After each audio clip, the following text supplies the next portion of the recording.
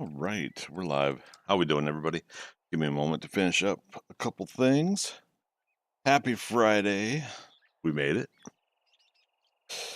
As always, we made it through another week. Hopefully everybody's got a good start to their weekend. If it's not your weekend yet because of a different schedule, well, enjoy your weekend when your weekend starts. Okay, so we got all of that up and running. Get one more thing. We're gonna be working on the prefab editor tonight. That was supposed to be 3 nights. Last night I just had to get some sleep, and I'm still kind of feeling out of it. But personally, I just think it's my body kind of pushing back because I am exercising and I am watching a few things I eat again. See how that goes. So that's the bigger struggle right there. But yeah, it's been pretty nice on one hand, but on the other hand, it's just trying to fight your habits and fight from getting back into doing the things that ultimately end up adding to your belly and the rest of your we'll say weight problems. Anyways, enough of that. I'm doing a lot better though. Got up to 265 pounds. This past 6 months have been kind of 6 months.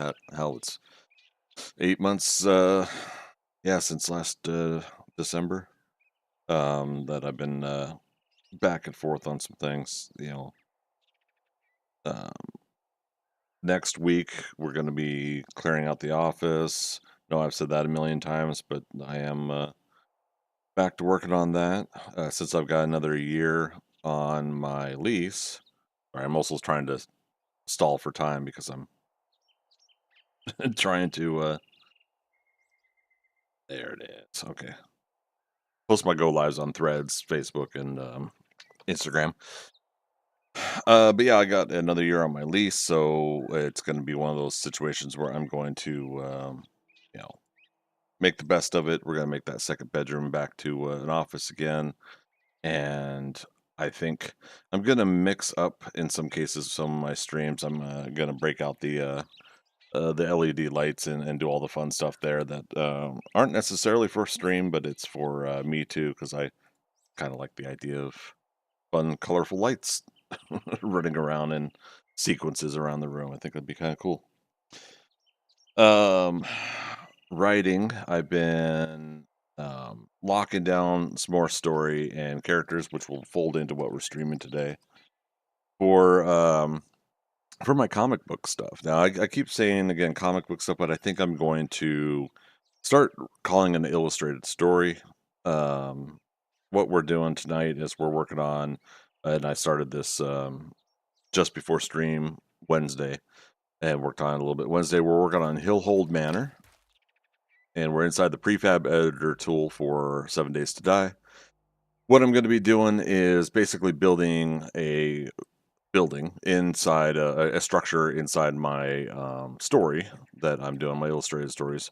And if I could find a tangible way to build it so that you know I can have like a 3D representation for one, for myself, and for two, if I ended up kind of getting everything I want to do with my stories, this could be a fun way for people to, get the POI prefab editor file, whatever you call it, and they can walk through it themselves once I have completed files. All right, let me put that away there. Making some space. I don't know how the hell, and I'm sure everybody else deals with this. I don't know how the hell I keep like my space keeps condensing on my desk, my computer desk, like every year. And I have to do like a big cleanup and then you do it again. And I think it's because you just allow yourself to kind of keep putting miscellaneous things in. Design's pretty simple, and we still got folks coming in here, so we'll be repeating as always. We'll be repeating stuff tonight. Let me actually show. We've got very simple, basic floor plan that I did in Photoshop. Did a first floor and a second floor. So first floor, ground floor. What we're looking at right now is where you see recreation room with bar and servery. Um, So the details are partly in my mind and partly what we're going to just like slap down and say, yes, that looks good. But yeah, so we came in through the main entry, got main hallway, stairs going up the second floor. I put a couple entrances in the library. I think I'm going to keep that. I know you can't see what I'm doing in the game right now, but oops. Um, sorry. I went to Alt Tab and I forgot it could do a third person view. That's fun. Anyways, but yeah, library. It's like I said, it's all basic. The kitchen's really huge, and it's even bigger in this design. So we're probably gonna like modify some things there. But at the same time, the house itself is set so that there will be a lot of people in it. So I could see just having like this insanely big kitchen. What I might do is I might just expand the uh recreation room with bar and servery to go up a little bit more up in this case, but make it a little bit bigger, and the kitchen a little bit smaller in order to facilitate the size I've got currently. Second floor, very basic and simple. It's the bedrooms, master bedroom here, and then over to the six other bedrooms. And if the space works, maybe we'll make it 8 bedrooms. I don't know. But they're simple, basic bedrooms that you would have, place to have a bed, maybe a chair, maybe a place to put your clothes. It's kind of one of those things where if you've got 6 or 8 friends over, they can have a place to pass out before they head back home. Think of it in maybe like a medieval fantasy type terms. Um, the medieval fantasy type terms where room and board kind of situation where the main people of the house are in the master bedroom and then all the guests over here. So all right, what do we want to recap? So I was saying that we can't put in Trader Hughes doors. We can put it in, but things won't align correctly. um But yeah, we could have put the doors in so that they open and close. But in order to put like stuff like the trim design around where it arcs and everything, and to have the interior, I was going to have. I decided not to. Besides it, you can't have a plain one that doesn't say "you loot, I shoot." It doesn't fit the format of what I'm doing. So I'm being a little bit picky on that regard, in favor of just making a fake door. We can't interact with this, open and close it. This is something that I made out of plate blocks, regular plates and then half plate, and then these were sideways plates with the trim. Oh, did I decide? Let me grab that real quick. Copy, shape, and rotation, and then we'll find. So if I do it again there, it's going to pop out like that. Okay. So that's a trim block to give that end of it there. Otherwise, it curves out that way. Either way, it doesn't matter, I guess. And as you can see, we're building this out of concrete blocks. Because why not? Ultimately, if I load this into a world, concrete blocks are going to be reasonably solid so that if I miss out on a zombie in the world that I loaded in, it's not going to break through the whole place like quickly, destroy everything. Now, would I use it for fighting zombies in? I don't know, but we have to get through the build. Anyways, over to the side, big rock structure here. This is actually because this is on top of a hill. So as I build this place, it's going to have more of a hill approach. In other words, Hillhold Manor. So kind of the naming for building the structure into the hillside here. It's holding the hill. I don't know. I was trying to think of like those kind of medieval fantasy type names, and that one really like just caught me, so I went ahead and went with it. But yeah, we'll get a little bit more fancy with the rock structure details when we build out some more. But yeah, so built into there, and there might, yeah, I might end up doing some sort of secret thing in the rock itself here. You know, every library, because remember this is a library. Every library's got that hidden entrance into a secret chamber or something like that, right? Got to have one of those. So I thought I would have fun with that. I have no idea what I would design, but I thought I would have fun with that. So, all right, let's just kind of have fun and get to it. Double check the unicorn. Happy Friday. Good to see you. 2, 3, 4, 5, 6, 7, 8, 9, 10, 12, 13, 19, 20, 21, 22, 25, 26, 27. Okay. We'll make a 3-block wide hallway. You can also do Z point to Z point, and it'll tell you, in this case, that's 7 blocks wide, 1 block tall, and 1 block deep. When you're in the prefab editor, 1, 2, and 3. So then I put wall here. All right. Maybe I didn't think that through yet. 23 blocks. Yeah. Oh no, that works. All right, let's see if I math this correctly. So 7, 3, 4, 5, 6, 7 block. 1, 2, 3, 4, 5, 6 block. 3, 4, 5, 6, and 7. Okay. So basically evenly spreading it out, right?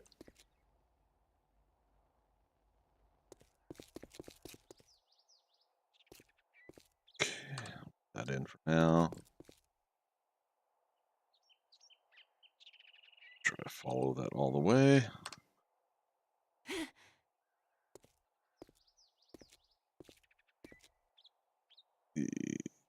Almost yoink. There we go. Okay, and then we'll cut the doorways out, or we'll cut out the this is also what we're gonna do. We're gonna put a hallway in between the doors, right? According to my initial sketch. Now, obviously, I could change any of this. Oops, no, that's the first floor. I could change any of this. This is just kind of like makeshift. Trying to get what's in your mind down on a tangible image, and then build out from there. Wait a minute, prefab editor. This looks magical. What do you mean, unicorn?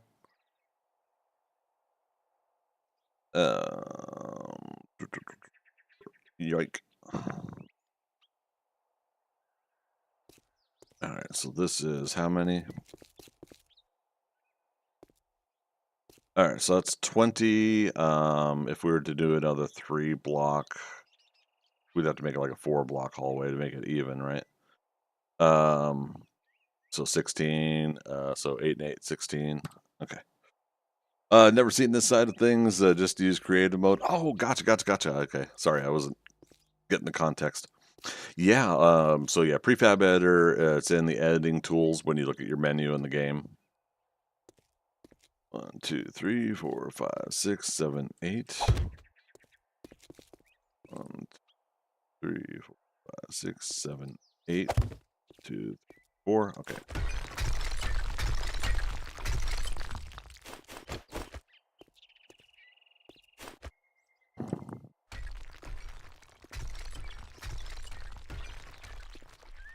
Okay.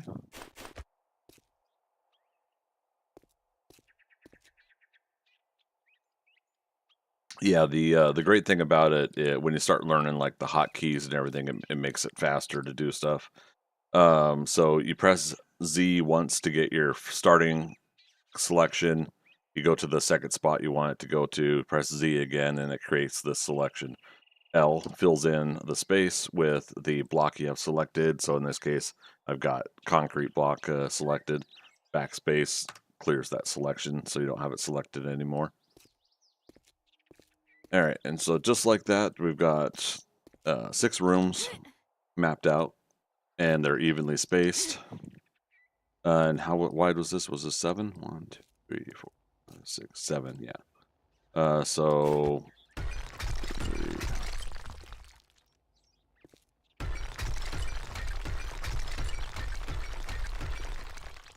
All right.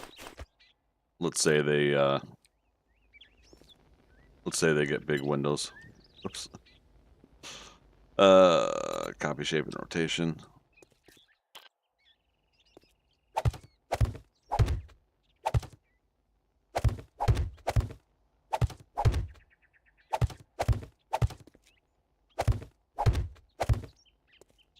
Now, for a guest bedroom, is that too big of a window?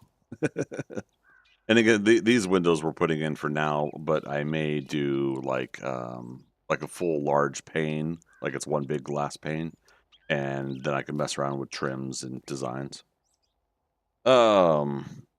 Just fell in love with this game all over again. Oh yeah, this is a really fun part if you are a builder that enjoys the the meticulous nature of getting into blocks and shapes and everything, and doing it without worrying about the zombies and everything. Play around with it, get to know it a little bit. In fact, let me also show. We're gonna mess with the windows downstairs too. So when you press escape while in the editor program. Oh, and don't forget Q. See, I'm trying to think of what's the very first thing. If you just start continuously falling through the quote unquote world, press Q, and that puts you into God mode and lets you fly and everything like that. So you don't have to, like in the game, you have to put in console DM and CM. You don't have to do that here. It's permanently on. And then Q is God mode, which gives you flight and going through objects, right? So that's the first thing I'll say, because yeah, I did have one version of this where you load in and you're immediately falling all the time. Okay. And then on top of that, these are over here are all of your like behind the scenes kind of stuff. I'm wanting to show the ground. So here it is right here under the prefab tools right in the middle. And that'll give you a grid. I have a little bit of depth perception problems, right? So I like having the grid up. Makes me feel like Tron. The grid. I tried to picture clusters of information. Natural lighting is cheaper and on theme. Oh, talking about the windows. So let me get back to that. But yeah, I just wanted to show stuff like that where you put the ground level there, so you know. And yeah, I say play with it. Oh, if you're starting your first one, also what you want to do, so you could load up anything in the game, but keep in mind that you don't want to alter any of the prefab, all the POIs that are already in the game. You run risk of breaking the game and stuff like that. But if you start getting really good at working on prefabs, yeah, you could basically go through all of the POIs in the game, and some stuff that aren't POIs. You could see some of the testing things that the Fun Pimps have in here as well. So yeah, so these are all in here. I'm still in the A's right now, so alphabetized. In my case, I have a save file, Hillhold, from user data path. But yeah, so this is Hillhold. So it's one that I've made. It puts it in the files with all of these. But the very first thing you want to do when you start is, when you're starting a fresh new thing, is to go ahead and hit save, so that it'll pop up a window to basically say what do you want to name it, and if you haven't got it saved yet, keep in mind anytime you're starting a fresh new one, right here you want create new prefab. Because you could alter your old prefab, your old design, right? So things to think about there, like loading up a new file, in Microsoft Word, Excel, Photoshop, whatever you're used to for a file. 4.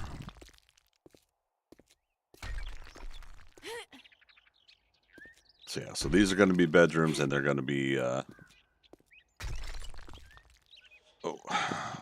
what was I going to do? So yeah, up here, creative, the light bulb here becomes part of the menu.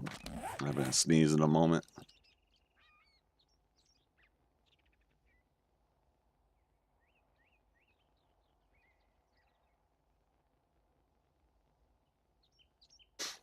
There we go. But I believe you can get a regular door, closet doors, white pantry door. Obviously, I don't have these memorized, but you should be able to find a door for a house. However, if I can't remember, like when you place these, they have like boards across them or something like that. Yeah. I'm going to, you gotta drag it to your menu here as well. But yeah, I'm going to go ahead and put the player crafted one in. Because what I'm doing is I'm basically creating a mock-up of my illustrated story design, but what I'm wanting to put together in this story I'm doing. Shave and rotation. All right. Now these don't have to be placed in a specific area. Right now I'm just using lanterns to provide light for the build, and then we'll do actual lighting inside the rooms when they're done. Oh, okay. So back to the Z. So when you press Z here, Z there. Now remember, if you're doing something like I'm doing, where you got the concrete block right now, it's windows. So if you were to press L to fill the space, you just put windows in there. So copy shape and rotation. Go back to the regular concrete block. Press L again while it's still selected, and it'll override that. It's fun because it also it helps you think about shapes in general too when you're doing that selection tool.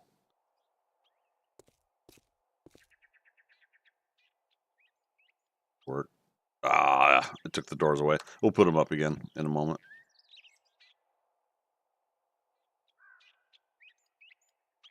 At least the bottom block is still out, so we have the alignment where we need to do this at.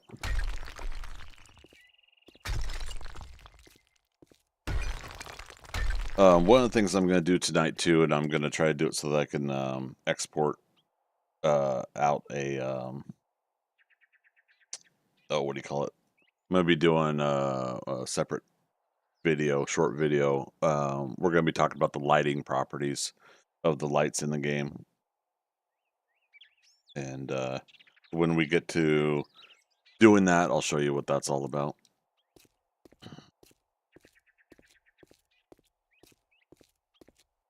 Okay, so if you're a guest, come up here. I'll make a mini lounge here, I think, of some sort to utilize that space. Come to the hallway. You're told which room you are. We could probably do.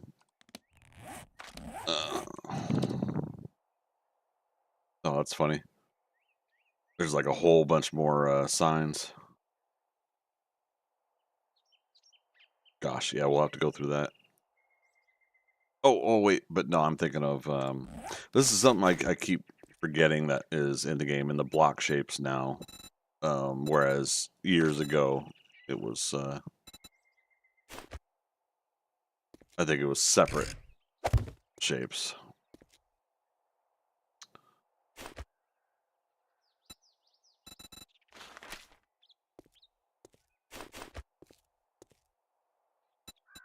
Menu. Looks like numbers are back on the menu, boys. There.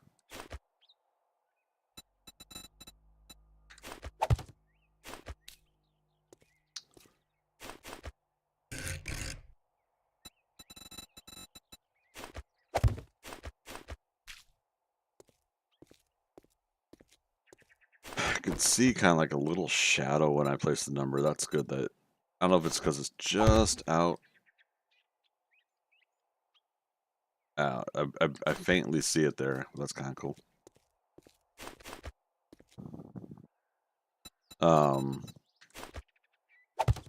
And this I'm doing just to do it, just to number them as I continue my brainstorming.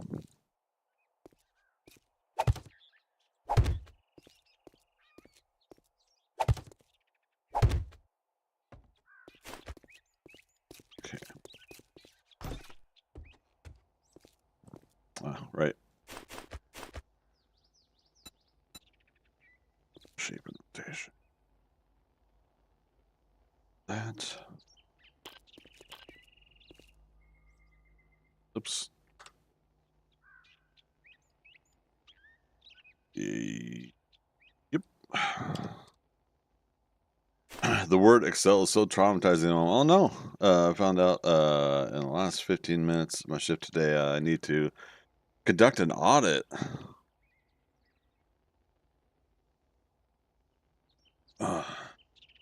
Person before you stopped halfway through that year, so you gotta challenge it ahead. Oh my goodness. Yeah.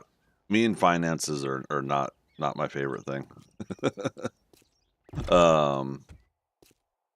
So I couldn't even imagine trying to do that for like a business or something.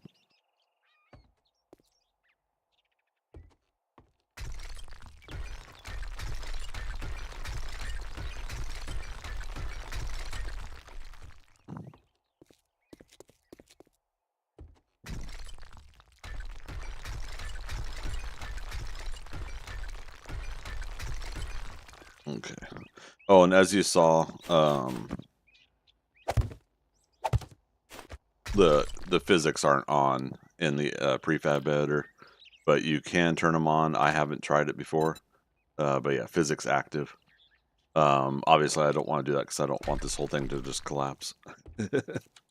I'm just building and putting it together. I don't need it to look fancy or be a finished product yet. We're utilizing this build from my story to get familiar with putting this stuff together.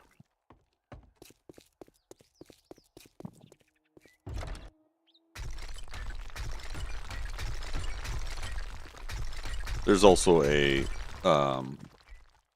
selection of like when you select an area like that, you could press J and that'll clear everything inside the selection. So I could do it that way, but to be honest, the what do they call it these days? Dev Super Digger. Yeah, so it's still called that. That's still fun to use. What's that, right? I would hate for it all to fall right as I place the last block, yeah. But I mean, to be honest, that's what you also want to do to make sure the it's gonna function according to the game physics if you want to put it in the game. And there will be a time where I show that too, how to put it in the world. All right. So yeah, the windows down and the bar area, I want these to match up to a certain extent. Damn.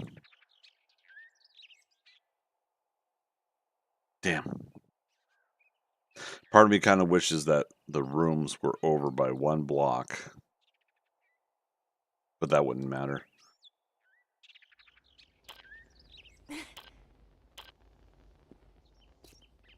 Yeah, and in this tool, when you put up a POI version of the torch, you could switch light on and off.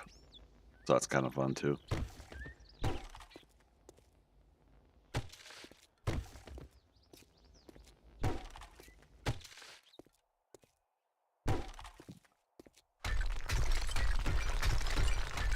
Oh, let's do what I was saying.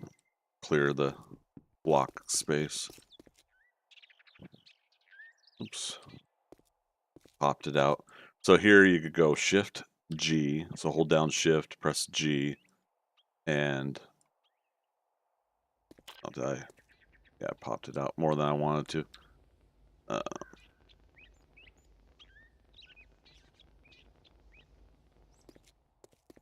There we go. That's the selection J to clear it. Backspace. Okay. All right, so open one block over from the window, open right at the window. So let's even this out for now.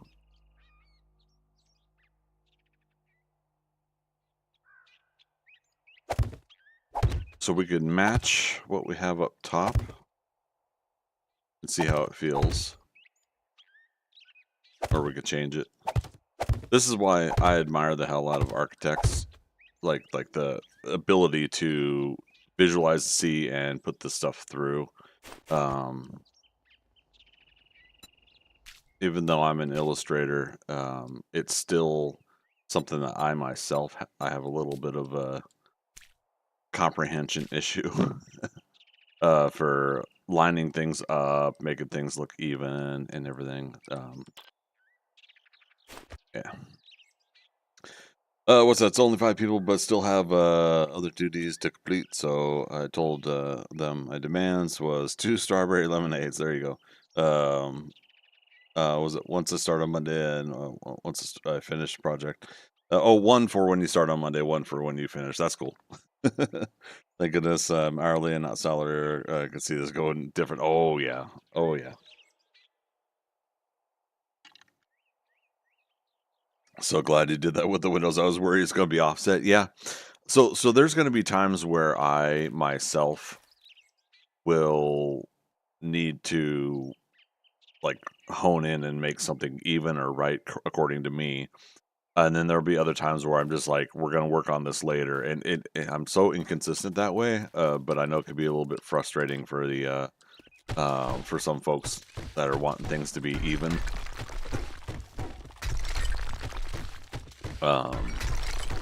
Yeah, because I mean, I don't get me. So one of the things about this game is while I do appreciate and enjoy how everything's built, being built in cubic meters and blocks of that nature makes everything seem either undersized or oversized to me visually. I don't know. I don't know what the deal is. I mean, our character is supposed to be what, 2 meters tall, and I'm trying to remember. Hey Siri, how many feet are in 2 meters? Thank you. 6.56 feet. So you're talking about a 6'6" person, almost, for 2 meters, right? And that's 1 meter, 2 meter. So okay, so yeah, visually our eyes are, okay. All right, maybe I was off a little bit on what I thought there too. But yeah, so I mean, there's all sorts of things that like in my mind I'm trying to think that things should be or shouldn't be when it comes to this. But then if I just put that out of my mind and I just have a good time with it, it's a little bit easier to enjoy. What's that? Oh, I do that all the time. It's got to be perfect. Then other times, I'm just glad I got the parts there. Yeah, isn't it interesting how we as humans do that? Like there's gonna be times where we're OCD'd about it, and then other times where we're just kind of like, eh.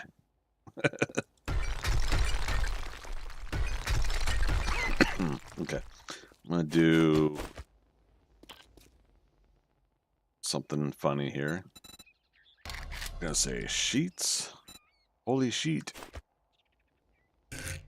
All right, so we lay a sheet against that because we're going to do a sheet there.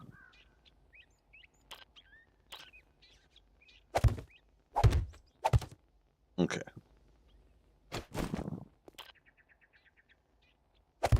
Because that makes this a block space on the inside now that we could technically place stuff on. I don't know why this next one's being so difficult. So the only other thing about the creator program, we said this on Wednesday, is the placement of your cursor in the block spaces themselves. There's a little bit more. There's not as much pass through as ability as you can with the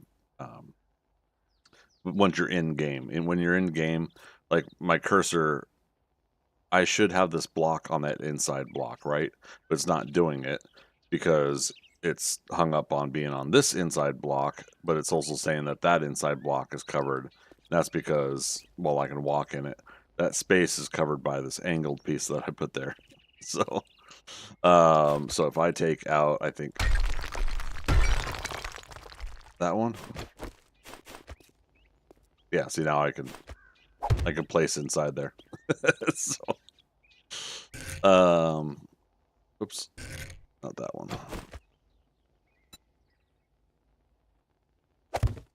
Put that back.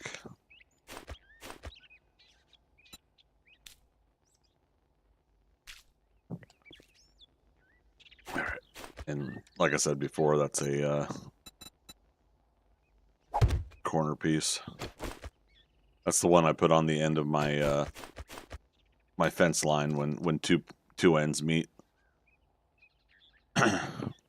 Why are they not on fire? So in the creator program, switch light on, switch light off is available. Oh, come on. There we go. Nice. Yeah, so we'll see that with the actual like powered lighting.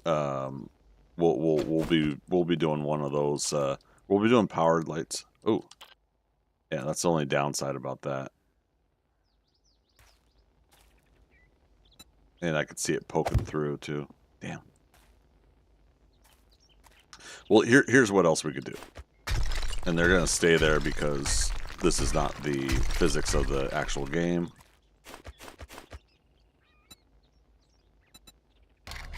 Plate. Now, not the plate I usually use. I'm going to use a catwalk plate. It's a little bit thicker. Place that there, and then we're going to copy, shape, and rotation.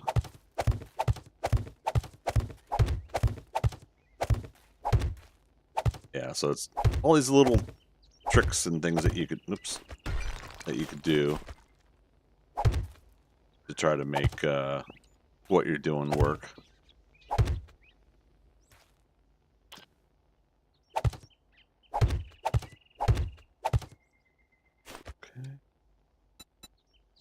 Extra picker, paint surface. That means that it'll paint all of this as one surface. Now, what you have to be careful is if you also have a surface that's connected to over here, it'll continue through and connect over there. So always be observant of when you're doing paint on surface. Obviously, I won't be able to do hay bales there like that, but that's okay. Breaker aesthetics, heck to the S. It's got to be aesthetically pleasing. Subjectively for me. How you doing tonight, man? Happy Friday.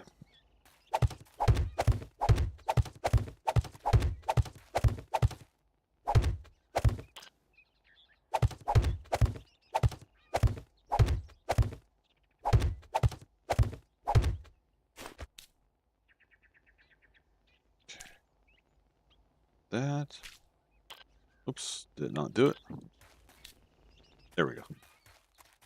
So there you go. That way you kind of make it still look like it's part of that. What else? What else we could do? There, I think there's a plate version of the, or sorry, catwalk plate. Whole plate center. Is that the same or is that too thick?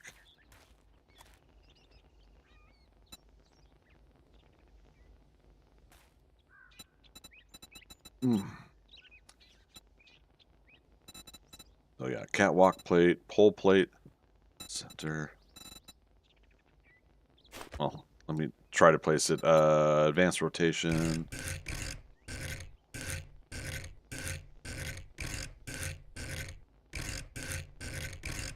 There we go. So, and then copy, shape, and rotation. So this is what I'm looking for, is how on or off it is on the side. So it's just a couple centimeters off.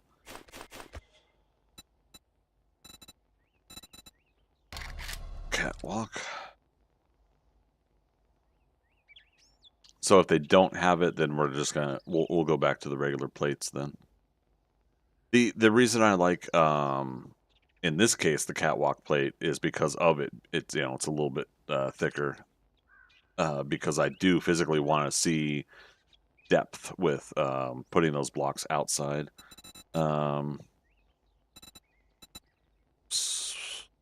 Whole plate.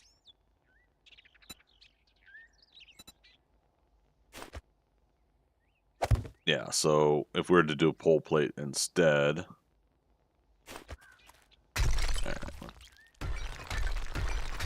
replace this.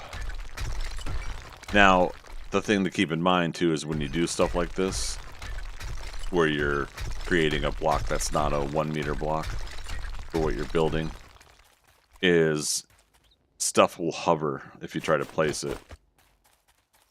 So if we place that on the wall,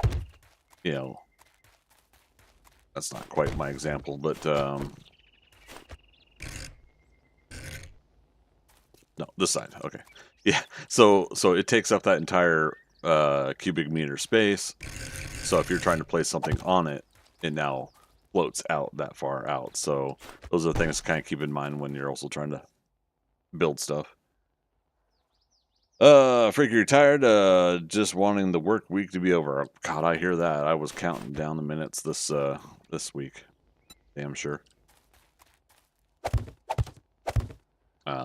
Good work week though, with my coworkers and projects and everything. But oh howdy, we got Hurricane Aaron, which thankfully looks like it's going to be turning Tuesday or Wednesday north before coming to the United States. So it might just end up staying in the Atlantic the whole time and not not affecting any of us.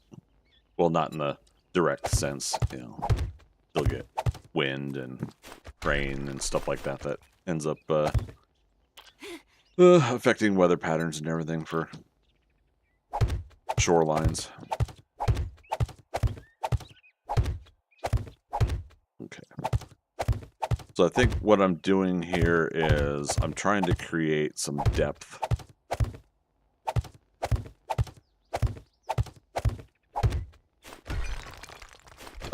With this. There.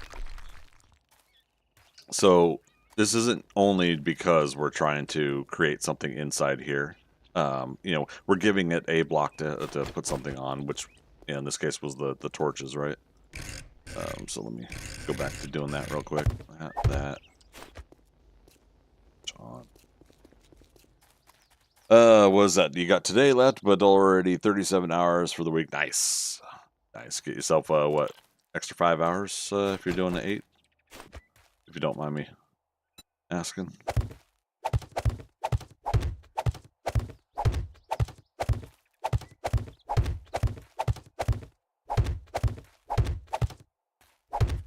Oh, wait. Z to Z. Keep forgetting the fancy tools that I could use for this.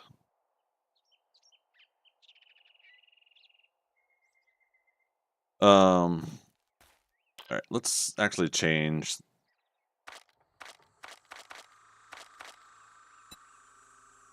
the time of day. I don't want the cicadas though. I got cicadas in real life in Georgia here that are going nuts, so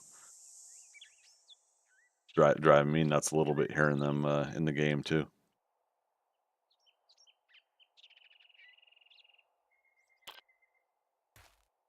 What's that? 5 to 7 hours is what you're doing? Okay.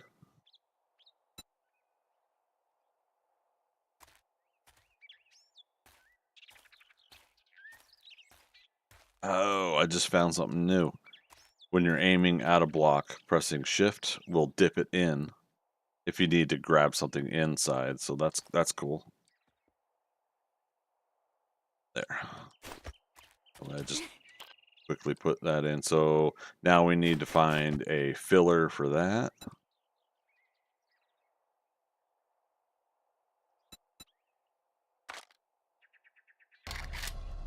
plate.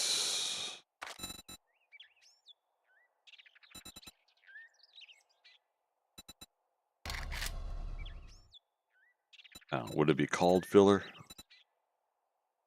Now watch it. This is gonna be like one of those blocks that the Fun Pimps actually never made. Come on, Fun Pimps. Supposed to make all the blocks that I want, not what you want. That's cool. We'll find something. So you're probably gonna be done around 9:30, 10 a.m. ish. But then there you go, huh? Then you got the weekend. Yeah, in my case here, we'll be streaming till midnight. Tomorrow, 2 p.m. to midnight for Saturday stream, my time, Eastern time. We'll be back on Jack of all trades. We'll shoot and kill some zombies then. For a day and a half, basically. So I'll say that's one thing I don't miss, but is working nights and weekends. But it's funny, like I say that.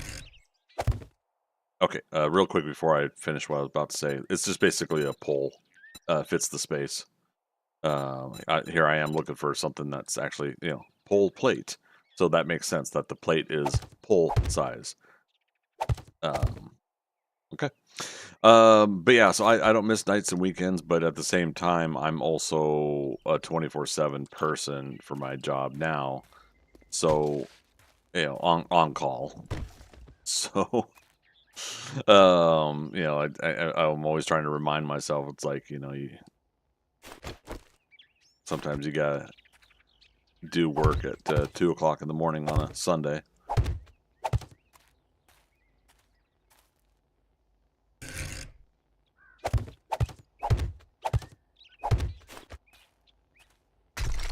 Okay, so that's not what I wanted to do. That. And what I say, okay, that's not what I was trying to do, but it still works.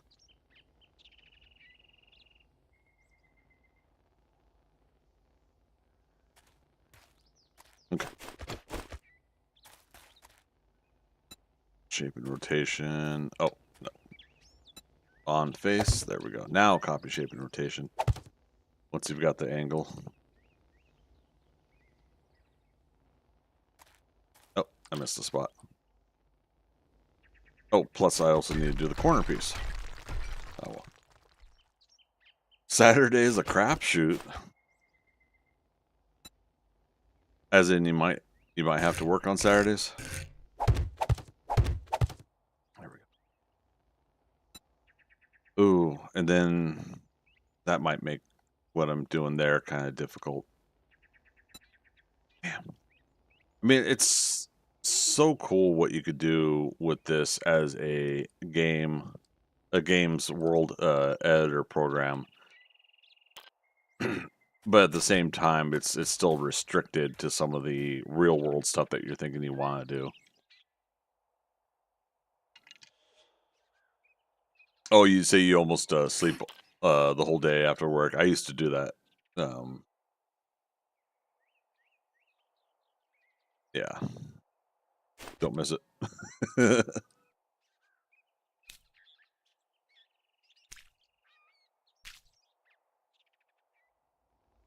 Oh, I still didn't place. That's not it. Ah. Because I didn't replace it.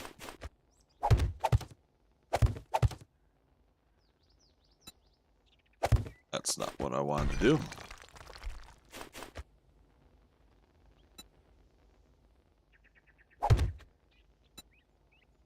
Okay. Yeah, we'll leave that there. Some of this we're gonna just fudge, and some of it we're gonna get meticulous with. All right.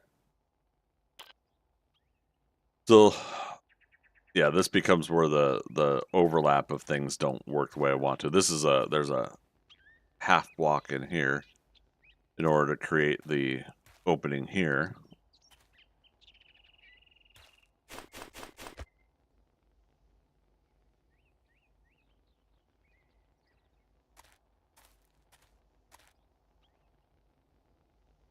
I mean, we could just accept that it looks like that.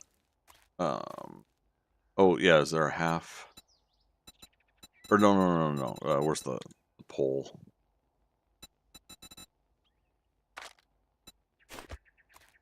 Yeah, what if I did it that way? Advanced rotation.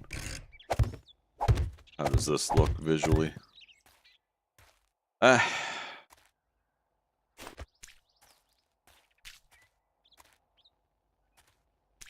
It'll have to do. For now.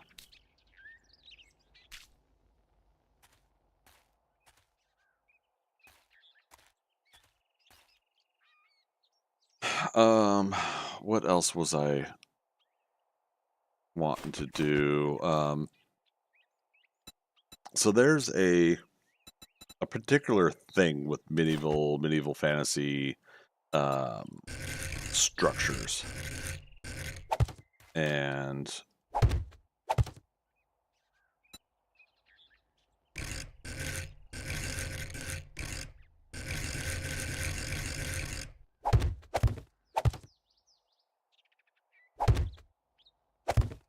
we're gonna make a mock-up here.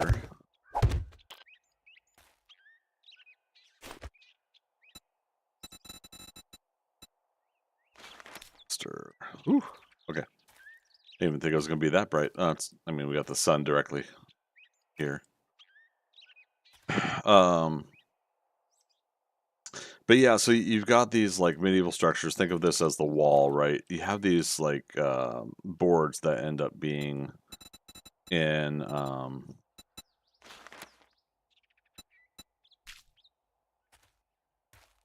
in a design state like this where they go up the outside, right? But then you have like ones that angle off. Let's see.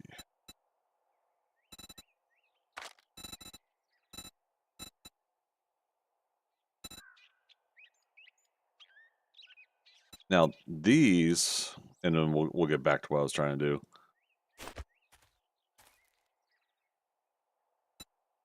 That's not what I was trying to do.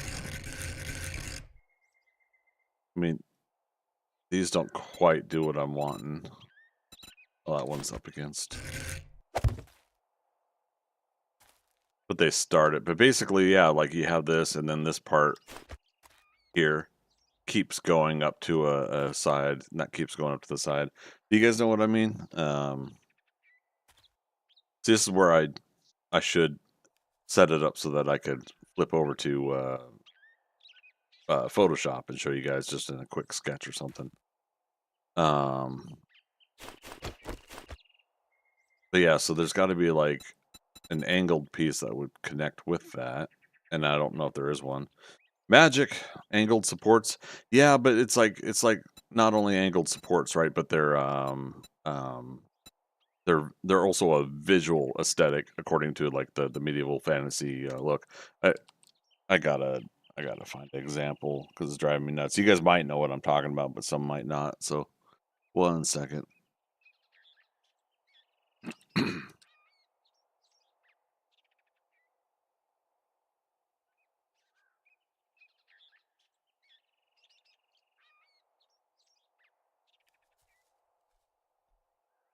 Okay.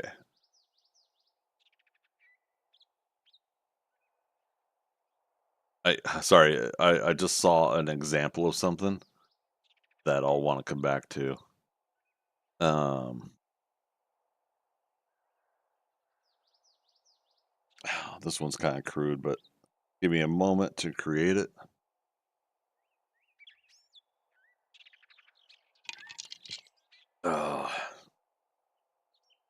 How's your evening, Magic? What you been up to?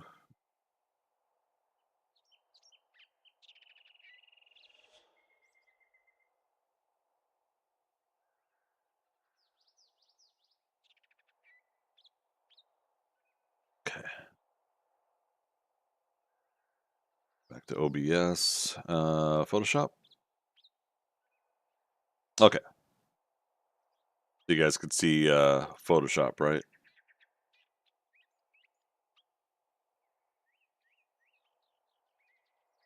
And of course, yeah, look at the top right there where, you know, some angled pieces. This isn't the best example, but it was one that I caught and I didn't want to take too long.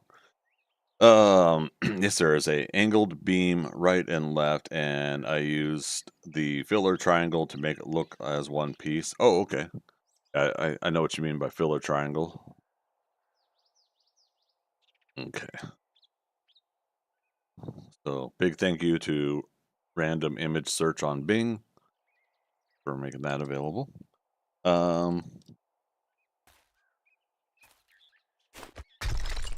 So if I were to do that for here, for some of what we're doing, we would have to figure out like,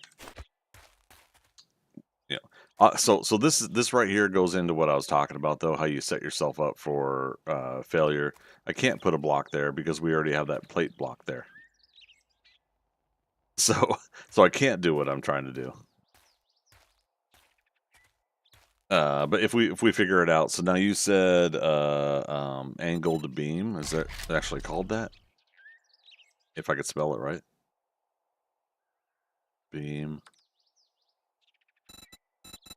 Or is it one of the in the menu here somewhere? Full diagonal. Well, and that's it, right? Is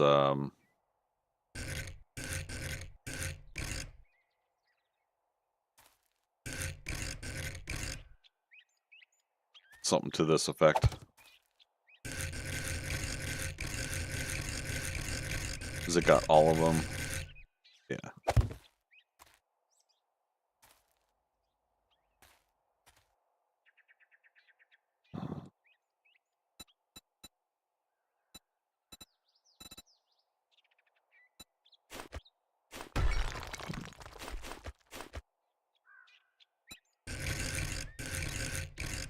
Nah, it doesn't look like it's the right size. Damn it.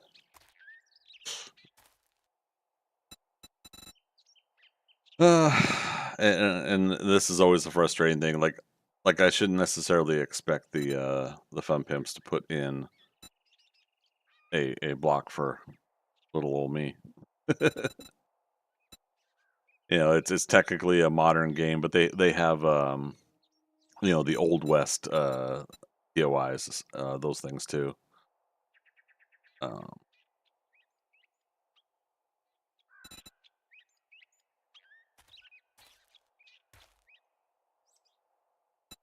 yeah, damn. What's this one again? Whole diagonal, which makes sense. We were wanting to connect, you know, pole to pole. Oh, you know, but you know what we could do is stuff like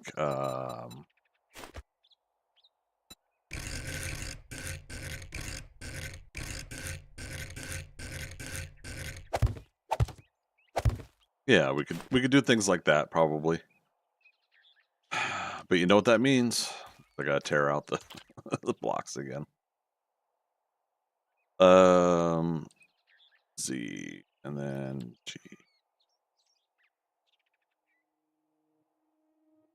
Why is it not working? There.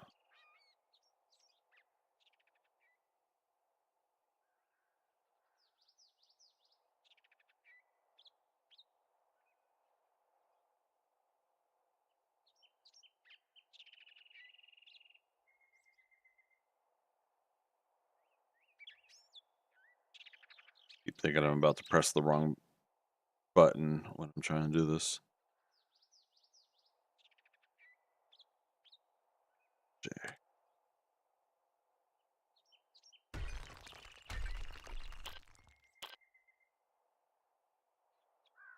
Yeah, because what I'm doing here, the plaster works a little bit better for this thick design. So okay, let's get that color back. 2, let's turn off the all sides. Okay.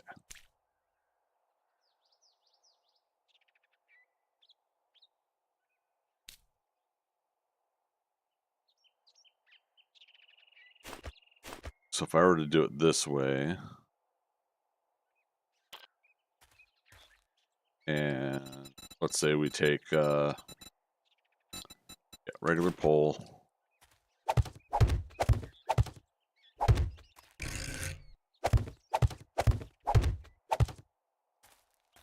and we create this kind of design.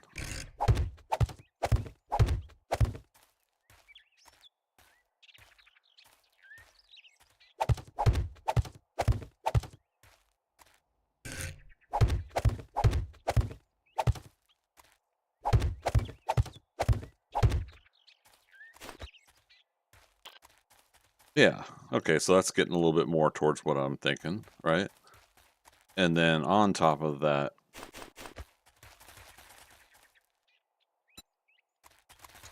where would this apply? You know,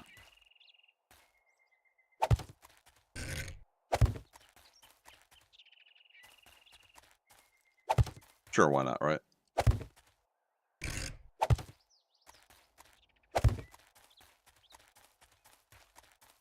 It's just trying to capture some of that look that I've seen in medieval fantasy art and animation and in some cases movies.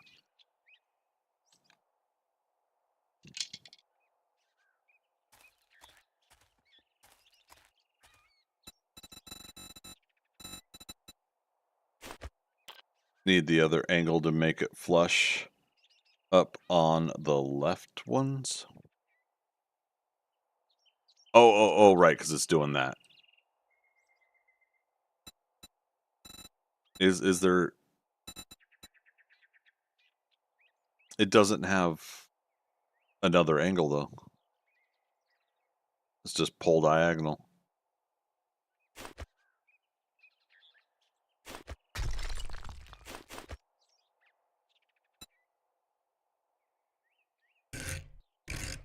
Let's see if it's just part of the rotation menu. It's on that side.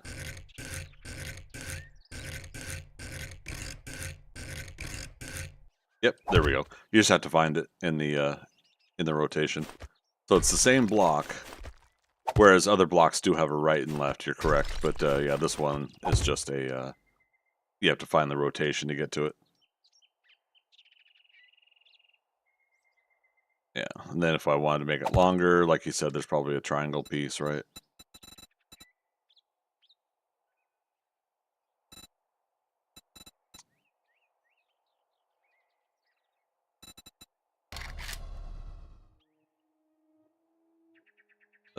Filler.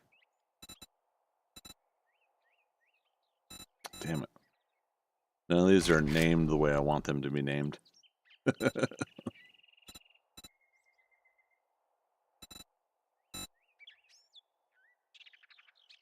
Different ones should have a right and left. Yeah, so I'm not seeing the one that you think there should be a right and left, though. But if you happen to find it, let me know. I'm not telling you to drop whatever projects you're on right now. Just, yeah, feel free to let me know later. Stop everything you're doing.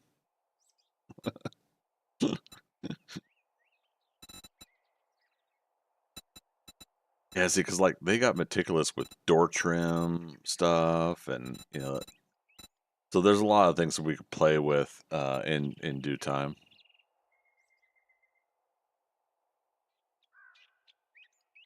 Wait. Oh, we're on ad break. Okay. Like, what's that pop up I just got? Unicorn. Yeah, stop everything. Or nope, just tear it down. Start over.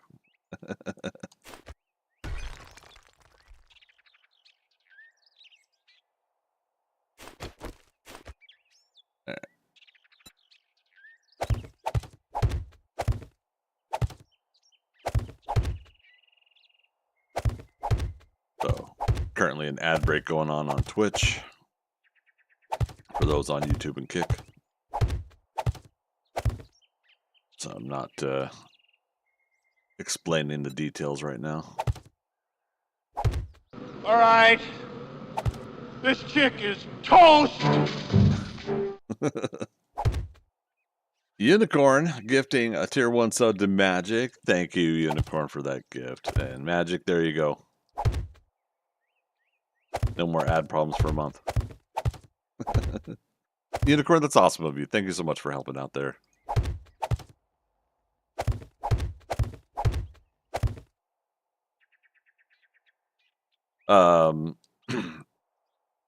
I was mentioning the oh, I don't know what I was trying to say. Okay, but yeah, I was holding up on explaining details until the ad break was over. But yeah, so I went ahead and just continued the that part going up. Now, let me take a look at this. So a lot of these medieval fantasy designs, they always have like stone on the bottom, and then the we'll go and say plaster material or whatever for the walls up above, a lighter material. They also have I feel like I got to move it. Oh, I know what I need to do. I need to move me. Whee! But they have these like trim between the floors and everything like that. Or between the yeah, so this is a little bit better. You see it popping out here and then goes down.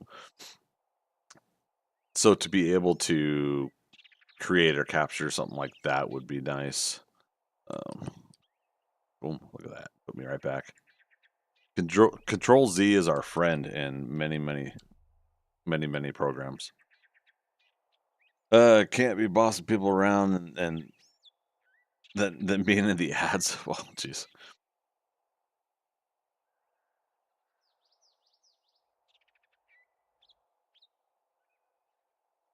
Can't be bossing people around at all. Now, oh, you guys are still seeing the Photoshop?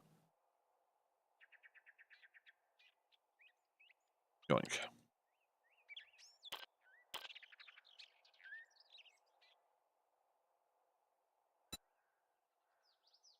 All right, let's do that to that to that.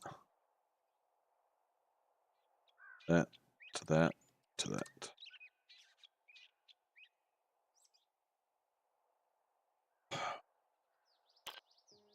So yeah, part of it is can we capture medieval fantasy with the modern day block stuff and paint that we have?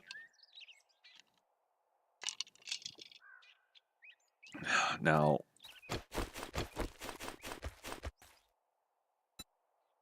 texture.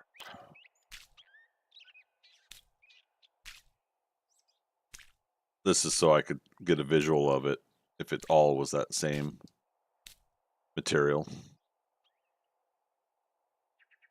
Yeah, see, now the time of the day is bugging me for that aspect.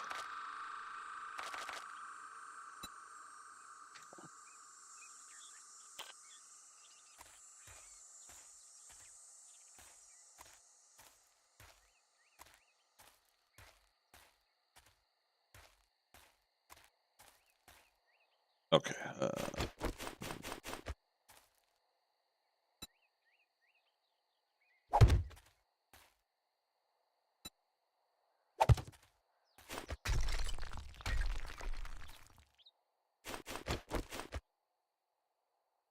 We'll sacrifice some space for some window space for the sake of this.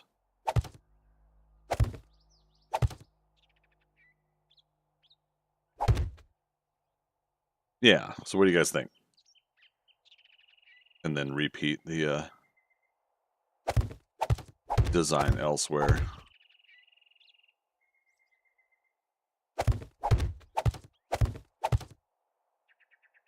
Like there.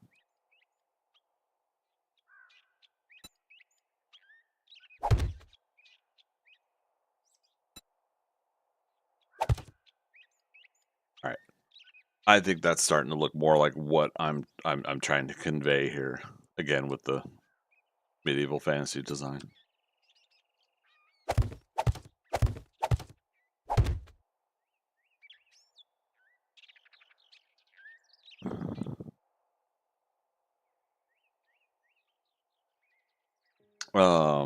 Magic, did you notice the stained glass window is no longer in the game? I think that's been out since like Alpha 19 or something, but um yeah, it had just occurred to me that I haven't seen it. Or is it in the glass block menu still? Stained glass. Okay. Maybe I'm wrong. Oh. If I can press the right buttons. And stained glass center.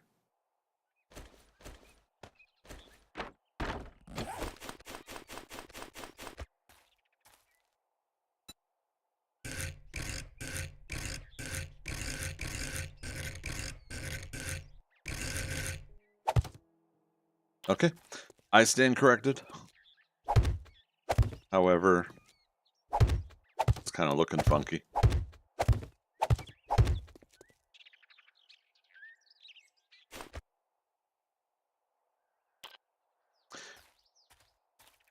Okay, so now it is see-through, because it didn't used to be see-through, right? It was just textured before? Very interesting.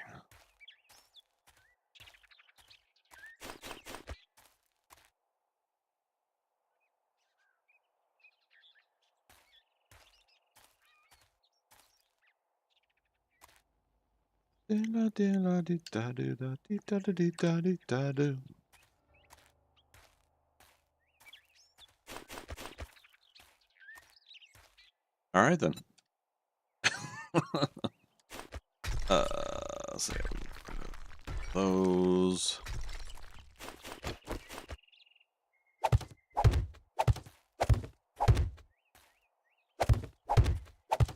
I mean, that's slightly only the downside is that in order to accomplish that, you do have to, fill in some of the window. We're not losing a lot of the window though when I do that. GBD, hey, how you been? As Palace, thanks. This is Hillhold Manor. It's from my illustrated story I'm working on. So I'm creating a physical representation in the game, so I can back and forth like have something in 7 Days to Die for people to probably check out at some point, and I can see a 3D representation for why I'm sketching and drawing it.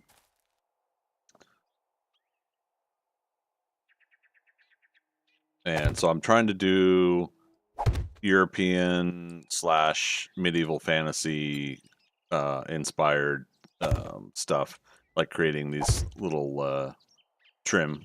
And the magic, what did you call? Yeah,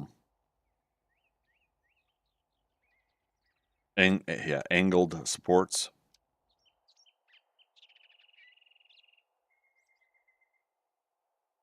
But yeah, what you been up to, GBD? What's new these days?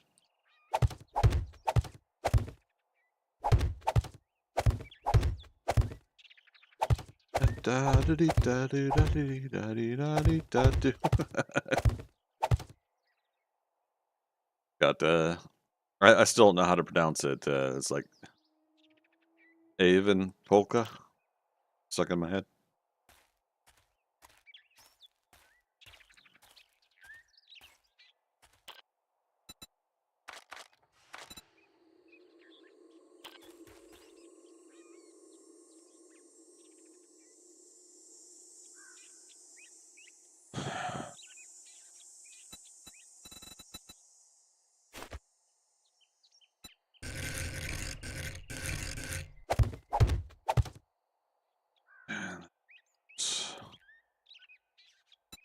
Am I seeing this visually the way I'm thinking I'm seeing it?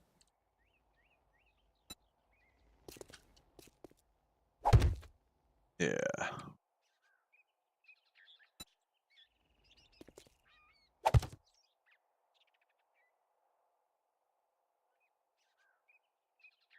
The only X factor in this particular case is now like the other side. There's gonna be no windows here. Well, I say that, but now I feel like I should still put a window in the master bedroom. So Magic, you use the wider ones under wedge, 8th row, 5th, and 6th one in. All right, let's see what we got here.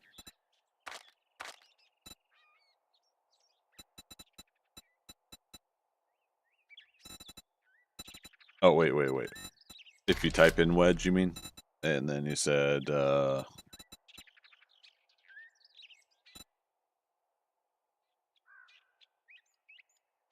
row. Okay, 1, 2, 3, 4, 5, 6, 7, 8.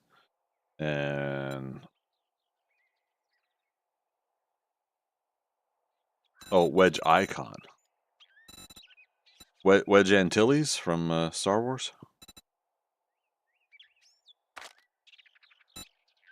Oh yes. These. I use these for roof trim when I'm doing ramp roofs. So yeah, ramp incline, right and left. Gotcha. Because yes, these have the triangle pieces. Here they are up here. Well, that's the offset one. Isn't there a different one? Okay, let's click on it and go to regular menu. This is the way I'm used to it, is here.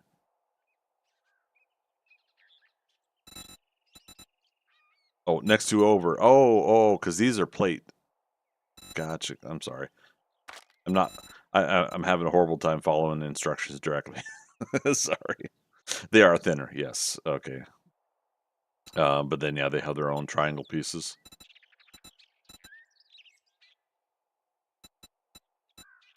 Okay. Let's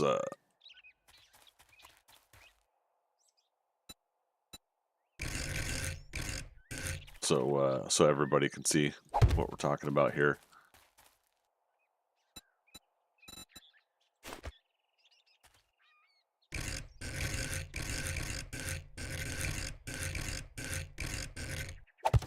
Yeah.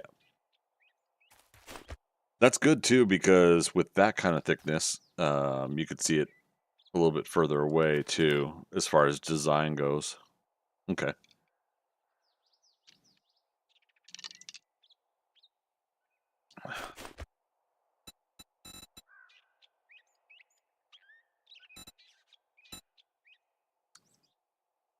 Let's see, we've got a couple more hours to play with here. Gazebo roof. Cannot type tonight. Nah, no worries. Hey, ultimately, in the end, we found what you were talking about, and it gives me another piece to work with, or pieces technically. We came, we saw, we kicked its ass. Freaker. What are you coming in with? Tier 1 for 6 months in advance. Dude, thank you. Appreciate that. Thank you so much. You guys are helping me out. This has been a low month, to be honest. I haven't been putting a lot into my streaming, obviously, lately. So, yeah. So thanks to Unicorn and now Freaker, that'll put us up to 6 subscriptions for the month. I appreciate that support. Next month will be September, and we'll be going back to our 50 goal next month. Also be hitting the streams a little bit heavier in September. Knock on wood for hurricane season. Magic, depending on the thickness of the up and down beams you are using, will determine which ones you use with them. Yeah, for sure. Well, let's just switch out real quick.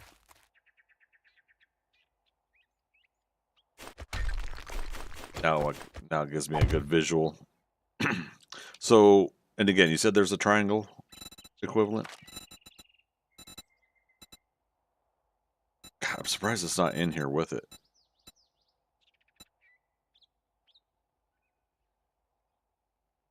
Or wait a minute.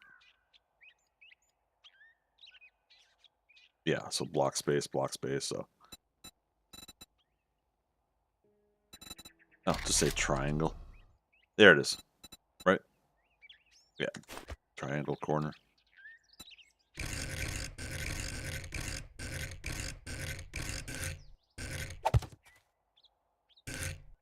Oh, same block. Okay. Or same angle.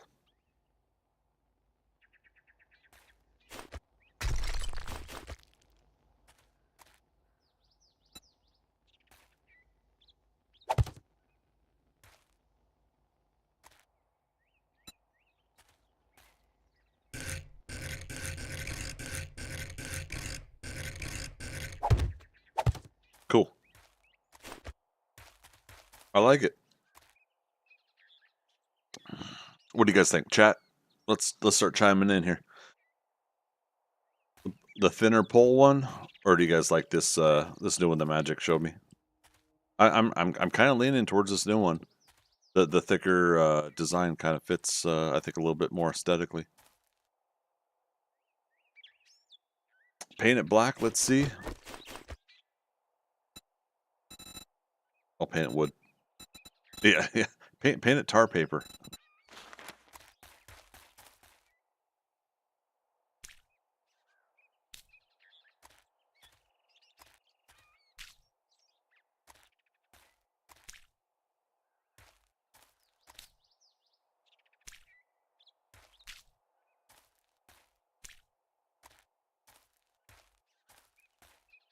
Thicker stands out more and more angle as well. Yeah, I agree.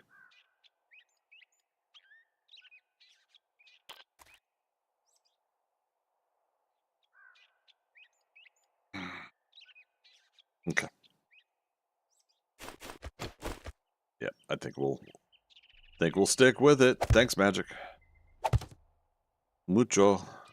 Grassy. Arse.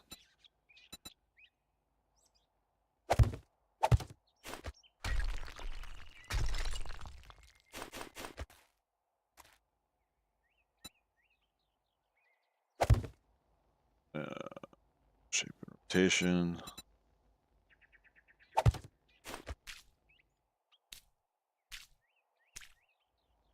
Oh gosh darn, all the way to heck.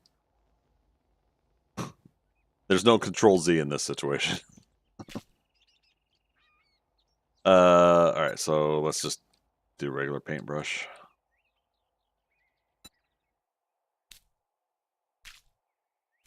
God, some things it doesn't make sense, but the game does it.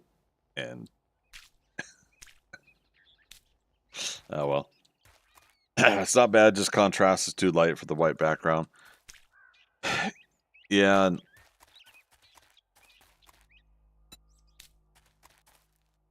time of day is bugging the heck out of me too. There we go. How about that?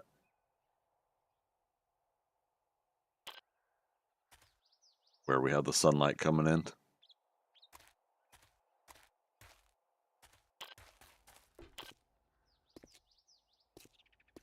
Oh, that's interesting. Oh, it's because it's...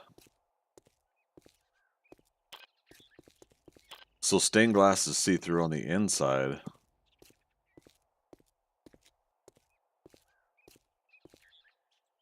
Very interesting that they would do that with the stained glass. Cool. But yeah, I'll have to remember in a vanilla game, I'll have to make a glass block and I'll have to see if stained glass is in the build menu portion of it. We could obviously still do the build menu here, but I'd give myself the materials. But visual glitch, yeah, but I mean at the same time, I see what they're trying to do. I mean they're trying to let you see through it. Remember, some things are fading in and out of existence, fading in and out of visual.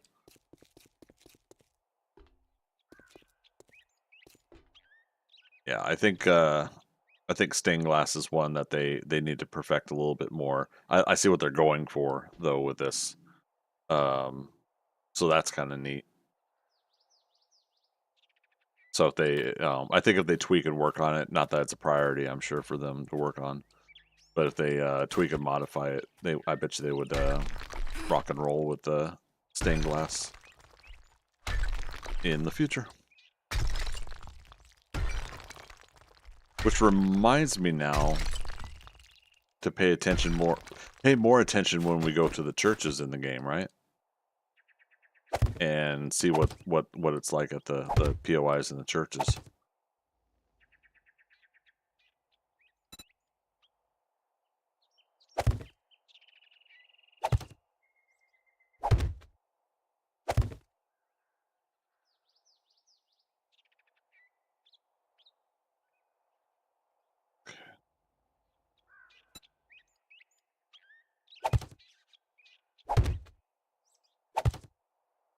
Damn it, I've got that song stuck in my head again.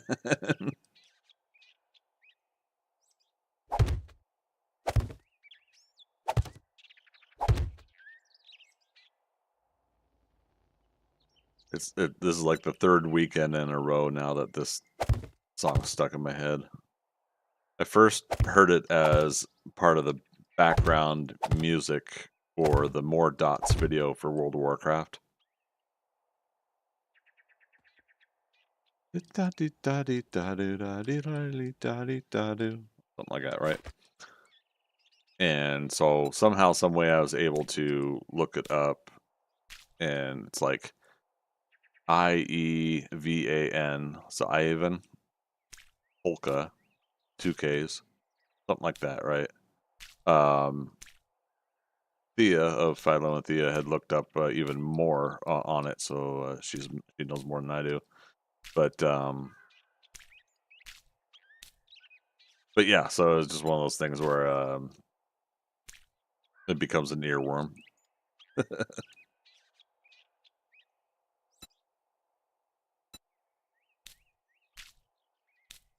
right. Obviously, we're probably missing some inside the block there. I'm not worried about that right now. I just want to get the look, and this is much better with the look that I've been trying to do. Put this up here. But like I said, then now we want to try to find a way to do this here.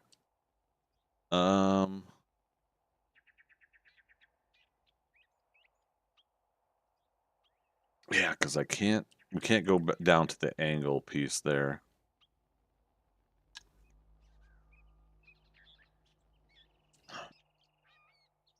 And we can't continue that one over, or would we?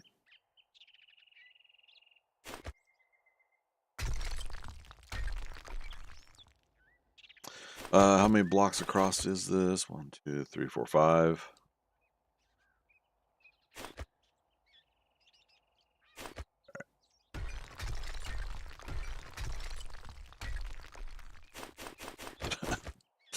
Just destroy blocks and re-add them. Yeah. 1, 2, 3. 1, 2, and the 3 is the window. 3 is the window.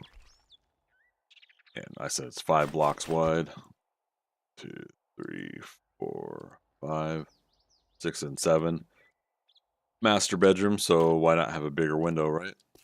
Oh, but then it puts us 1 block off here. Oh, man.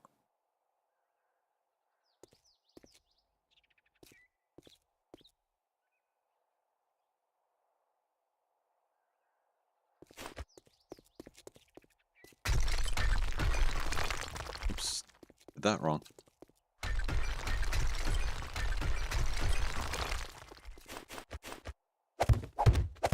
Okay. Again, this is where we're going to fudge some things. We could put like a closet or something equivalent into the wall there. All right, now we made that 3 tall.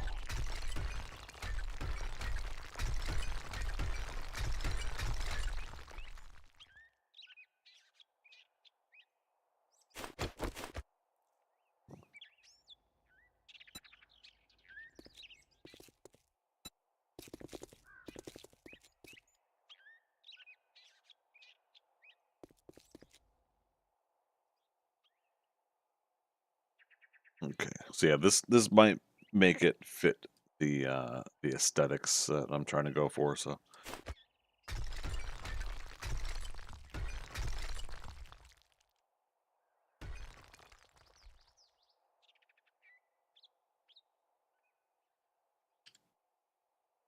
clear that out.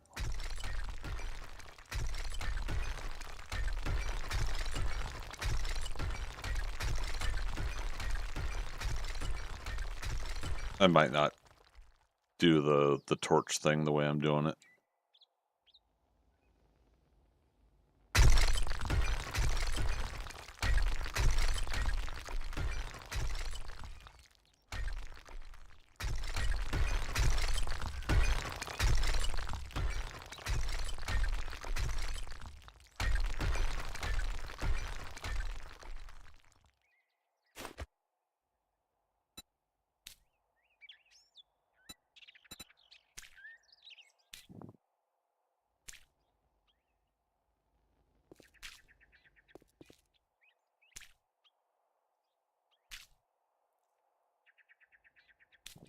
Okay. That.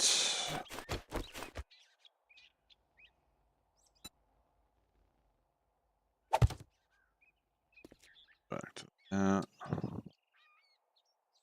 Mama Ara, how you doing? Very nice outcome. It's getting there, I think.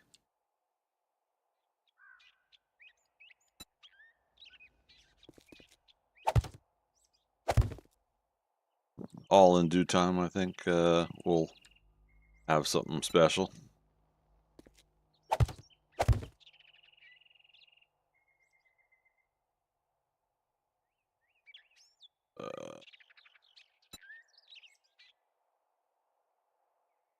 Copy shape rotation.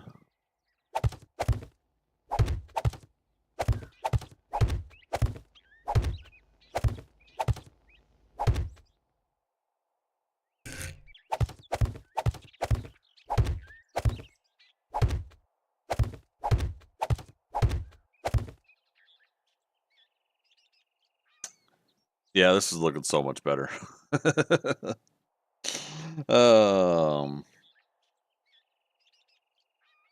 And Freaker inside wall by door.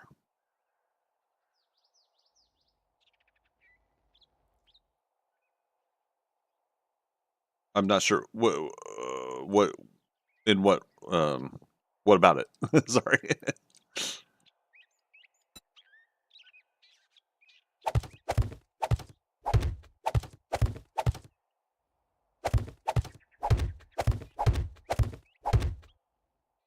Mama, how's it going? Pretty good. Had to get some rest. I had to do a nap again before tonight's stream. But otherwise doing pretty good, I think. Unless you want the stone look around the door. Oh, I just wasn't worrying about it. I was more worried just the visual right now for the outside. Yeah, there we go.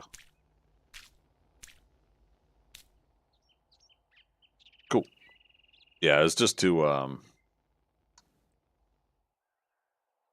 lot of stuff placeholder and just how it looks, and then we refine everything later. So you had a nap too. It was so good. Your brain is still in reboot mode. There you go. I know that feeling. Actually, I think my brain's always in reboot mode.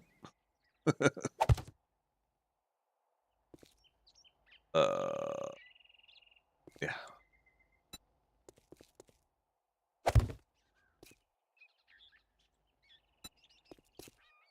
At least we could do copy and paste, so to speak, with what we do with these builds.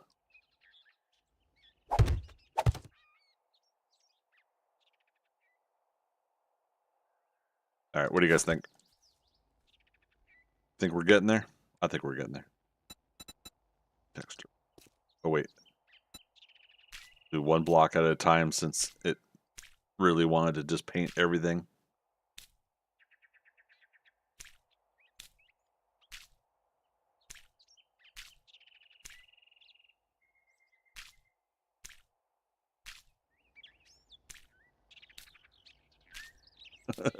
One block at a time until we Ain't something we're not supposed to.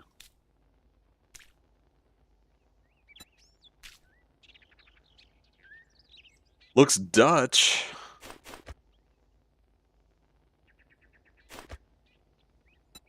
So the goal here is medieval fantasy. So yes, you know, some aspects of European medieval fantasy design. Um, the goal in this current uh, thing I'm doing right now is, yes, the exterior I wanted to have with you know, different aspects of that. I call it medieval fantasy because I think it goes off of, yeah, like Dutch and other European designs. Freak out. And we pulled up an image earlier when I was trying to basically explain to chat, but I didn't know how to explain it. Magic came in and said angled supports. You know, I think of it as like a trim aesthetic design. Maybe they are actually supports. I don't know when it comes to that design. And so I just grabbed this random illustration offline. Magic need a symmetry plane like Empyrean has, so it will duplicate the opposite side at the same time. That'd be nice. Mama Ara was looking for Dutch jokes. Are your friends' builds connected to you by tunnels? Oh, no, we're not in a world. We're in the Prefab Editor program. Yeah, I'm not in a game world. Yeah. Sorry, I know you've asked that before too when I was on the server, and I don't know why that question throws me off. It makes sense when I stop and I'm like you know, I don't know. My brain.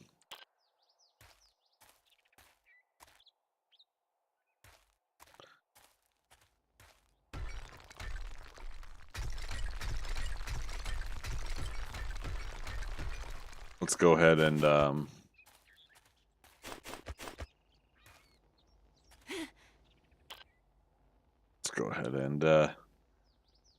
add the stained glass here as well. Yeah, because then that'll also, I think, create a good visual symmetrical. Every time I say symmetrical when I'm doing 7 Days to Die, I freaking think of Josh and his symmetricality thing. Damn it, Josh.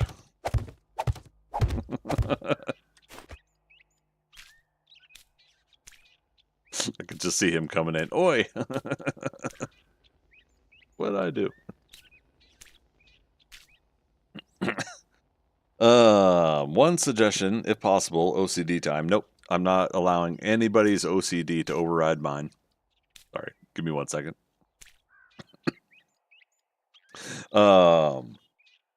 The the upper beam around the windows, can you flip it so it's the same as the bottom?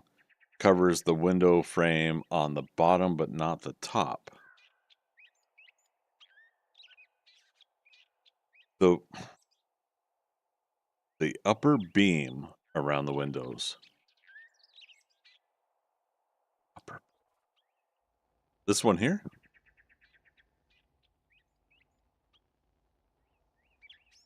Mama Ara, yeah, I asked because you had mentioned you guys did that a long time ago. Kind of a cool idea. Yeah, yeah. It's neat to make it work if you have a good group of people that are willing to have that kind of fun.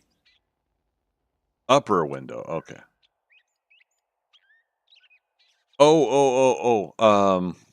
Yeah. So again, if you're able to sacrifice your OCD, the current window, it's temporary. The window blocks that are in here, I'm gonna be going with something different. Yeah, like oh god, I forgot that it does that. Uh, Damn it, I just destroyed some dirt. J. But I think your suggestion is sound for when I go with what I do for final design, which is, oh, I totally forgot that there's this one too. But that's a centered block one.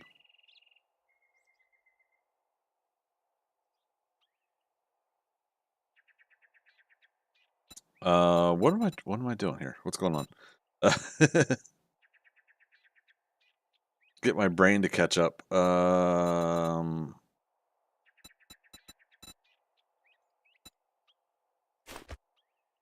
Okay, that's the rounded one. Why am I not visually seeing what I'm wanting to see here? All the way at the beginning of the window pieces. Here we go.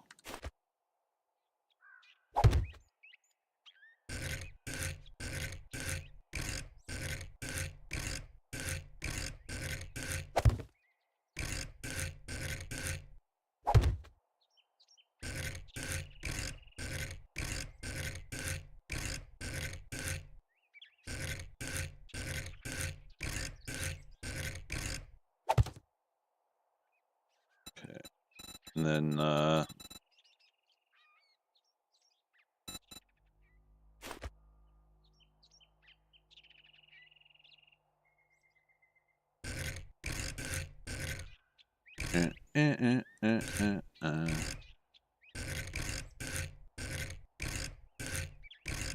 damn it, I can't see. There.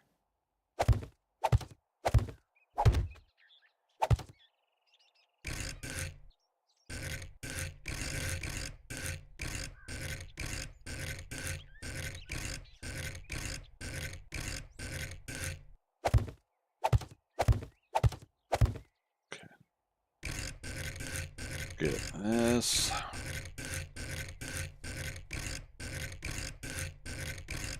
This is one of those aspects where I wish that I had all the rotations memorized.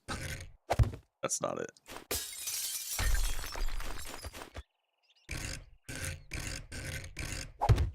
There it is. And now we need without any, yeah, regular pane.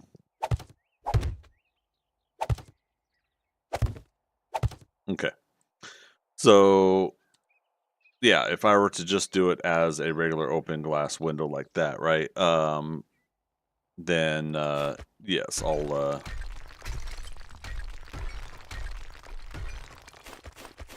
change this. Because in some cases, it's me just placing something down to get a placeholder. In other cases, it's the actual legitimate block or placement that I want. But, yeah, there you go. Are you happy?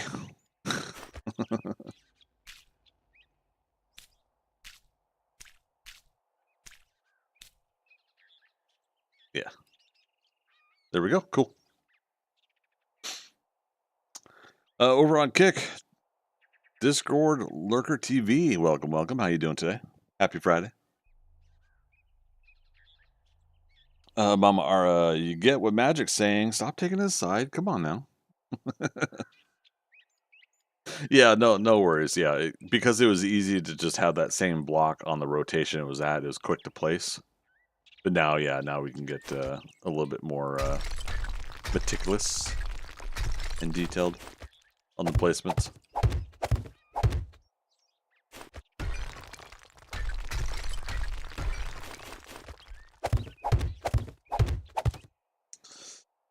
Sorry, it's just an OCD thing. I get it. I get it. I mean, the thing is, this is the same thing with like sketching and drawing, right? Is what do I have long term in my head that I put temporarily now that I'm working towards later versus what you guys are also seeing as well. And in some cases, what is something that's off that I'm not catching that you guys then can catch. It's how we as human beings subjectively can have that conflict with one another sometimes. What you see versus what I see. can sometimes be a bit of a difference of interpretation.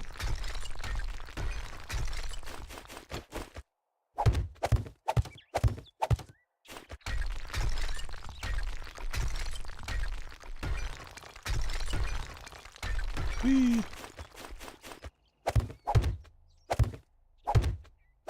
I just know that tonight I'm happy that the outside here is kind of leading the way in what the design's gonna continue to start being like. Because once I get something here in a 3D sense, I can now sketch it in on paper in Photoshop, with my stylus. I can do however I want for that. And going forward, I know I've got like a good static design that I want to go with.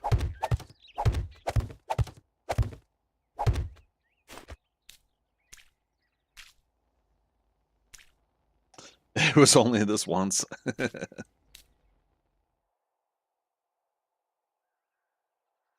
Yeah, so much better. Now, what I wish the Fun Pimps had was a texture for a thatch roof.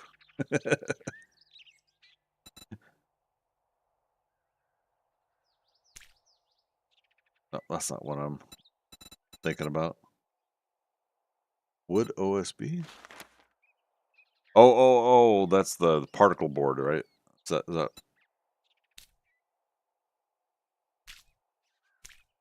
I mean, from a distance, it kind of works, right?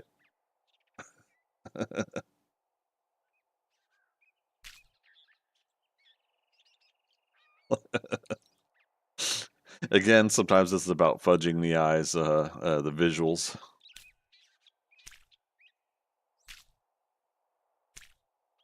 That doesn't look like straw thatch when you're up close to it, but meh, no? Aw, cabinet granite. Again, that's why I had done the hay bales. I thought I must have put them away.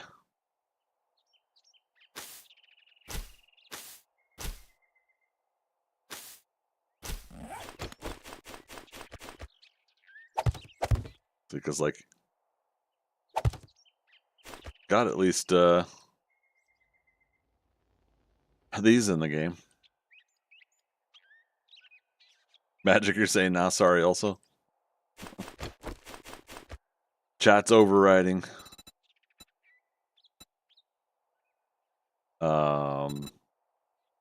What do we have before shingles wood? Shingles old? I just worry that shingles are, a little too modern looking.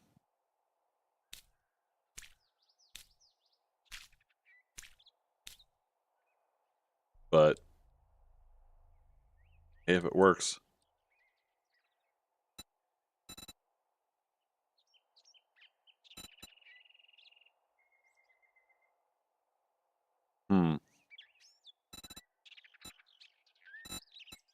Camo. There we go. That's what we need.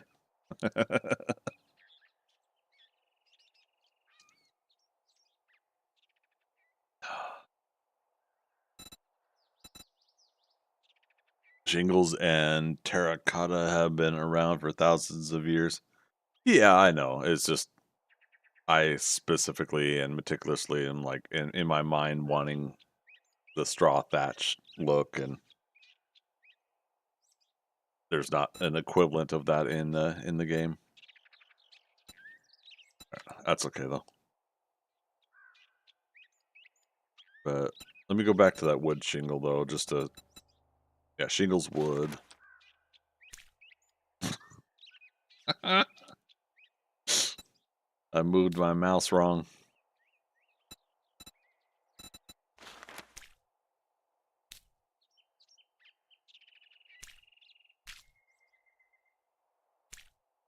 Yeah.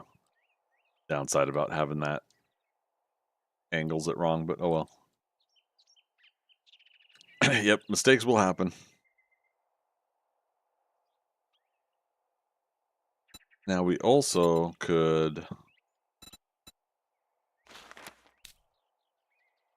say that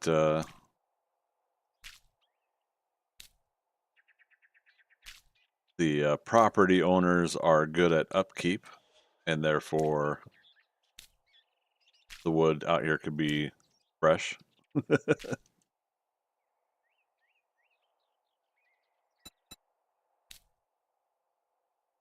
And it still grabs the... Okay, one at a time.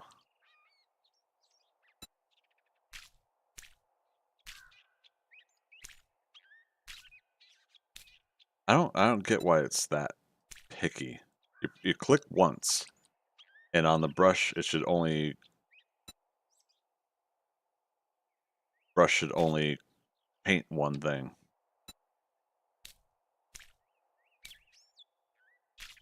But when you move your cursor while it's doing that, it legitimately it acts like it's painting multiple things. So frustrating. All right, what do you guys think? Is that better than the old wood? Again, we'd say that the people running the place are keeping it nice and clean.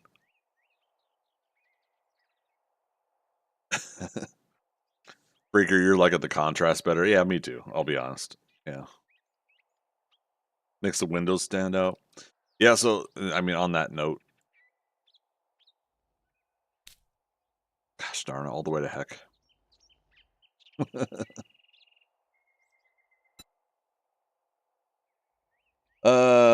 Magic is the different ones on each and see what looks the best.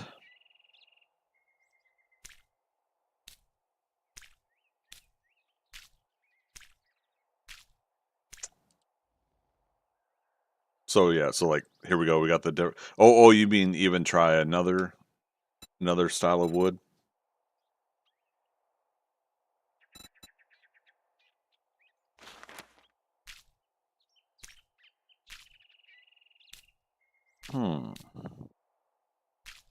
This one does give that texture of somewhat the medieval fantasy look, right?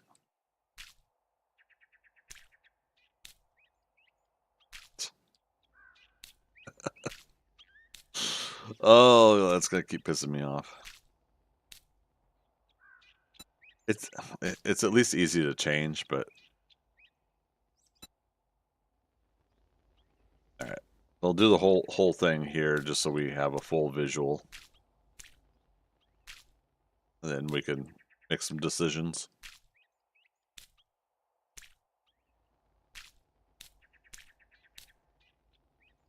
See, this right here also should kind of be an example of why we gotta appreciate our prefab designers when they're making the houses and the buildings and everything that we end up getting a shotgun and blowing the walls off of and everything.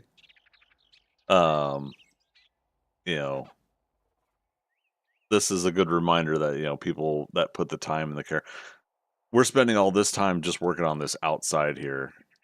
Imagine how many hours they're putting into the entire design of just one POI. Let alone, obviously, when we build our bases in the game and stuff. But it does help the colors of the glass not to be muted. Wait, sorry, Mama Ara. What are you saying?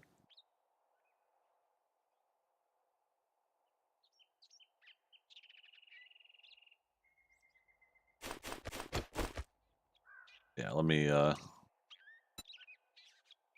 shape and rotation. Let's these out.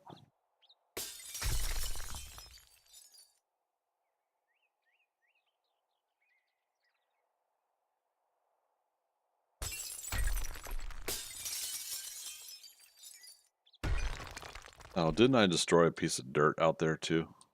Not that it's critical for me to go out and fix, but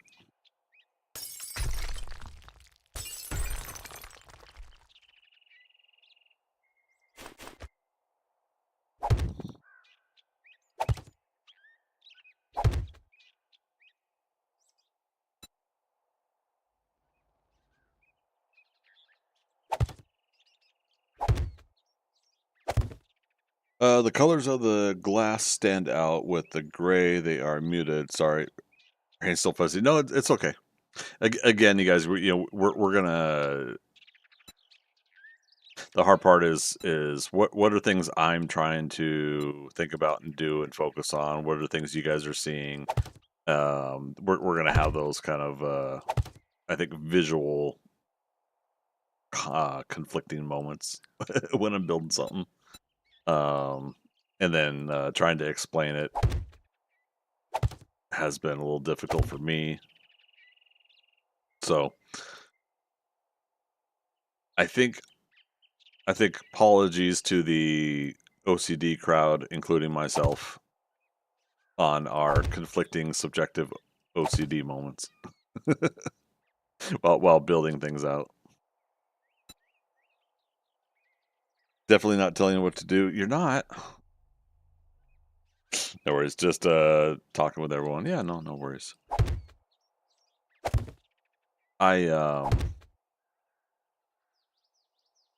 I think the hard part about streaming something like this too is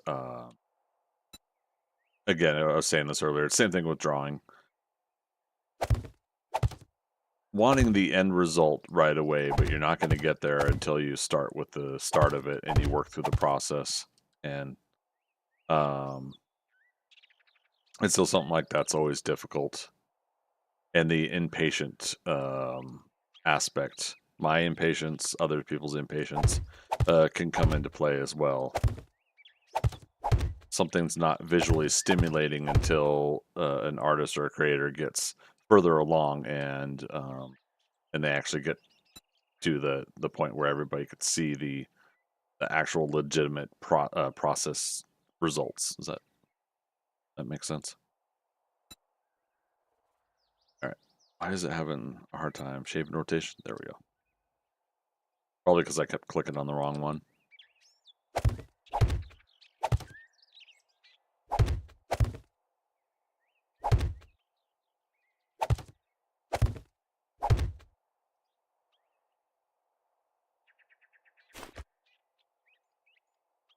Oh, okay.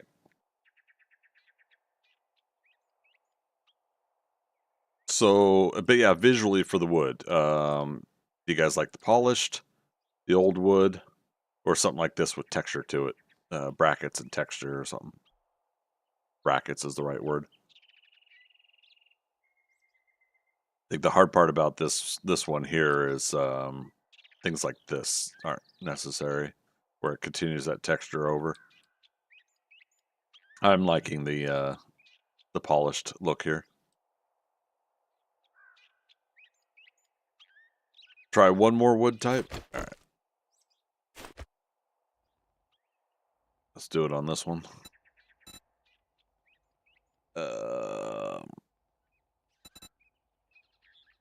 Wood old.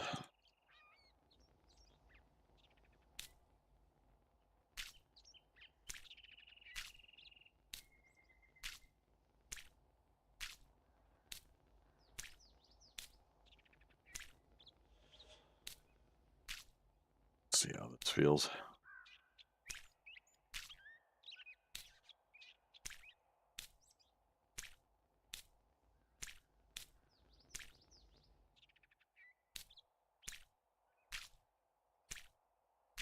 Oh right, we were starting to paint this before.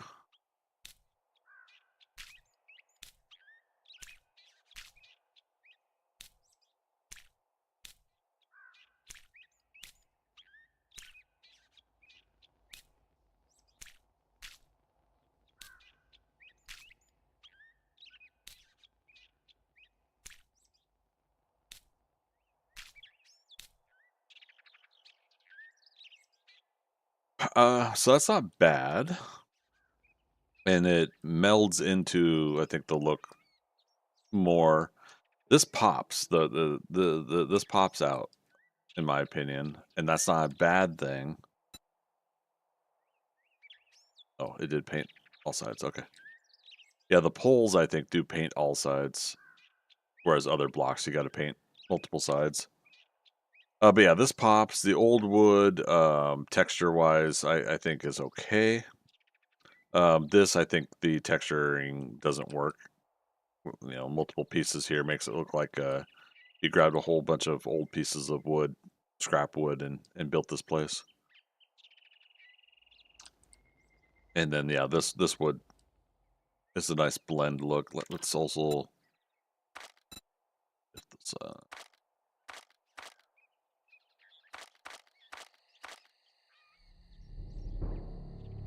creepy music time. Yeah, it's too bright.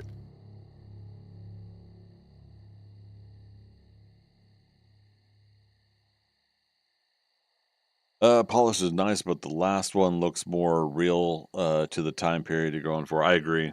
Yeah, that's like where I'm leaning. I think that's the only thing is it creates this these lines in it, but at the same time, once you get out to here, not that big of a deal. They all do the lines. Yeah. Boo.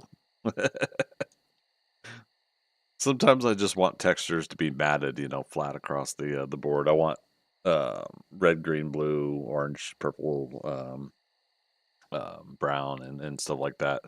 Black, white in the game, but for some reason they don't want that. I think I remember the wording before was you could only have so many textures in the game, but part of it is making the textures connect to one another in a way that visually looks right. So basically, having two corners of an object, the textures can look like they connect correctly. I feel like that was one of the things um, that they were telling me.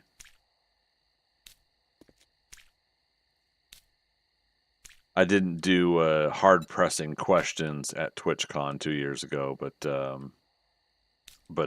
I was asking like at least things like that, try to get a better idea directly from some of the folks there, Fubar Prime and Lathan, and then the late Robert Dishong. I want to talk to him about a couple things too. And I can't remember who had specifically told me, but yeah, that was one of the things that they were saying, that it's also trying to get the object's texture to connect to another object and look like it's visually supposed to work, and then the engine itself recalling textures and how much space it can all take up as far as what the engine can handle. Something to that nature. So I do apologize if any of the fun pimps hear me misrepresenting right now. Please feel free to chime in.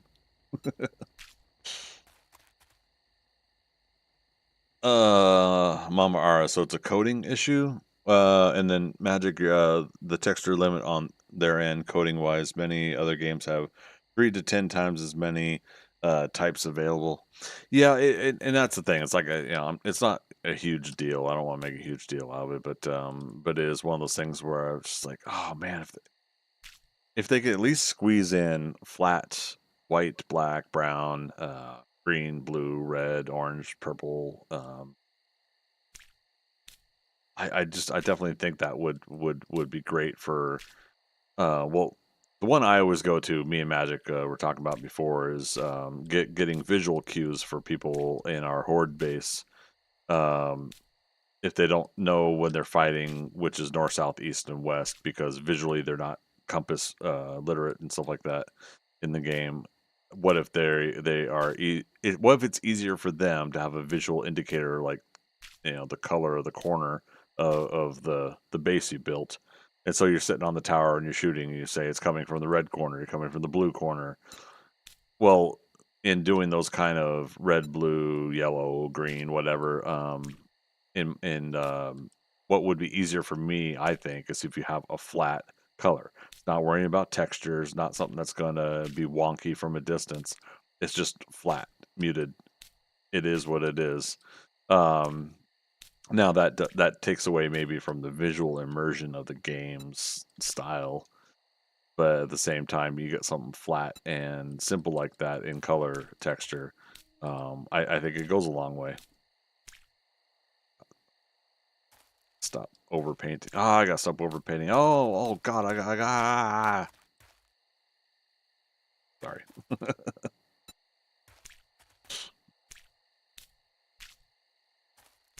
I'm being a goofball. All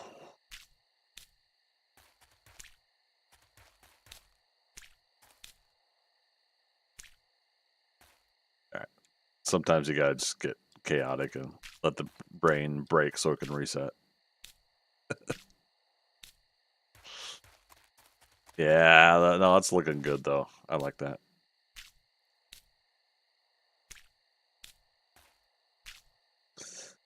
Empyrean has a color creator so you can do any color possible and mix it on different texture backgrounds if you want. Well, good lord. Now, sorry. Now, Empyrean, I'm trying to remember. I think it's like Empyrean, maybe Satisfactory, a couple others. There is a visual look to the game that's not appealing to me. And I'm sorry, I can't remember if it's Empyrean or not. And part of me wonders like if that's also part of it, like you're sacrificing a different kind of visual of things in order to allow all those textures. I wish I could explain it. You know, if I had actually played Empyrean, that would probably help. What was the other one you guys played for a while? Um, the dinosaurs, where you're taming dinosaurs, taming and breeding dinosaurs.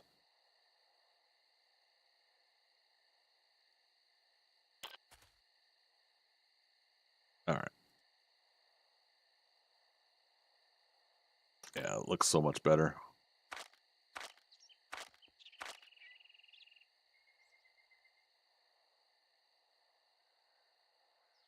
Arc. Thank you. Yeah. Um, I had a visual problem with Arc when I watched people play Arc. I'm not sure what was up with that.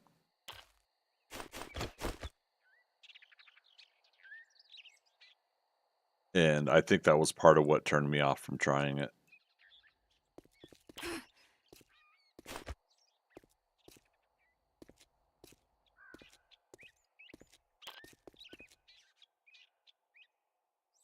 Okay. All right. Now that we've worked on the outside, we can go back and work on the inside a little bit, I think.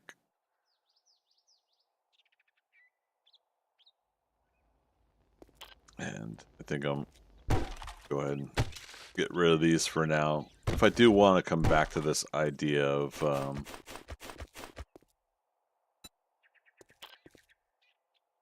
if I do want to come back to the idea of putting something in there, we can later.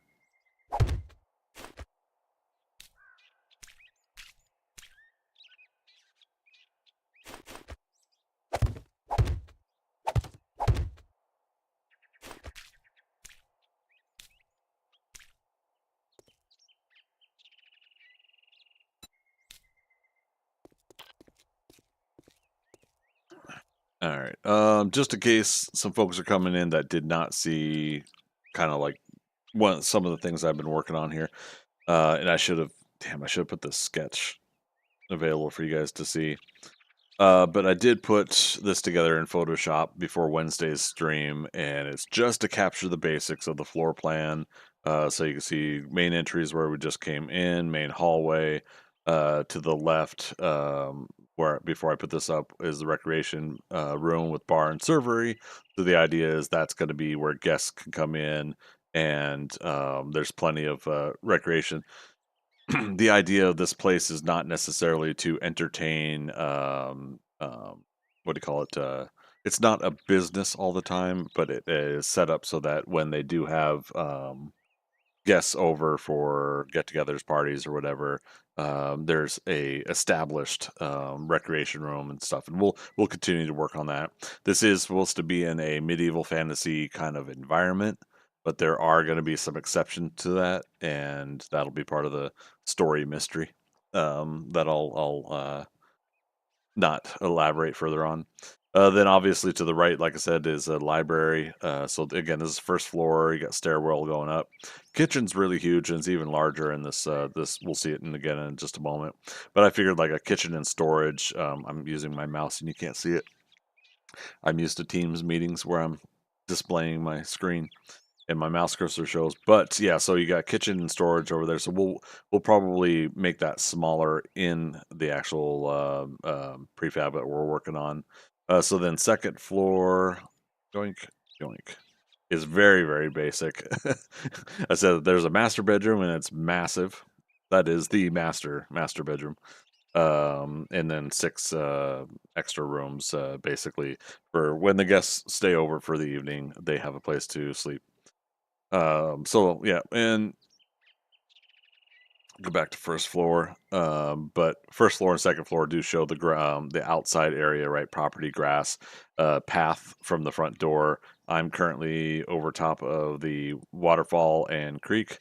So basically, water comes down from the rock top of the hill that the building goes into. So the building is built into a rock structure, and I'll show you that here in just a moment. As we go back out for the large view of the property. Obviously, you see it as square and blocky for now. It's because it's just a placeholder. We'll get more meticulous with the rock and the stone. But the idea here is, yeah, that it's built into a rocky hillside. But this is also on top of a hill, and we're going to build out the hill a little bit more out here.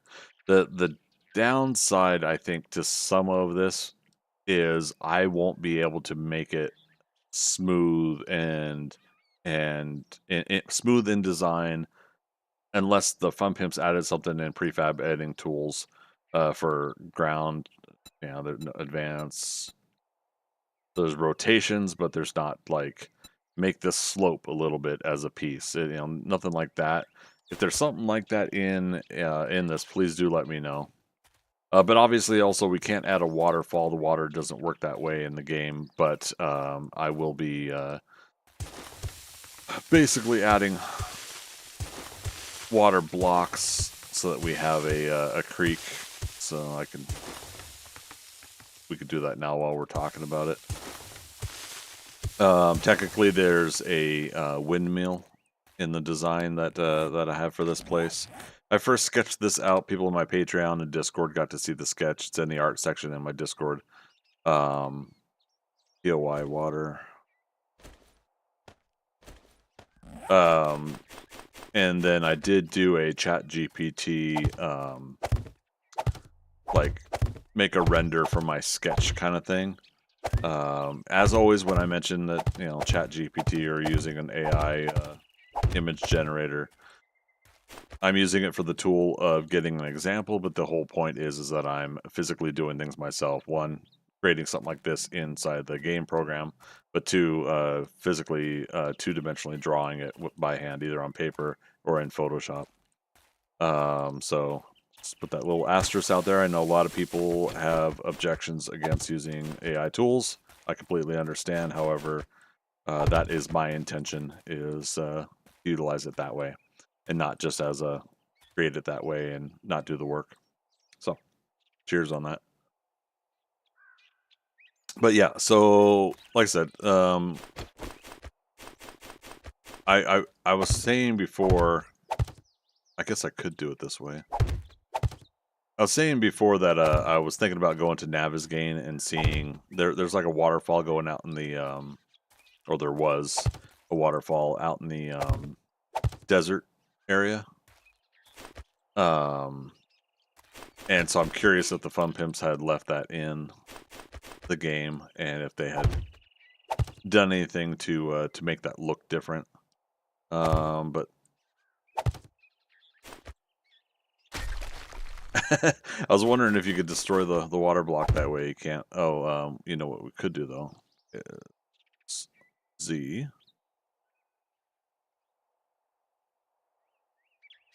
and then J, I think. Yeah, I grabbed a little bit more than I should have, but that's all right. But yeah, I mean, all else fails. Again, what I'm doing here gives me a 3D visual representation of what I'm trying to do in my illustrated story. So, you know, if we get kind of a janky little waterfall, but we see that it's a waterfall, then I say mission accomplished. So. Walmart, I have no opinion either way for creative purposes because same argument happened when Photoshop became popular. Yeah, and to be honest, and I won't go into it too deeply, but I do know there are the counter arguments about that as an example. But the counter to the counter arguments for me is my intention is to use it as a tool, not as a means of saying I have it generate something from a prompt and say, I made this. No, I didn't make this. I had an AI tool make it, automatically make it. Versus me by hand in Photoshop or on paper, where I have a stylus on Photoshop and a pencil on paper that I physically had to sit there and meticulously draw with strokes of my hand-eye coordination and everything.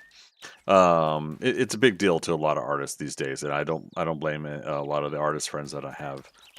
I've now lost a good chunk of people as friends because of it. All because of how I mentioned I'm going to be using it. So it's unfortunate, but I also can't blame them either. So kind of one of those battles I'm not necessarily going to fight in that regard. Um, but anyways, so yeah, so this, waterfall and hillside, the top of the hill here, we'll get into the details later. I did mention earlier that one of my plans, since this is the library here, one of my plans is to have fun and make like a secret entrance or whatever. We could make it look like a bookshelf got moved out, and then we could. I'm clipped through the rock right now, but I went ahead and I made this solid rock here. But we could have fun and we could actually make a secret chamber in here as well. But all of that is the maybe, possibly type thing that we could do down the road.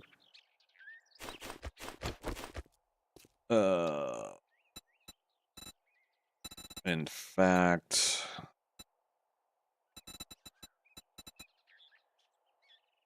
what am I trying to do? Oh, it's a 3/4. I want a half. Cube 1/2. Okay. So like, so there's the bookshelf and then there's the bookshelf texture, right? Yeah. And we're on the brush. Yeah. So like if we did this like that, we could make it look like the bookshelf was pulled out from the wall.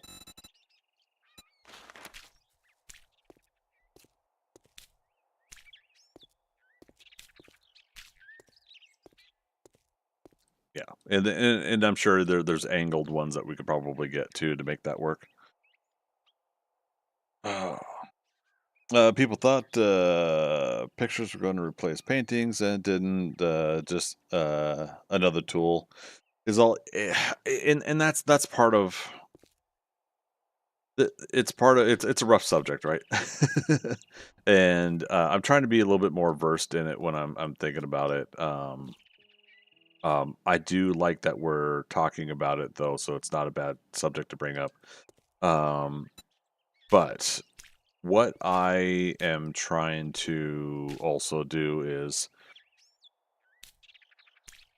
I'm trying to represent a example of something myself about art in general. And you guys have heard me say it before, but for anybody that's either new to my channel or wasn't there when I talked about it, or just forgot about it when I talked about it, is I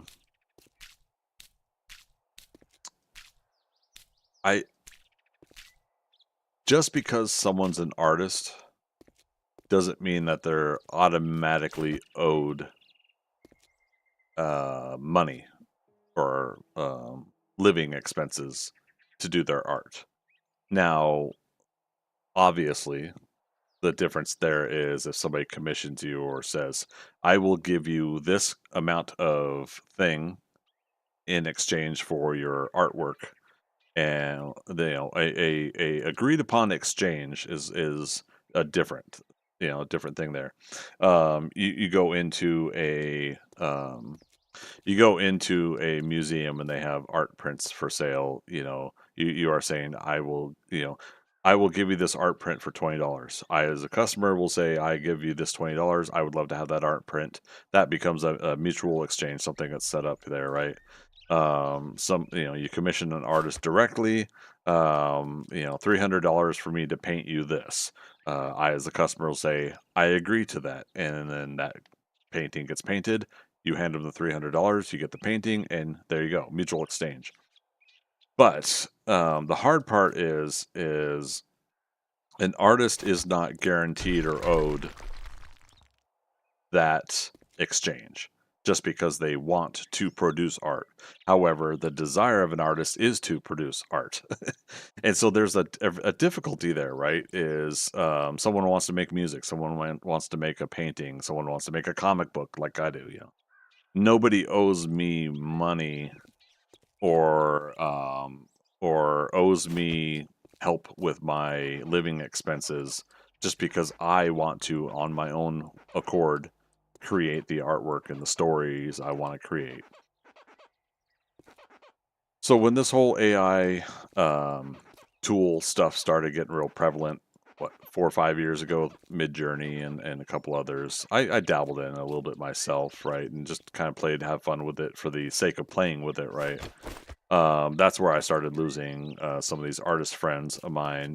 They started jumping down my throat. I don't like being talked to that way.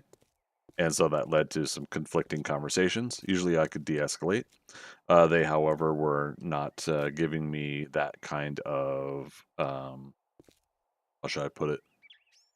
We were not coming to terms on the conversations. And so I've lost a lot of my friends that way. It's very unfortunate. But at the same time, I can't blame them because it is it, it is a livelihood. Now, society itself has built in the system of needing artists for a lot of things, right? For advertisements, for a lot of the designs and everything that we have in life, those are created by artists, of all different levels.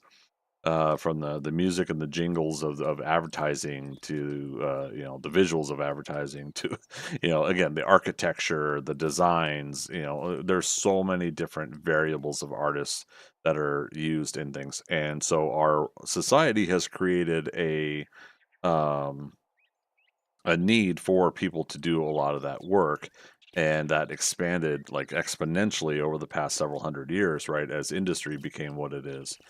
However, the problem still remains, and I would have friends that would have this mental way of thinking, is that I am an artist, therefore I should be able to make a living off of my art. The problem is that's not true. Because you're expecting people to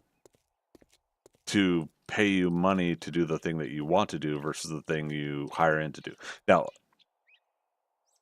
the details of that are, if you're wanting to animate for Disney, okay, you go to school, you learn how to animate, you get the degree, you get the credentials, or you do it on your own without a degree and you get a portfolio. Disney hires you, okay, you become an animator and you do work for hire for them for a paycheck, right? you've created a scenario where you put your time and your effort into an industry that is part of your art, and now you're doing work at the behest of a employer. Again, that's a contractual moment between you and that employer. But again, the artists that I know that have put themselves into this position where the expectation is there. I think the expectation to get paid for art that you are hired to do is sound, but the expectation that you should get paid no matter what for doing the art that you want to do on your own accord, that's where I draw kind of the line, and that's where I'm having conflict with a lot of my other artist friends. Anyways, Mama Ara, my brother is using in his music production. Yeah, and see, and the hard part there is people will say the only way that it's uh if it's being used in music production, is it grabbing what other people have done in their music to make your music, and therefore is it plagiarizing somebody else's art? In this case, like you said, music. Is it grabbing the same beats that another song has? However, then we get into some parts where I say, well, you know, we as artists, we hear, we see what other artists have done, and we either emulate and improvise upon that. An AI tool does it faster, and it has a library of data online that it can refer to and do at an exponential rate, much faster. And so, I know me and a lot of other comic book artists have we looked at what other artists were doing and traced it during our initial, I don't know, when you're a early teenager, late teenager, you're finding your favorite artists and you're tracing or looking at their drawing and trying to replicate the line work and everything. And then you see what style they do. They draw their noses this particular way. So now I'm drawing my noses that particular way because I liked what another artist was doing. And, an AI program grabs something like that and it does it much quicker. It basically becomes a stamp. Boom, there's that nose that you liked, is the idea. And that's one of the problems that I know people are having, is that an AI program can do that without really the thought of the work of the study and the process. Um, and I can't counter that. I get it. Ian Malcolm in Jurassic Park talking about you see what others have done, and you didn't do the work. You replicated. I'm not saying that accurately, but whatever he had said, it's kind of part of what other people are saying on that. Reciprocity, and I always have a problem with that word, and I just said it. Now say it in a sentence, right? Mama Ara, I had this talk with my middle daughter. Art is needed everywhere in various forms. Yeah, and that's the part where I tell people, like, I don't feel that AI tools are going to completely replace artist and artistry that's needed in the world. What it does replace, though, is the casual need to have somebody put together a quick, um,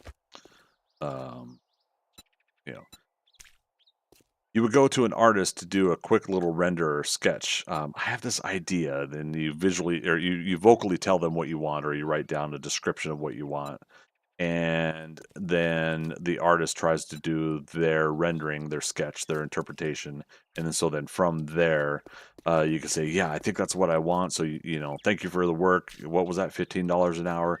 You did 3 hours worth of work. Here you go. Here's $45, and again, that becomes that mutual exchange, right? The agreed upon mutual exchange. However, again, um, because we've grown in society as an exponential rate of people, there is now just that expectation that because I'm an artist, I am owed money for the casual art that I produce on my own time. Um, and so I guess what I'm getting at, and I hope you guys kind of get my meaning, is um, well, same thing with streaming. We'll use the example here. I'm wanting to tonight stream myself creating something in a video game, right? I'm using the tools in the video game here to create these visual representations of a thing. And as a streamer, I can go live and I can broadcast and I can present this broadcast to you to watch. However, it's free to watch Twitch, YouTube, and Kick, right? At no point am I owed money for this scenario because I'm just doing it because it's something I want to do. There's nothing that said, Greg, we would like you to create this visually, and in turn, we will gift you 50 subscriptions. Maybe that's a poor example, but we'll give you 50 Twitch subscriptions if you for 4 hours tonight build this, and I guess what I'm trying to also get at is I'm trying to give people like a different way to look at this whole scenario. Try to look at it from a different point of view instead of the expectation view. I myself don't expect to be paid for streaming. I appreciate what comes in. Please do not use this as me browbeating anybody for subscriptions right now. I'm trying to be that person that's being honest about a thing here. I do this for fun. I do this on the side of my day job and my life and everything like that. There's no need for me to press the go live button. There is a desire for me to press the go live button and just have fun doing something I enjoy. If I can turn that into a living or something that helps with expenses, then yay. And that's what I've done the last 7 years is I've turned it into something at least that I get a few bucks every now and then. And, in fact, was it 2 months ago? I used my Twitch earnings to pay my power bill, so I let it save up and I had enough for the power bill. So I was like, all right, power bill's being paid by Twitch this month, Magic, no verbal or written contract for payment. Exactly. Yeah. So there's nothing in place right now that says that any of you owe me money for me streaming what I'm doing tonight, or all the time that I do it. Some of those differences, I think, can be advertisers, right? So if you get a sponsor and that sponsor is paying you money, usually in the streaming sense is they already are okay with your content that you're doing, and so therefore the agreement to pay you for sponsorship is that while you're doing your thing that we're comfortable with, we will pay you X amount of dollars per X amount of whatever to do what you're doing, and that's why a lot of people don't understand like why advertisers dictate what entertainers do. They don't really dictate what the entertainer does. What they're doing is saying, we do or do not feel comfortable with what you're doing, and we will pull our advertising. That can be a form of coercion, So do what we say and we'll pay you money for it. That is the obvious extension of that, I think. But yeah, anyways, that's where I see like, yeah, the advertising factor comes into play when someone's compensated with money. But that goes to what Magic's saying, that that is usually a written contract. We will pay you X or X, and someone could say I agree or I don't agree, and it goes from there. The entitlement of expectation is rampant these days, and it really is. Now, obviously, when I talk about artists and entitlement, it doesn't mean every artist. I'm an artist, So the part I'm getting at is definitely the folks that don't think about that, right? And they don't think about that scenario, and they become entitled, and they project that entitlement upon others, and then they wonder why people don't want anything to do with them. The pretentious and arrogant artists that whine and complain that they don't have anybody that understands their art. There were times in my life where I was one of those people. You just don't understand. But again, obviously, like I'm reaching a point now where I'm ready to get back into it.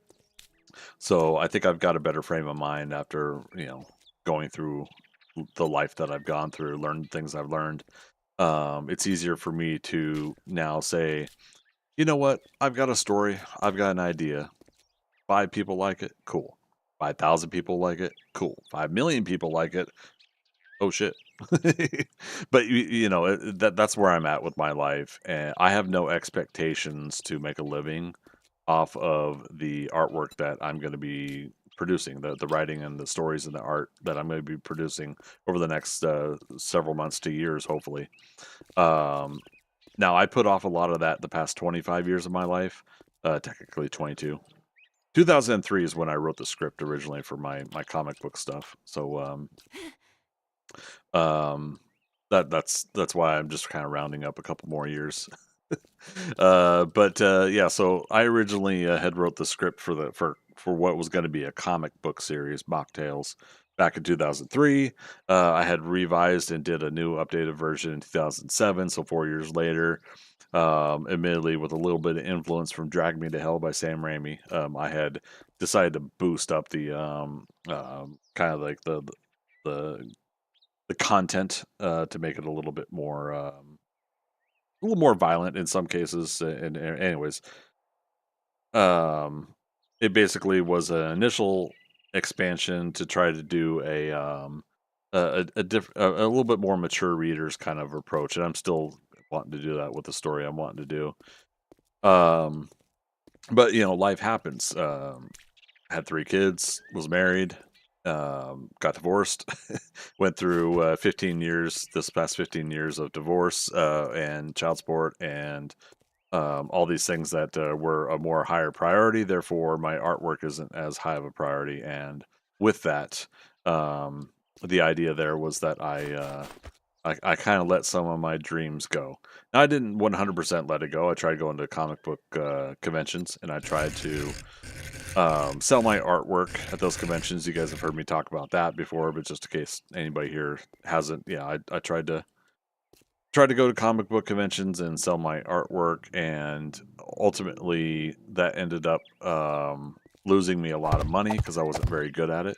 Just be perfectly frank about that. Now I wasn't very good at it, but that doesn't. Um, I said I failed as an artist, but I try to tell people there's a reason I say that. It's not to insult myself. It's not to be self-deprecating. Yeah, there's a little bit of admitting what didn't work, so that if I were to revisit, I would do better in the future, and that's where I'm at now. Now that I've got a lot of those responsibilities out of the way, basically my life is starting over for like the 5th time. um, so I'm basically starting over now. After this summer, I've got a couple more responsibilities I'm still wrapping up, but um, after this summer now, I've kind of got the clear now to take some risks as an artist to try to do the things I wanted to do years ago. But yeah, again, the important thing for me was that my kids were taken care of, at least to the best of my capability, that my kids were taken care of, and other responsibilities were taken care of. And yeah, so that's part of what I am um, kind of rising above now and working on. Um, Magic says, people who think they are owed or deserve to be paid for what they choose to do for themselves are delusional unless they choose to put it up for sale. Yeah, and see that's part of what I'm trying to find a cadence of how to say it, right? In a broad way that everybody will understand. Because again, for whatever reason, it definitely rubbed some of my friends the wrong way. And oh whoops. It definitely rubbed some of my friends the wrong way when I said, and I don't blame them because I'm talking about their livelihood. The problem is when your livelihood is an expectation versus an agreed upon contract, you know? Dorkster, there you are, man. Okay, you got my attention. Sweet. Why concrete for internal? Because I'm just building. I'm not, this isn't going to be an actual POI or anything for an actual game. I'm just doing it to build. So I just picked concrete. Unicorn, Beauty and the Beast. Is that because of the library? There's a little bit of influence, as in the Beast having a big, huge library. Oh God, sorry. There was a pause moment there for innuendo when I'm talking about something big. Ooh, howdy. Okay. So, anyways, Greg. See, I just could have shut up and not said anything at all, but oh well. Yeah, the library. Gotcha. Yeah. Want to see the disco lights? Now that you can do them, disco lights. What do you mean by disco lights? How to adjust the lighting controls? Yeah, we should work on that for a little bit. Let me finish this up real quick.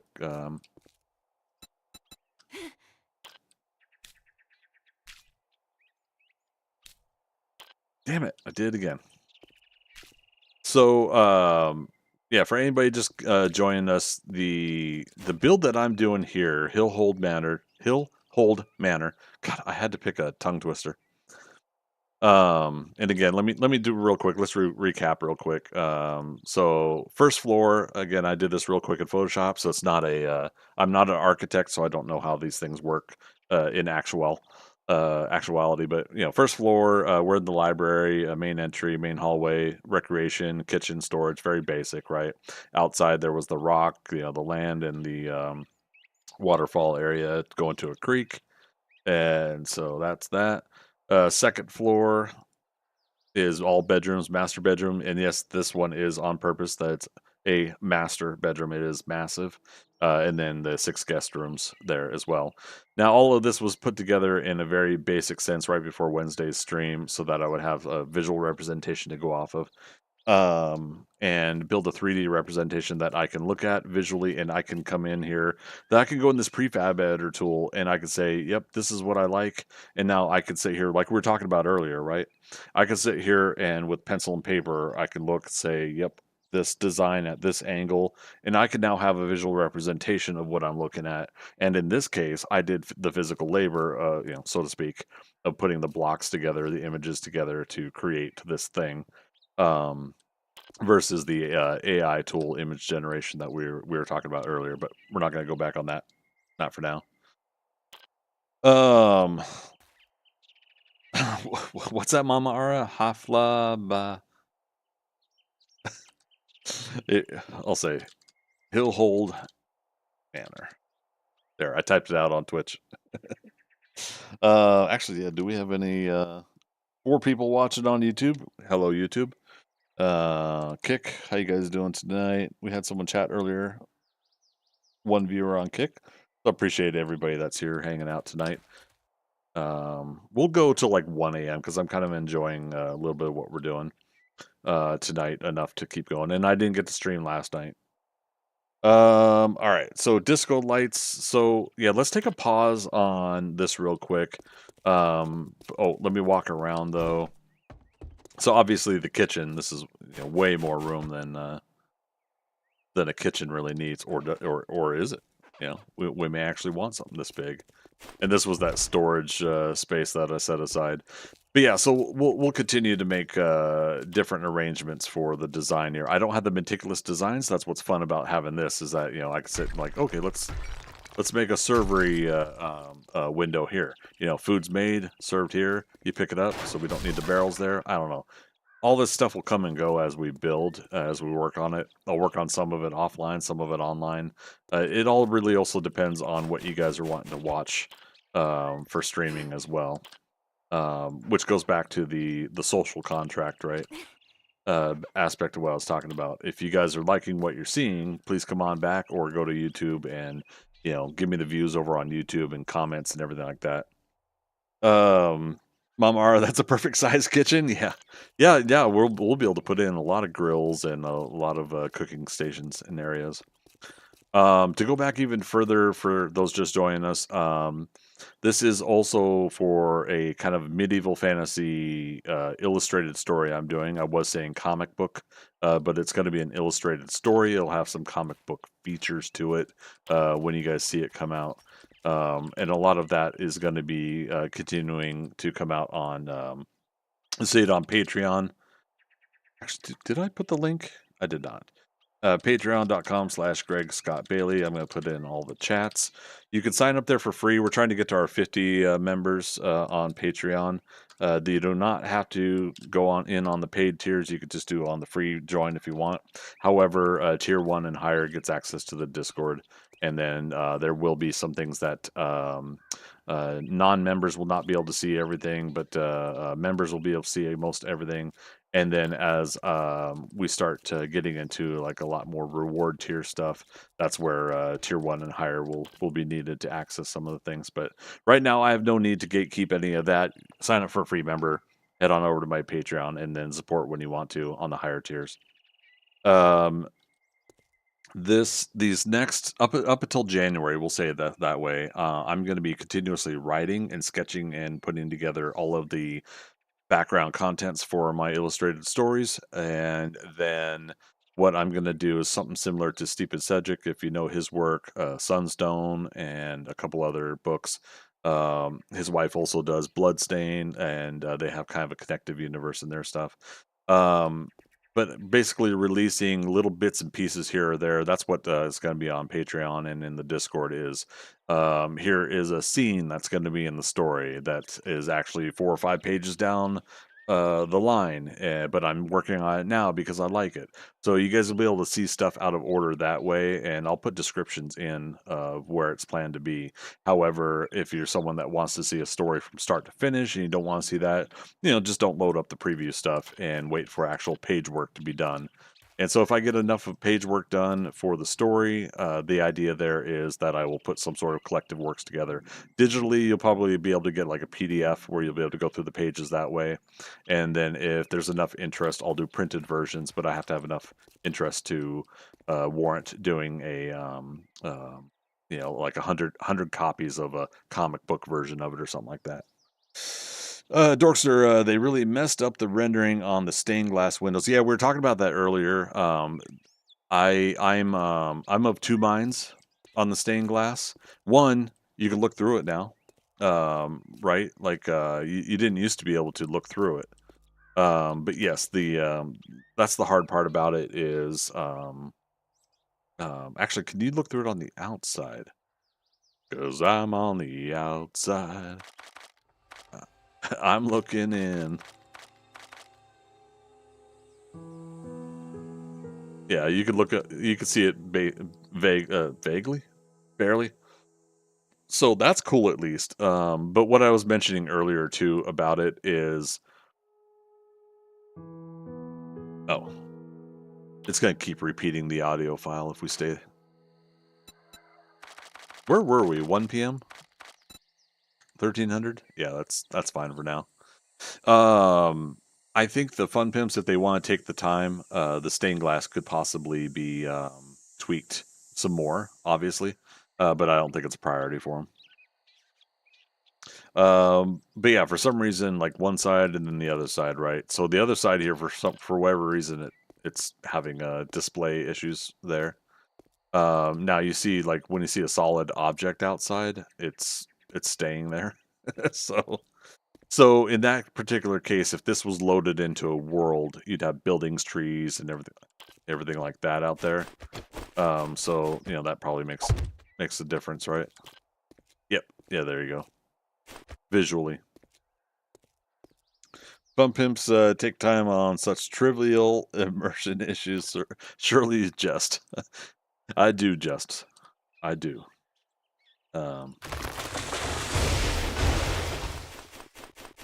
Put this out there. So yeah, so again, as I work on this, you guys, there are going to be lots of placeholder items until we get down to maybe like a nuanced nitty gritty. I put in a basic bar here. Those that were here on Wednesday nights stream, you guys saw me put in some seating. Oops. You guys saw me put in the seating before. You know. Oh wait, no, I did do it differently. But this is where I think the 1 meter design kind of slightly fails in this whole situation. Is some things are spaced out way too much. Simple. No. I'm trying to go to another block.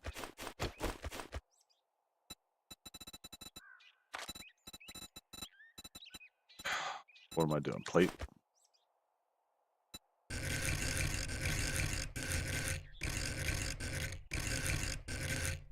Oh, right. This is a 1 meter. Let me grab a different block, actually. Yeah, let's do this one. There, you put something like that in, cool, but, it's hovering. I've been to restaurants that have had tables do that, though, so technically it works. But you see, like, how much space is in between there. Like, that's more space than your knees need. Like, the airlines need to learn to have this much space. So, yeah, so this is a little bit similar to what we had done on Wednesday's stream. However, I changed the windows today to match with the upstairs rooms, and then we worked on the outside trim here. Big thanks to Magic tonight for these pieces right here, so that we can get the angle that actually looks a little bit better with a thicker design. I like that hover. You can add the angled brackets at the wall. Wait, what? Sorry, is there two things you're trying to tell me there? Oh, no. Okay, I think I know what you mean. There's a block that has an angled piece, right?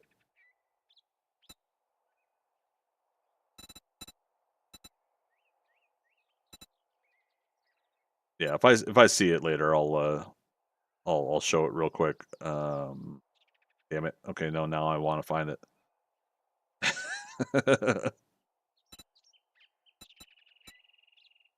Yeah, because I feel like using a lot of these blocks to make furniture and counters and everything like that, you're sometimes you're restricted and limited because of the cubic meter situation here. Yeah, I'm gonna try to not worry about it right now, but like we can't set like these bottles. We can't set that on top of this because this is a taking up half a meter of space, right? You can see the green cube, the outline show you the whole meter. Construction tab hammer. Oh man, you and Magic know the whole like nuances of this, huh? Like this. Oh, here it is. Plate bracket centered. Yeah, but yeah, see, this is the hard part. Is it's a full meter versus the half. But if you're thinking about a bar and lounge where you're sitting and hanging out with friends, that that space takes up it works for the standing version though. Like you know how some places do have like that, right? So maybe I just do it that way. Yeah, okay. And then you get a stool and actually, did they put the stools in? Yeah.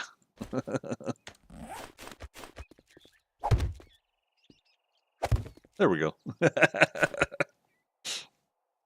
Mama Ara, and it has to be time period accurate. So that's going to be the hard part too about what I'm doing, and this is a little bit of me giving you guys some spoilers or behind the scenes stuff about my comic, my illustrated story that will, if you guys are interested enough, can be turned into an actual comic book. Basically, I'm going to take like a lot of these images. If I'm going to do a printed comic book, I'm actually going to, tweak and modify it so that it fits accordingly for a comic book. But my illustration itself, it's going to be pretty much like our basic monitor 16:9 aspect ratio. And then with that, your phones will be able to see it on mobile too. That's what I'm going for first and foremost. And then if I make a printed comic book, I'm going to reformat it. What was the old school saying? This film has been modified from its original format. It's been, or from its original version. It has been formatted to fit your screen. Remember how it used to say that? When we were going from the old 3x4 to 16:9 TVs to flat screens and stuff. The dynamic table works well. There's half height version. Is there? Okay. And that's the thing, right? Is like there's so many objects now. 23,792 and 24,766 if I put the dev blocks on. Dev blocks now these are objects too, like the weapons and the tools and maps and books and stuff like that. But yeah, 23,792 again before the dev blocks. Marble top would look against the wood wall. Possibly. We're gonna get crazy and make wood paneling walls in here, and then we'll get meticulous in other aspects on occasion. All right, I feel like I've jumped around on topics. You guys keep me on track. What was I talking about before we got into this? Used to love the reinforced wood, but have a hard time using it lately. Is that the one with the metal rivets in it? Let's go back to the brush. Is it, yeah, metal reinforced wood. Like I like that look, but I feel like that's probably like in a blacksmith shop, right? Wouldn't you think for the medieval fantasy look, this would be good for a blacksmith workshop area. Disco lights, thanks, Dorkster. Yeah, I was gonna we're gonna work on lights, and in this case, yeah, we'll make a disco dance floor thing. All right, so now if somebody knows more about this than me in chat, without backseating me, but working with me on this, feel free to chime in. I may grab the wrong stuff. It'll take me a moment to reacclimate. But I believe this is it. Yeah. So this is, when you're looking at it, this is the ceiling office fluorescent type stuff, right? That you see in office areas, and then like you would get the where is it? Drop ceiling. Now again, subvert your immersion here, not for the medieval fantasy, but we're doing something just to show it. But yeah, so like it's an office and it's lights. Now in the prefab editor, you could just press E and turn them on, turn them off, right? You could do that whole thing. Now Dorks are saying disco. Well, you got the wedding, and you've got some like maybe there's one, maybe there's two other POIs that have a dance floor in the basement or something, right? So now what we do, you hold down E and you get your menu, right? You've got edit trigger, which is, do you want it to blink or not blink, right? And you've got your edit in general. And this is, in general, the light properties. This is where, and I haven't gotten into the very meticulous aspects of this, so I'm still learning myself. But this is where you can now give it a color. Now we're working on this one. Don't forget, again, when you're in the prefab editor, you've got to be right on the object sometimes. Like if I want to toggle that one on and off, hey, why is that not working? The cursor's on it because this object is taking place of where my through. I'm hoping I'm making sense there. You have to actually be within the cubic meter space of the object you're trying to interact with, if that makes sense. Okay, we got 2.5 minutes until an ad, so we'll start doing something here real quick before that ad pops up. So now you could pick like the color. You could say that you want it to be blue lighting. Now keep in mind too that your lighting also depends on um, some of these aspects of it. It's not going to be as. Hold on a second here. Let's get rid of these. I know I can pick them up, but it doesn't matter. I have unlimited supply. All right, so back to it. What do we say? Blue. So yeah, let's just say it's that. Hit OK. It now creates it as blue.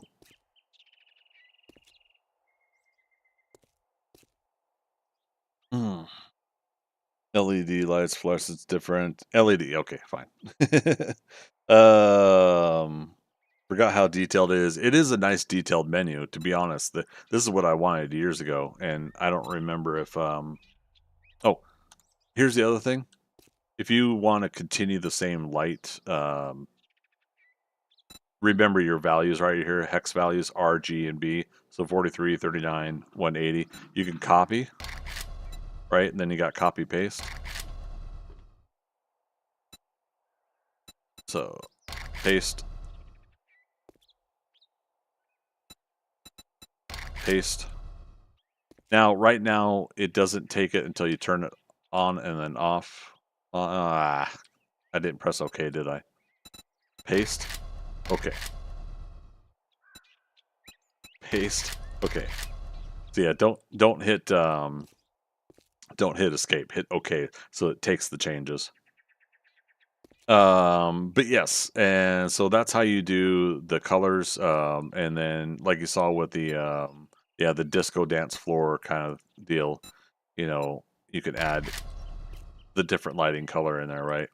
But now this is also where you start creating the edit the trigger. I don't know this as well as others, but triggered by, I don't know what power or like, yeah, there isn't. Yeah, I don't know what that means. Add. Okay, you're adding another layer.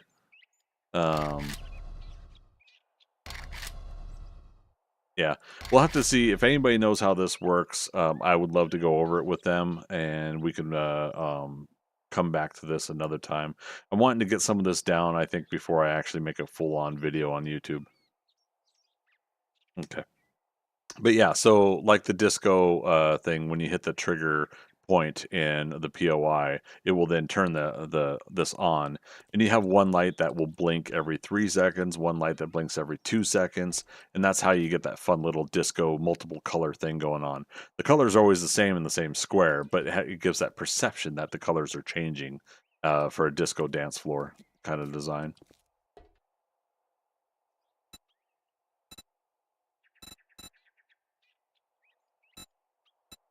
Okay. So yeah, if you're building your own base in a prefab editor tool like this and loading it into your game that you're playing, it's very, very fun. I mean, the fact that you can put something like this together, and then yeah, like I said, you can give yourself your own disco dance floor on your base. However, if you're in a public server, unless you're the admin, you can't really do something like this where you load in your own prefab. If the server owners want to do it for you and they know how to do it, then that's a different story, of course. Dorser, need to make the entrance to the villain's lair in Despicable Me 2. I think I remember that. Yeah, good times. All right, ad breaks going on Twitch right now, so we'll let that finish up.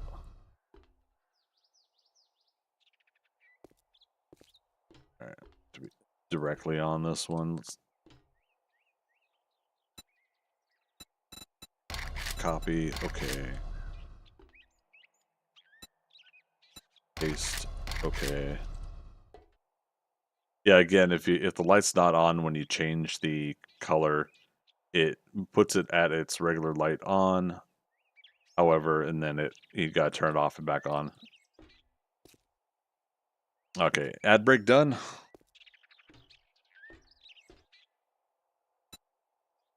Okay, copy. And yeah, that's why I just like go right over top of it. Paste. Okay. But yeah, so there you guys go. Nice little fun disco light design. Or not disco light. Disco floor. It's almost similar. Caleb, hey, good to see you too. How you doing? Happy Friday. All right. So here's the thing. In this medieval fantasy design that I'm doing, it is actually possible that you would see a disco floor like this. Now wait. How does a medieval fantasy place have that? Well, that becomes part of the story. And you guys will have to read the comic when it comes out. Sorry.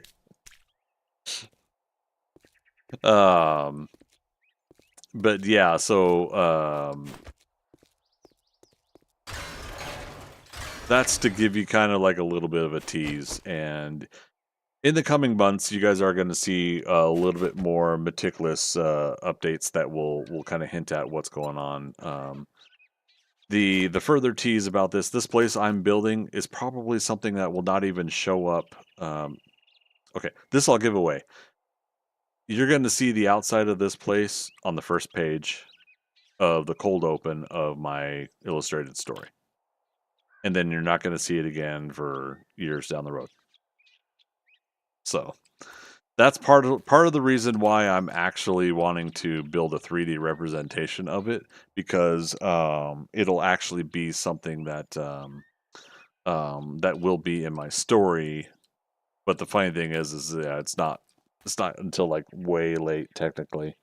But like we said Wednesday, I'm going to also work on the apartment building that our main character starts out in. I want to build that, and I want to build some other buildings and everything in the story as well.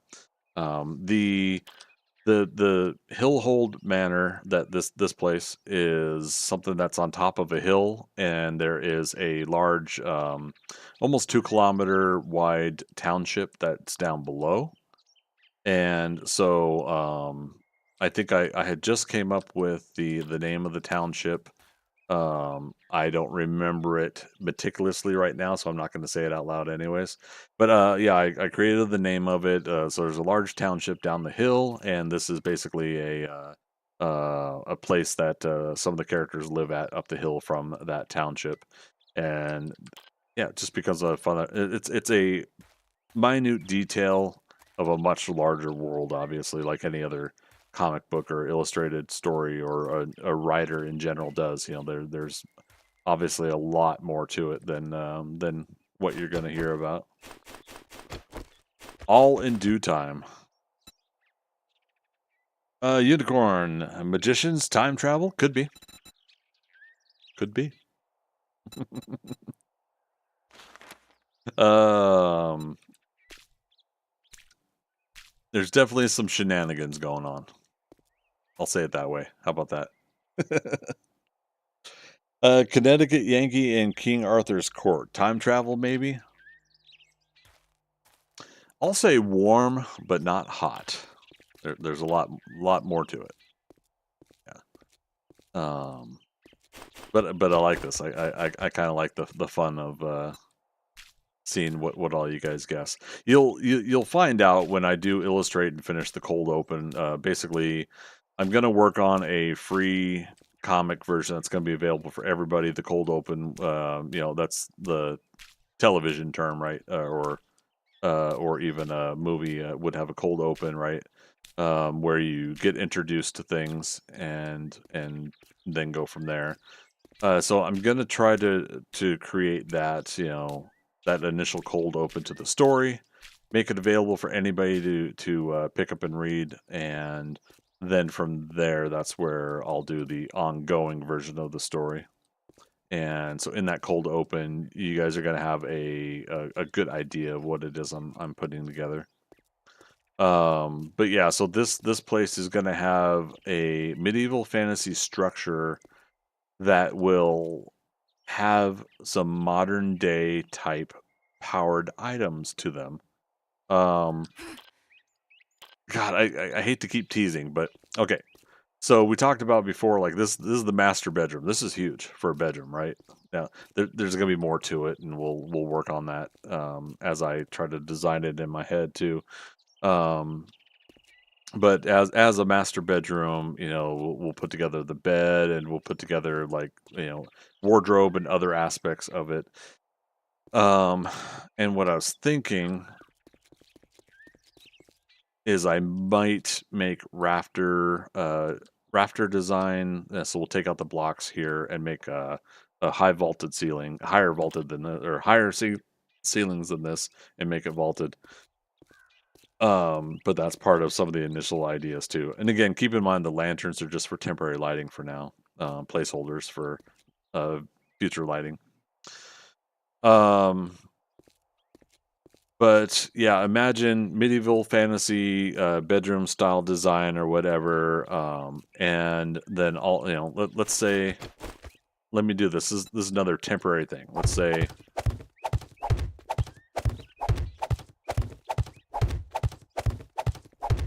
this is the bed. Yes, it is that big.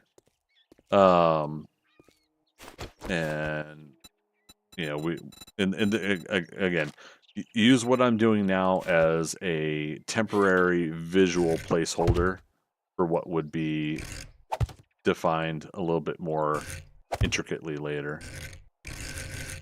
Um, so say it's that four-post bed where they have like the drapes and everything like that. Um, yeah, I would love to have a bed this big. I don't need it, but I would love to have a bed this big. All right, so imagine this like medieval fantasy, the drapes, everything like that. You've got the wash tub and everything, the different chambers in the room with where clothes are and everything. And so you have all of that set up, right? Medieval fantasy. Guess what else we have? Why, there's a big flat screen TV right here, complete with a console for gaming, DVD player. What? Wait a minute. How does a medieval fantasy place have a massive sized flat screen TV, the big size like this?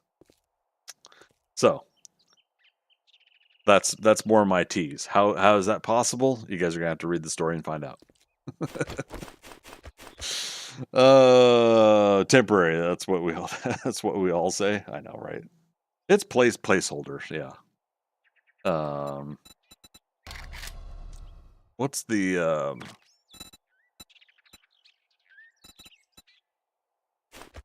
window trim look like?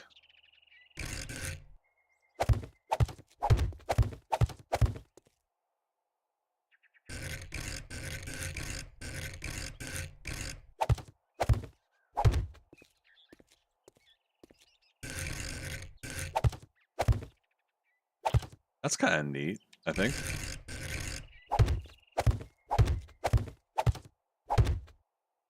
Okay, this is giving me ideas for the actual the actual story. This is great. Oops.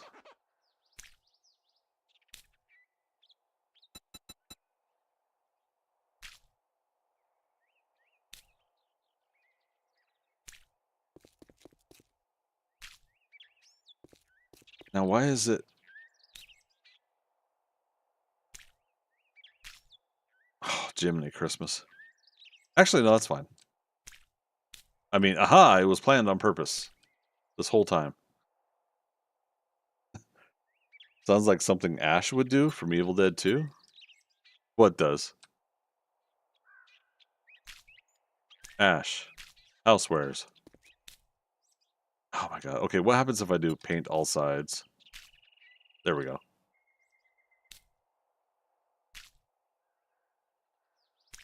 I love like you could see like the texturing glitching there though.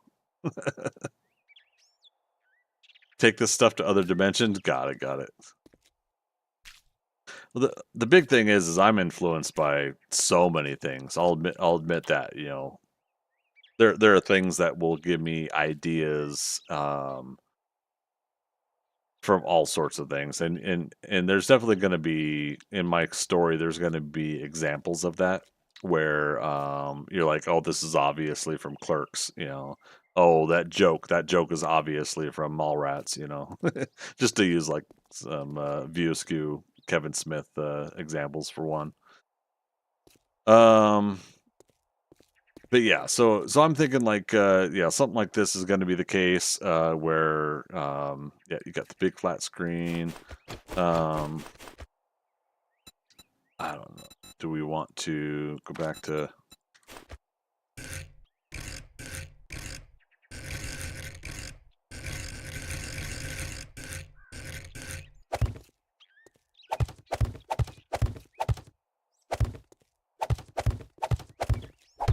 what if there's a little separation in the room and uh what am I thinking here? Nope. That's not what I'm thinking. Uh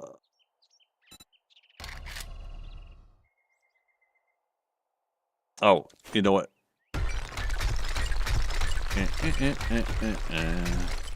An actual physical object, which is closet, door. I click on it, but I never drag it into the menu to use.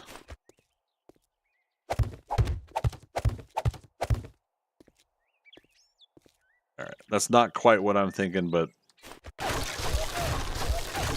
oh, it's funny. I'm thinking basically of those dividers. You know how people like put up those privacy dividers.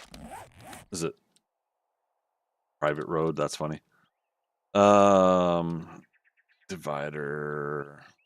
Yeah, these ones are like the medical ones. That's funny. God damn it. Just clicking on it doesn't count. You have to click and drag it. Yeah, that's way too modern medical.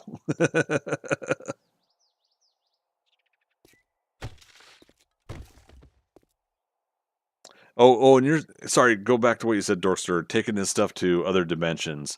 That's it's part of the warm, but not hot uh, um, aspect of what I'll say. You're coming up with some pretty close stuff though. Bathroom stall support. If I can remember to click and drag and not just click on, that would be great.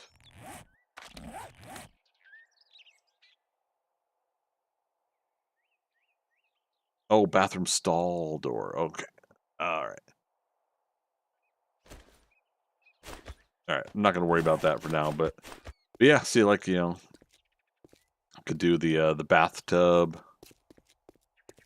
I don't know.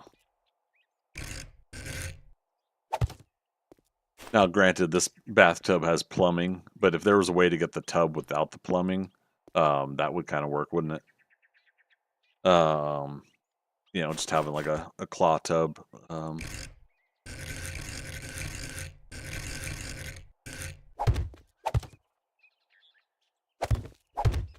You know, these folks will definitely not have the whole chamber pot thing. I'm gonna probably actually make a Some sort of bathroom of some sort.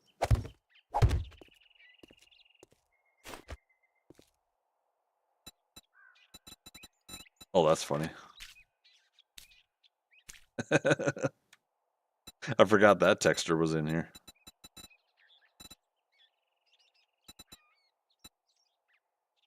Oh, man.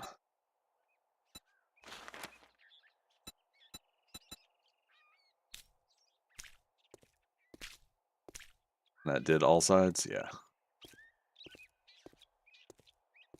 Could be fun. But again, we talked about this earlier. The hard part about this whole thing is, again, how do you make a medieval fantasy look with the more modern both blocks and textures within the game? Yeah, I think that's a big aspect of it. But I must say, this is making me very happy right here. Because I would love to have a TV that big. My projector doesn't get as big as this. I don't know. What's 3 meters? Is that close to 9 feet? 2, 4, 6. That's like 10 feet, right?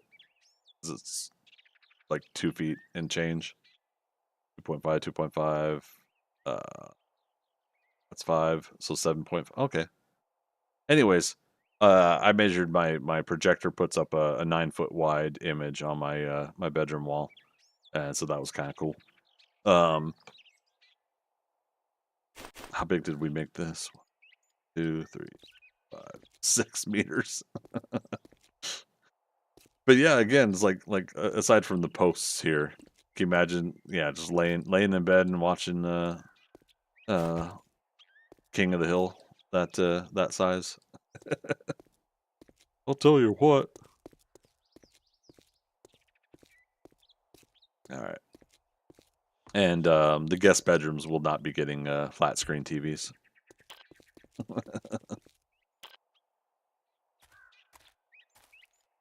Okay. All right. So I think again, good start. Now it just all depends on what else I want to work on here.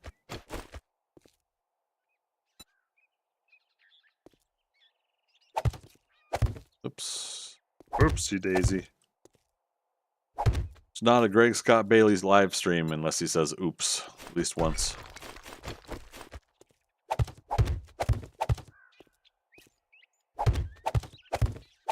What's that, Dorster? No, if you don't like it, you don't like it. I was just using an example. Jeez. How dare I mention a random TV show for an example?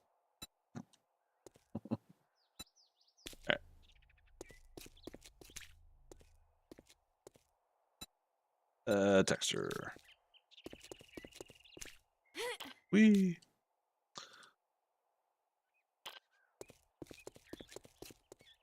Okay, perfect. So there are going to be some OCD moments, and there are going to be some things where I just let go. Now, in this case, the one block after coming over through the entryway here, one block coming after the entryway here, so knowing that that's even. Now, the difference here is it's like crash into the wall. We got a window here versus the wall, so there's not a set of bookshelves here. That for me is visually acceptable, so I'll leave that be. And for those that weren't here earlier, we're saying that a secret entrance is here, and I'll probably build into the wall yeah, we'll dig out and build into here something fun. Now I actually filled it with rock. You know, I didn't have to, but I did. I hate it, JK. Not understandable. Damn, some King of the Hill haters here. I watched some of the new King of the Hill, but yeah, I'm not 100% with it, but I think it's kind of neat that they were able to bring it back. Not everybody's cup of tea, but I find it neat. Is there a half block that is angled?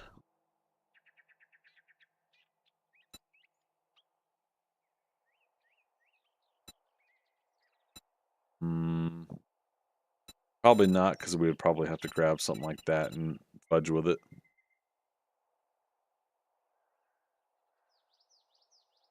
I don't know what B&B is, Dorkser.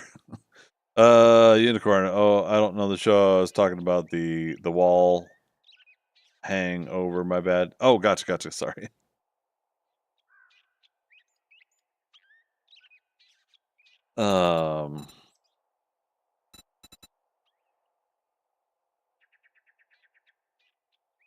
Could do. Damn.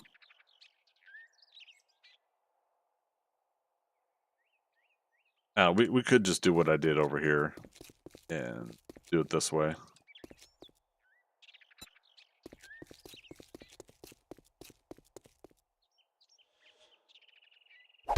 Yeah. Again, we could find better ways to do things later. But to me, it's like, aha, you pulled out the piece or something and set it off to the side. Oh, Beavis and Butthead, gotcha. I don't know common side effects though. And you're liking the new South Park episodes? I haven't watched the episodes. South Park. I got a lot of stuff to watch. I'm behind on Outlander because I had finally started that, and I'm almost done with the first season of Outlander. I missed last night's episode of Star Trek, so I got to catch up on that. Wednesday season 2 is out, and wasn't there another show that's out? Oh, Dexter. I'm a couple episodes behind on Dexter. The new seasons of Dexter have been really good. No spoilers, obviously, on any of these. But yeah, a lot of stuff I got to catch up on. I've just been so busy with work. Let's do. Out. Know why I'm putting my time in on this because it's what's capturing my eye right now.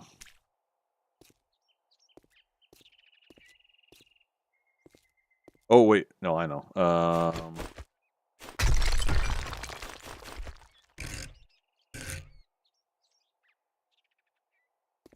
Yeah. See, again, so you know when you pick things like half blocks, this is where things don't line up, right? And that becomes the hard part. Now, if there was and for all I know, there could be a half block that goes into a. You guys, look at this. Okay, so here's what we do. Do it this way. Oh, maybe. Yeah.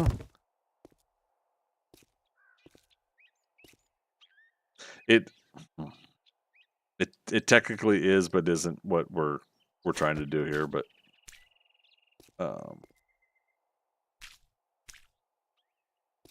or wait, no, it'd be this side.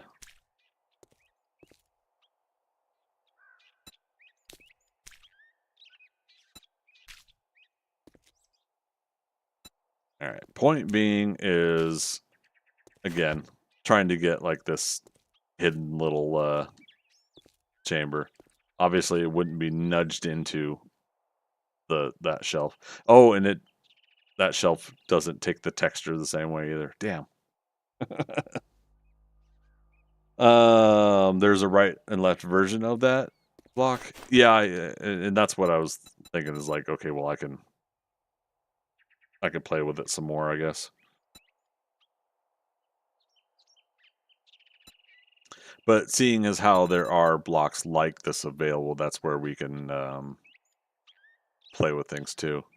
I think I just like the idea of visually. You see this, but if you're walking through, you can also walk into here. Oh, you know what else I could do? All right, so let's do that again. Let's put back that, not that, that. That and that. Da, da, da, da, da, da.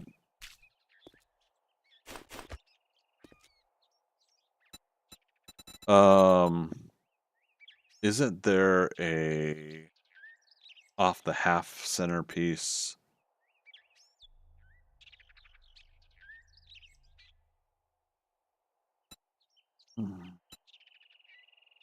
Yeah, something like this.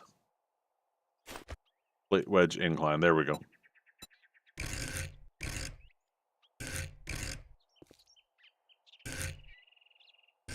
But the problem is, oh, it's not going where I want it to go. All right, let's not worry about it for now. Be stuck on like one little like creation problem like for hours if you're not careful. No.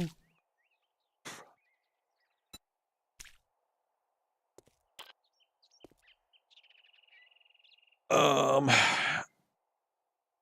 right. So library.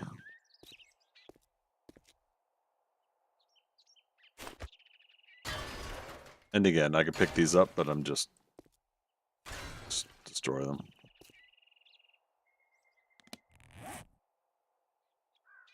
What would be a good light for in here?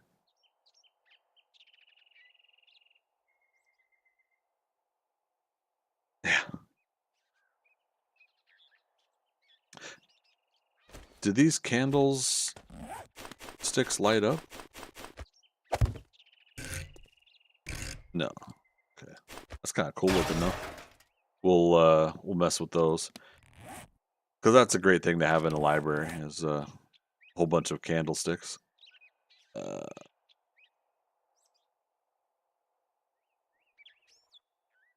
Damn. So it's like a thing like the library, I don't necessarily want to have modern lighting in here.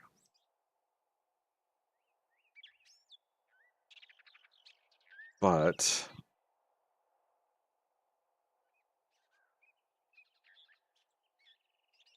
we gotta have something, right?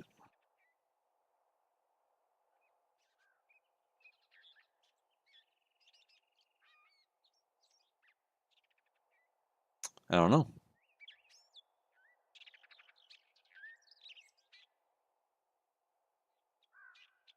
Porch light. Isn't there a couple different lanterns? Like old, yeah, here we go. Old lantern.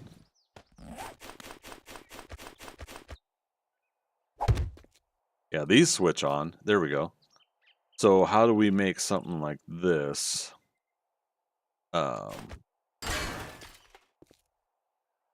Fit what we're doing here. And again, since I used half blocks, things are offset. Lantern. Hey, jack-o'-lantern. Old lantern center and hanging. So there's these different versions. Old lantern wall with spike.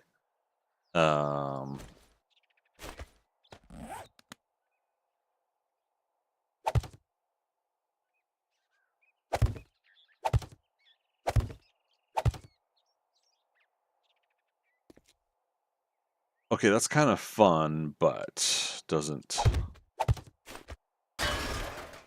quite fit. And of course, this has to be an awkward.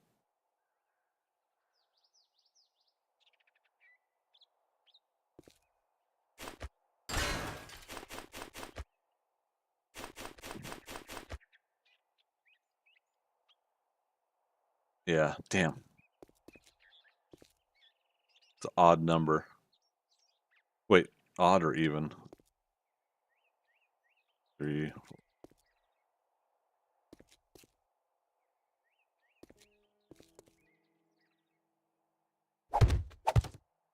Have to do it that way. What do you guys think? Is this not enough light in here? We're getting a lot of light from the stuff out here, though.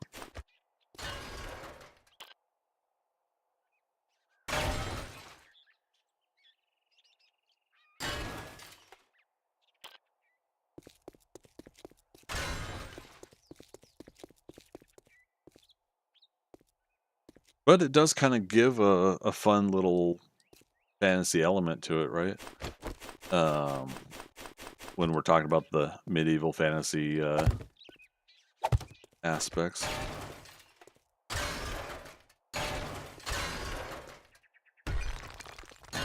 Damn it. And I knew I was going to do it like the half second before I clicked it.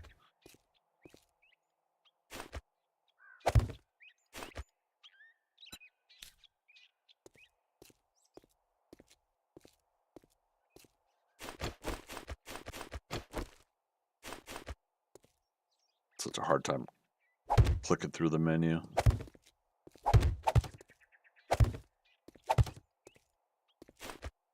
All right. What's everybody's thoughts?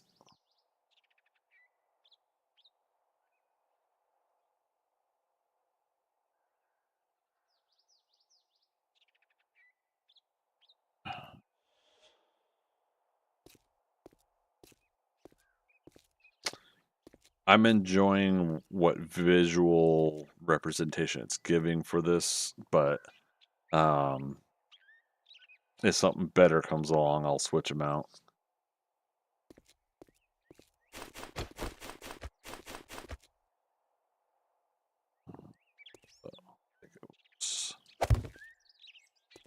Oh, is it actually placing the spike in the wall? That's awesome.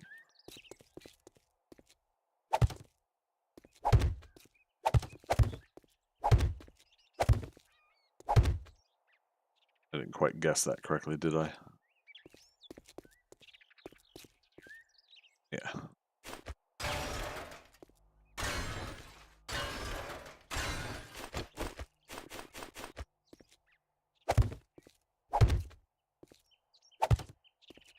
Now, there we go.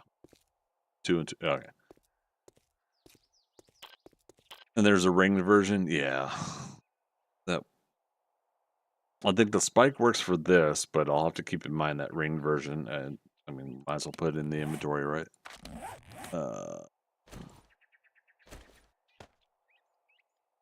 Old lantern with nail, old lantern with wall spike.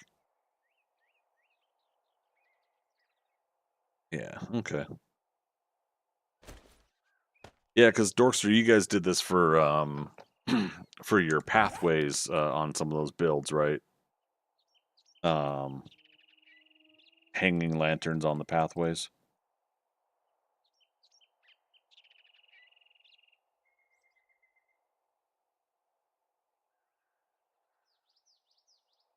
Yeah, in the garden. Yeah, the garden. I remember now. Okay.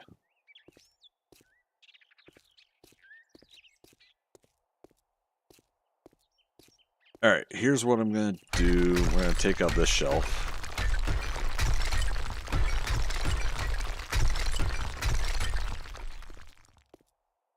Because you got to have...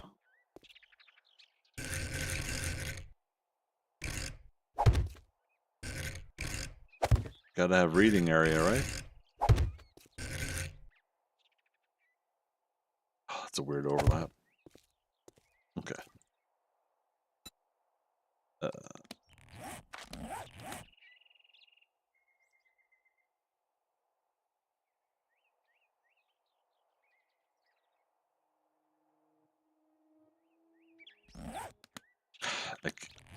I really, really got to remember to click and drag the object out.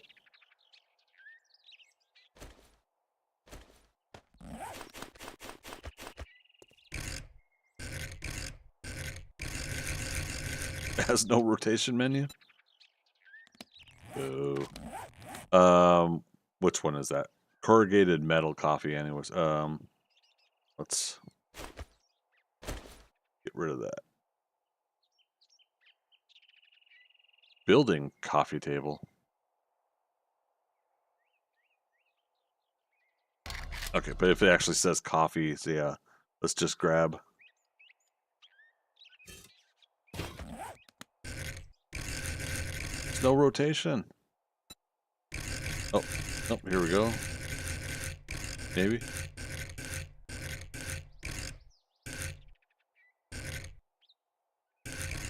Boo. Okay. Fine. We'll do this for now.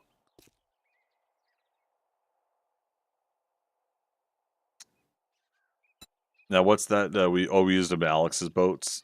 Yeah. Oh man, I never really got to take a look at those boats.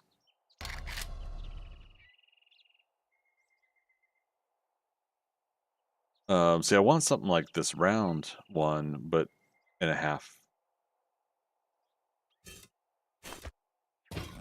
Yeah, see, that's too tall. We need a half-meter height one. That's a round table, but they don't have it, do they? All right, fun pimps. Time to get on it.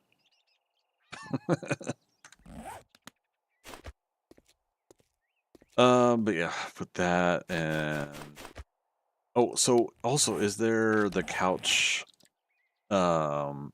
sectional, yeah.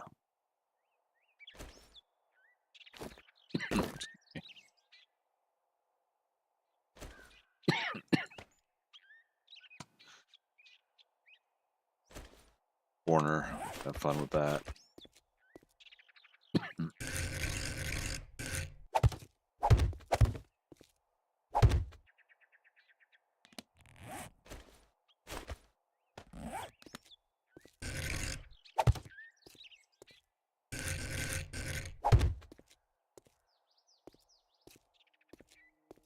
So yeah, so it's starting to give different designs here.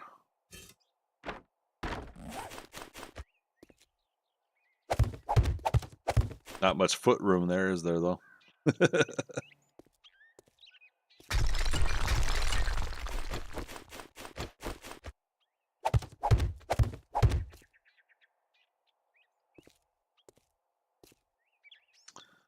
Oh, but again, so the hard part is, damn it. When you have a half-meter thing like this, you can't place a lantern on top of this. Ugh. So frustrating.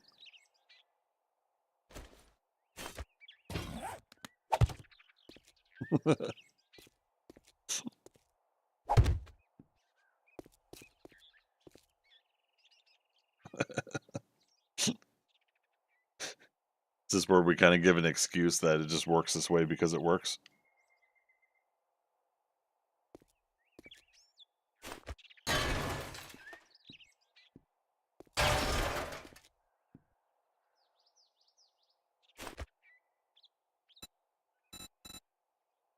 Also,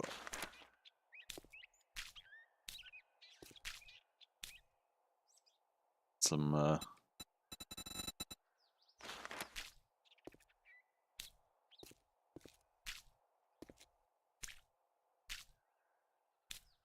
now that might be a little bit more modern kind of thing, but I like that contrast. The legs being a black color. But again, this is where I was saying like it'd be great to have white and black, brown, green, blue, red, yellow, all that stuff as a matte, flat color, so instead of doing the TV screen, the shiny one, it'd be great to have just a flat black color to put on there. And likewise white or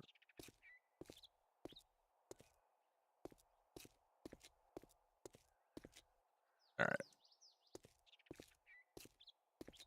So that's reasonable. This is creating a good mood here, so I'll keep it.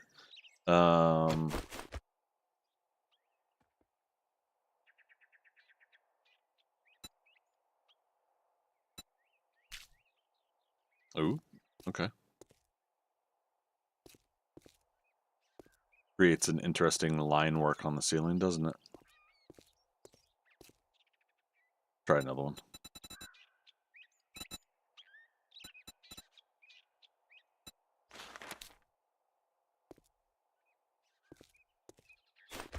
Yeah.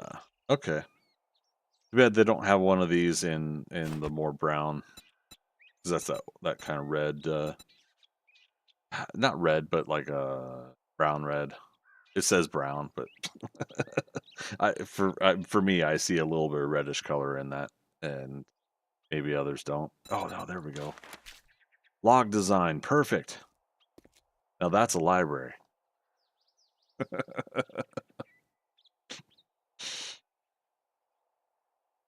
Okay, maybe not.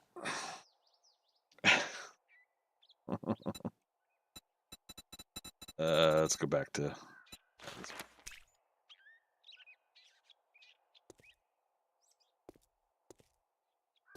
Now, would that work? We did this.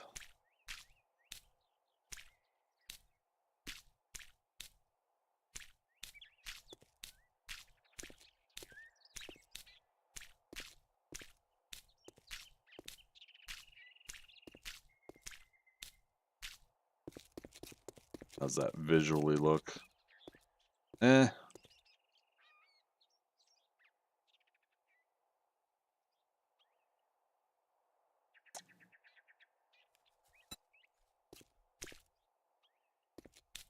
Yeah, see, now it feels like I should just do. Oh, no.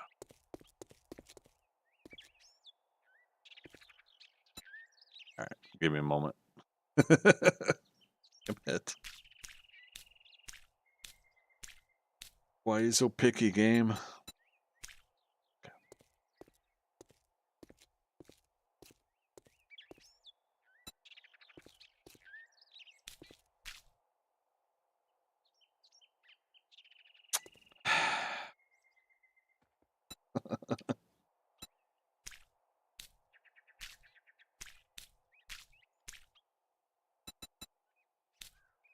Okay. All right, does this darken it too much now? Like, I would love for them to have this texture in this common wood design or color. Um,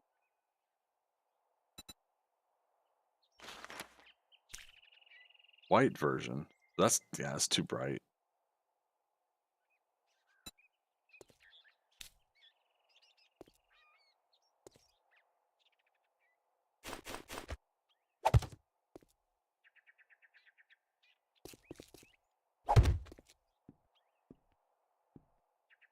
Oh wait, you know what we could do?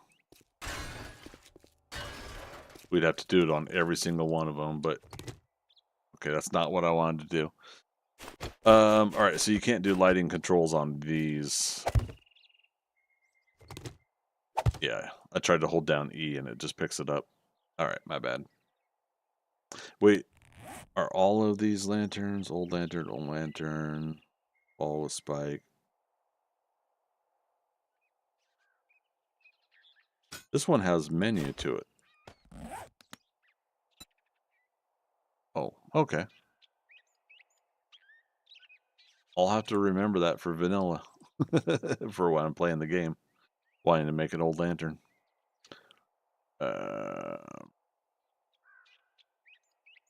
so no lighting controls in that.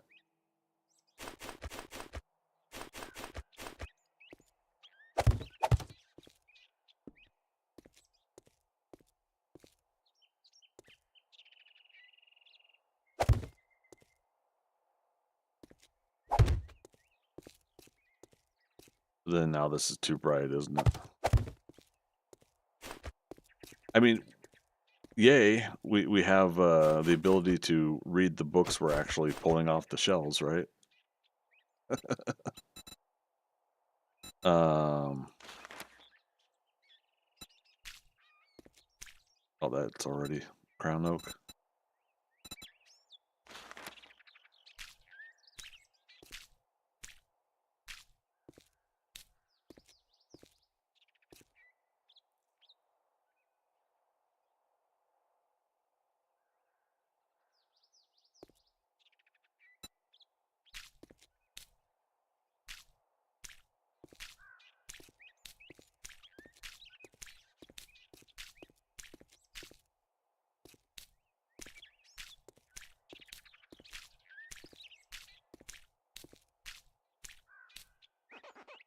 No.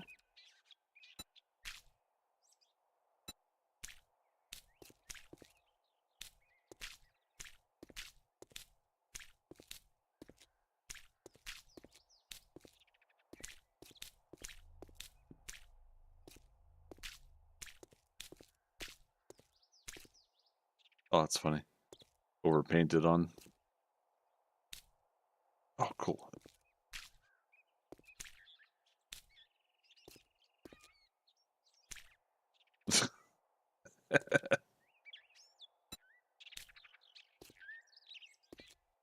I mean that might bug me a little bit there, but we'll see.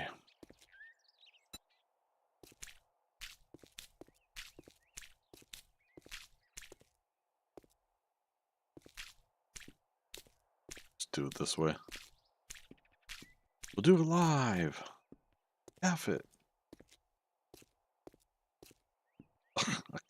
Got the legs of it.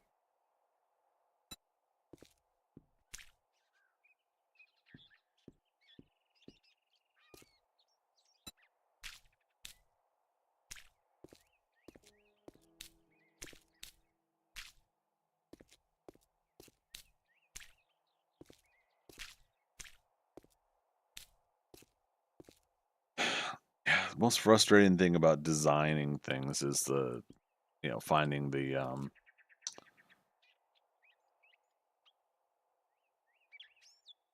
getting things to visually and aesthetically look appealing, you know,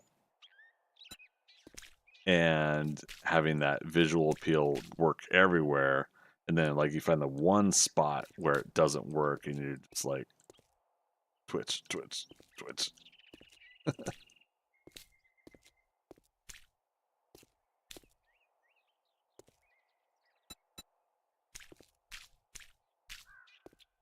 It's 2, but was this 3?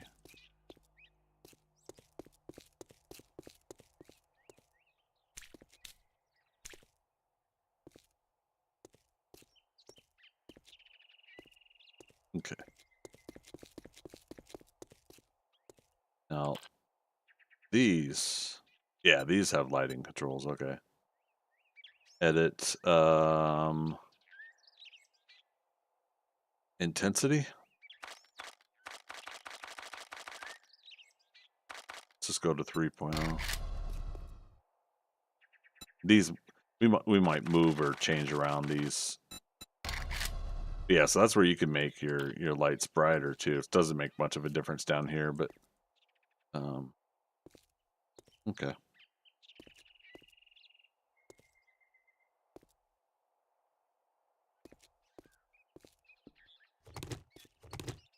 Take these back.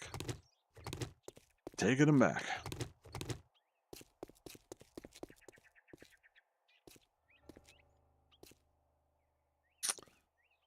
I suppose we could go with the soft glow version of the library.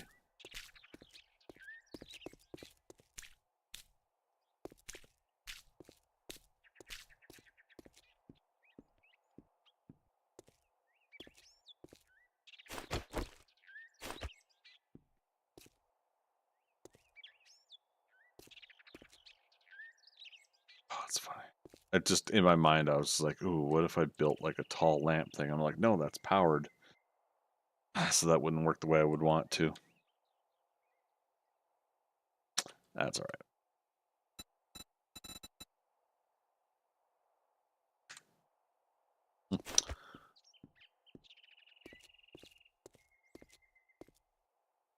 All right, where are we at? Almost 12:30. We'll do about another half an hour here. Friendly reminder, tomorrow from 2 p.m. till midnight Eastern Daylight Time, I will be doing Jack of all trades, 7 Days to Die. We'll continue that playthrough. We're into phase 3 now on that challenge, so we're rocking and rolling. I think doing a pretty good job. I think it's been pretty enjoyable to do, quite honestly. Now it's a grind, but it's still been pretty enjoyable. But yeah, 2 p.m. till midnight. It'll be a 10-hour stream tomorrow. Another obvious reason I'm not doing a long stream tonight is I need to get a little bit more sleep. Just a little bit more.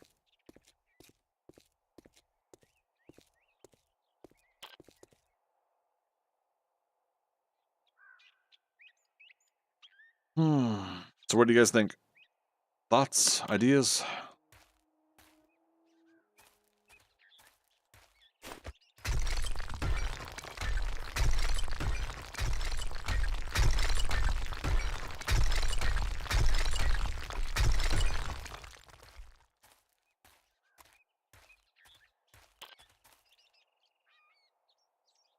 That did correct the dirt piece out here that I destroyed. Again, not a big deal, but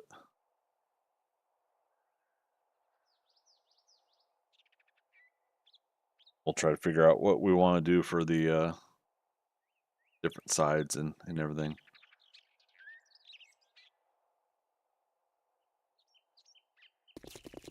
Whee.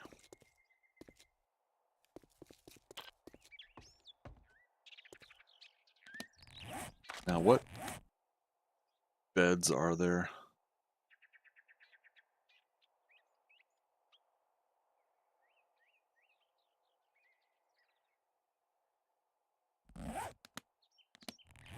Click and drag, Greg. Click and drag.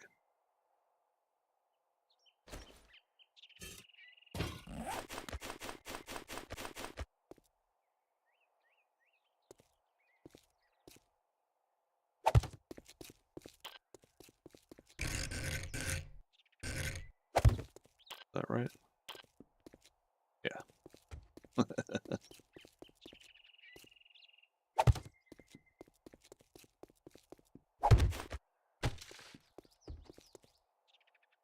Quite honestly, this is a bigger room than it seems. I don't know why. We mentioned this earlier on stream, but for whatever reason, I still continue to have like some visual depth and sizing problems with the cubic meter setup in here. On Twitch, Desert Bear, good to see you. Good evening to you.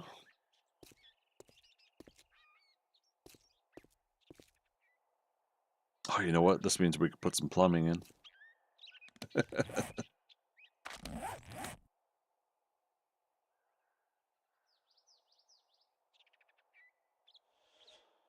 There wouldn't be toilets though in the medieval fantasy. There'd be chamber pots and stuff, right? Again, depends on how detailed I want to get with some of this stuff.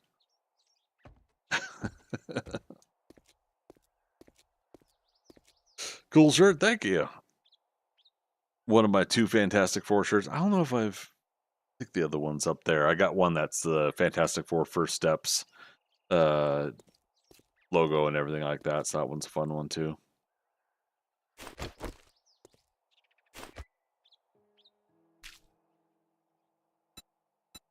Let's do.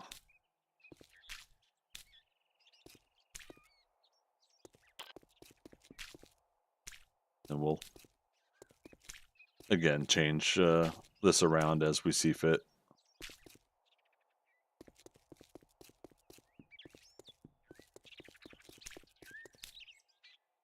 Oh, we never finished the walls in here. That's hilarious.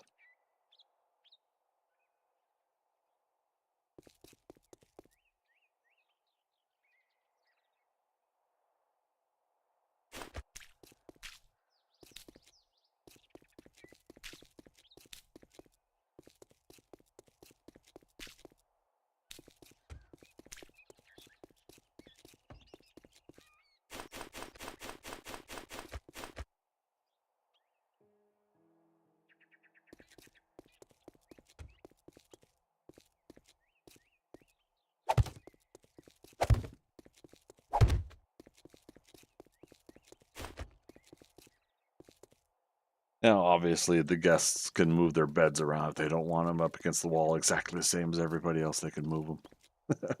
But yeah, no, that's kind of fun.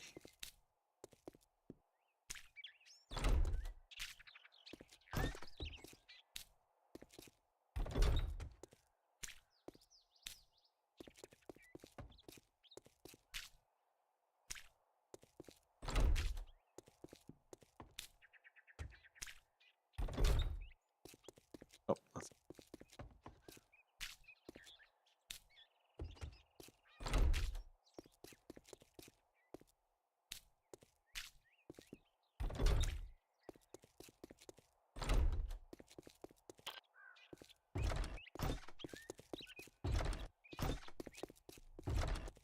All right. We talked about it earlier, but I'll go ahead and let's do that. Doors. there are doors for the houses, right? Those wood doors, but the problem is again they make them so that they have the boards on them, and I don't want the boards on them, obviously, for what I'm doing here.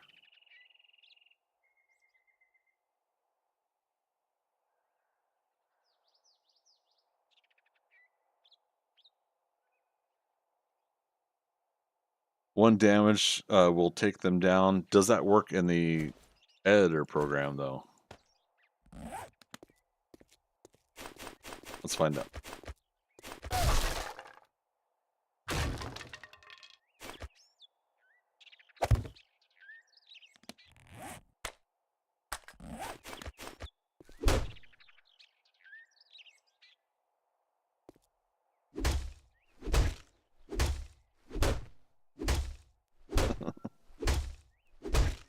So not 1 damage.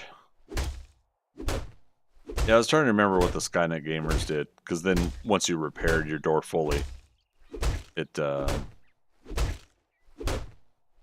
put the boards back on, right?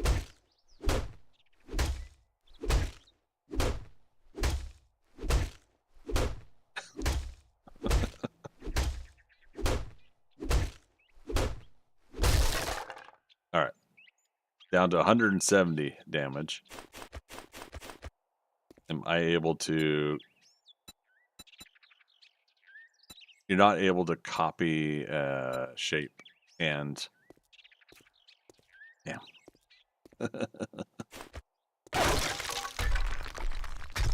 What the hell?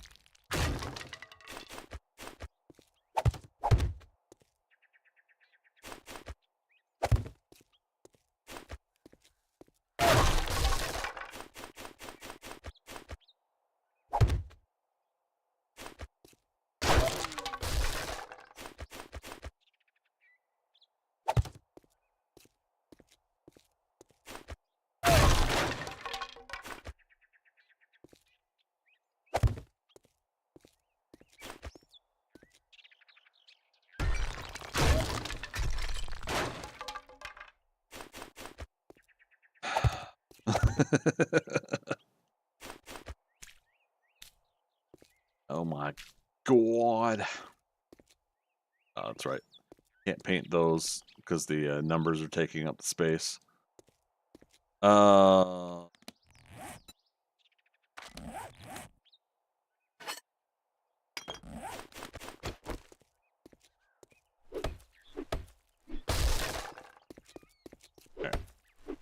A little bit easier than punching it. Oh, I just noticed these are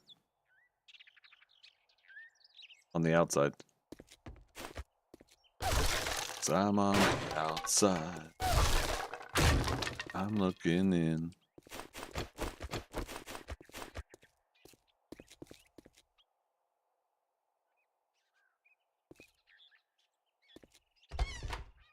Is it because it's taking up the...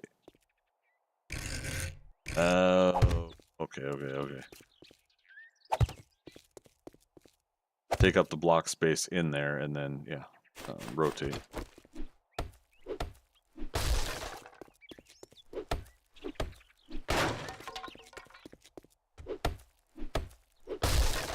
Okay.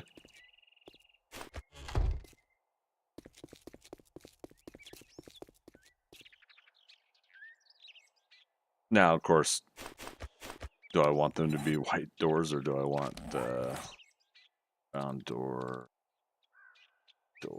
And there others.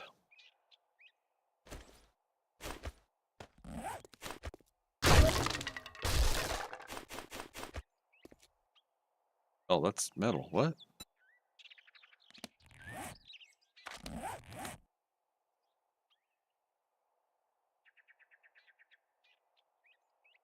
Brown exterior house. Did I just click and drag on the wrong thing? Yeah, there we go.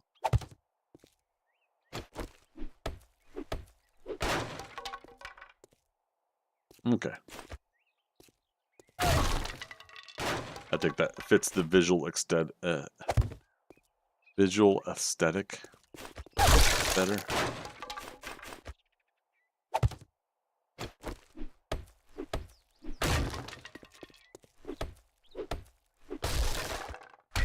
I'm gonna get rid of these numbers. I don't need that up there. I don't know why I was numbering them.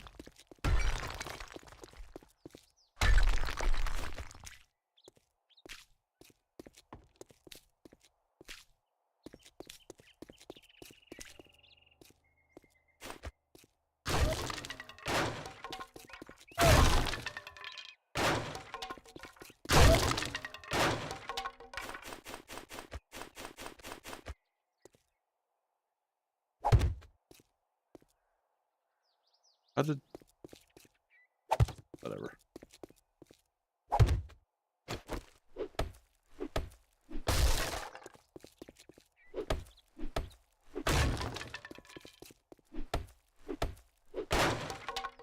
Alright. Door frames look on there, right?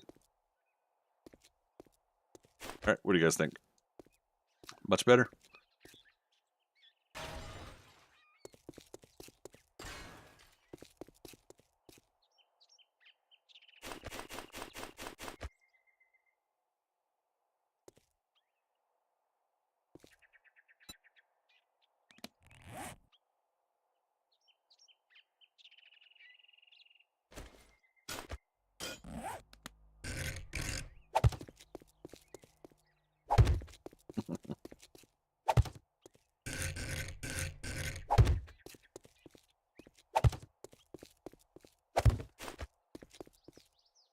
Yeah, that's kind of fun.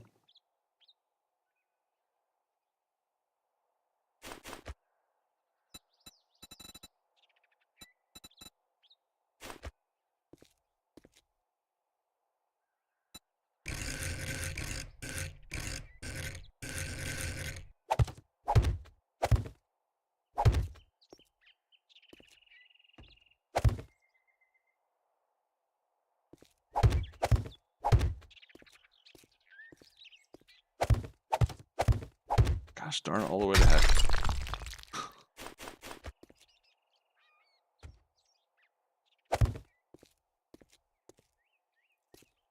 So...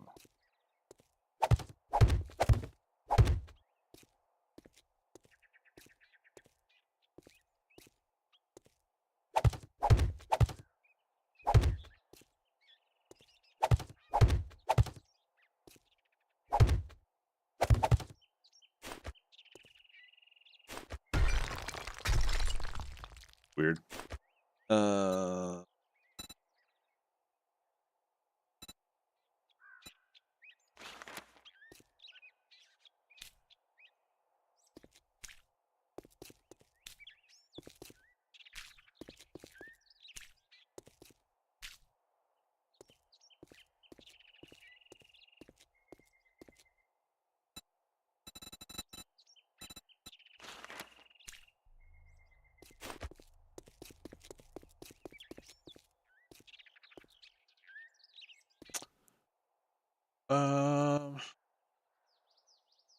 Kind of works.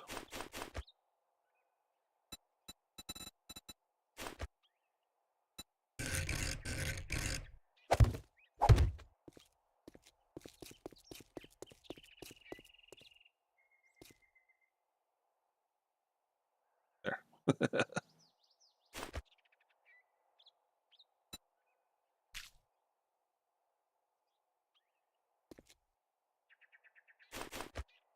There's a...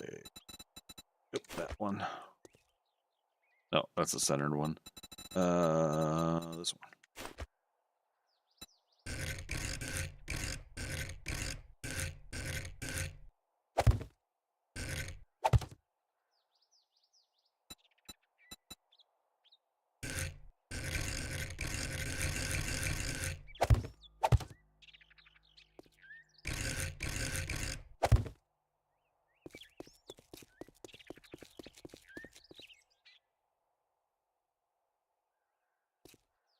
Now, if I'm going to do that, then I feel like I got to do it here too.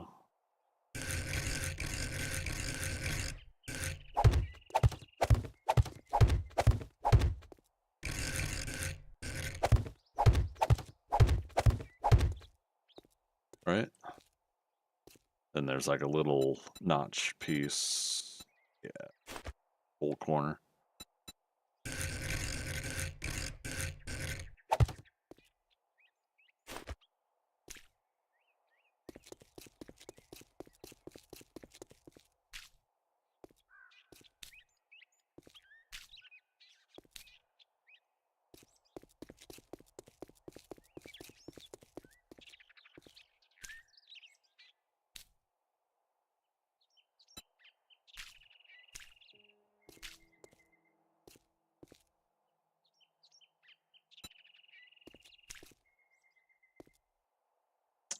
Chat, you've gotten so quiet now.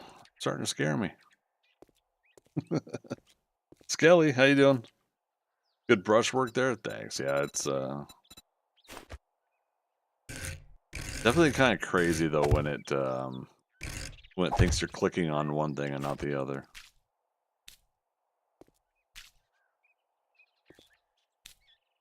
Case in point, I just painted that entire wall. There.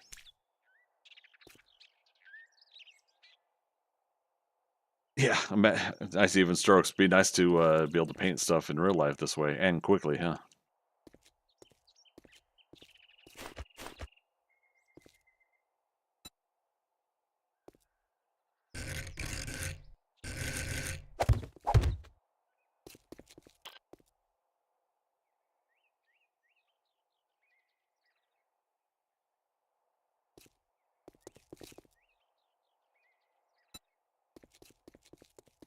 Lacey Campbell, hey, how you been? Glad to catch you. Enjoying the renovations. Nice. Yeah, it's if you're just joining us, and I am getting close to wrapping up here, but I'm basically building something from my illustrated story universe that I'm working on, and creating a basically a 3D representation of it. Call it Hillhold Manor, and I'm trying to do like a medieval fantasy design. And so now that I'm getting that intricate with some of the stuff on the inside, now I want to do that on the outside now too. We'll work on it in due time. But yeah, so basically, just kind of trying to find what blocks will work in 7 Days to Die that have the ability to have a little bit of a medieval fantasy look to it. The catch to it is that technically there are some things in the design that somehow, some way, are modern. Case in point, bedroom has big flat screen TV. So how in a medieval fantasy setting story does a place like this have a big flat screen TV? You'll have to find out when I get to that point of the story.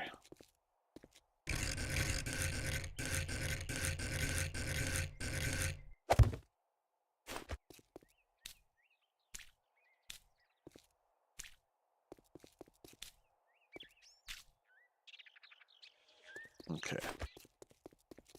All right. So yeah, I think that makes it fun, gives some texture and something to the overall design. Oh, I oversprayed over there.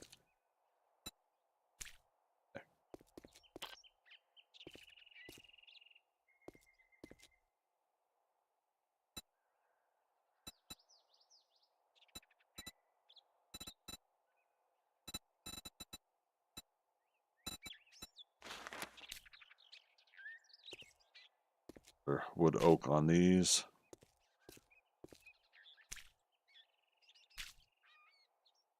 All right. Time for all sides.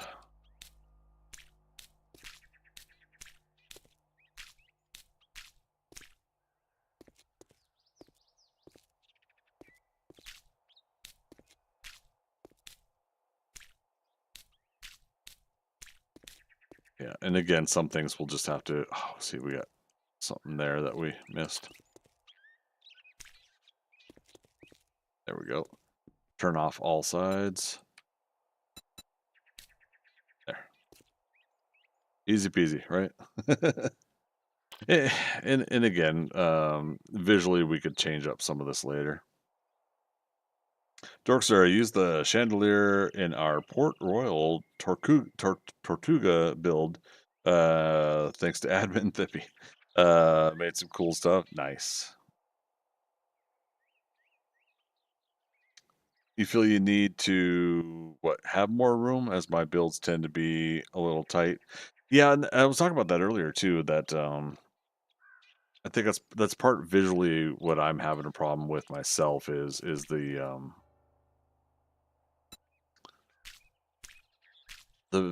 visual depth of field with the cubic meters here tends to be off for me. Oops, that way.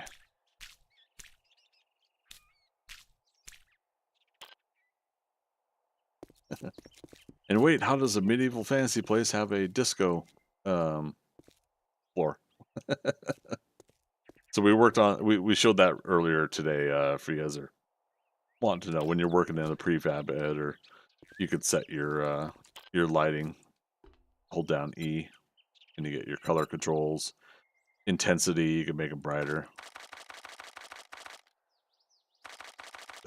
Cancel that. So yeah, depending on what kind of lighting you do in the places you're building. And again, obviously, just put some lanterns in for temporary lighting for now. That one up. But now that I'm starting to put some other stuff in here, we're getting a little bit more locked in on stuff we want in here versus temporary stuff, placeholders. Oh, all right.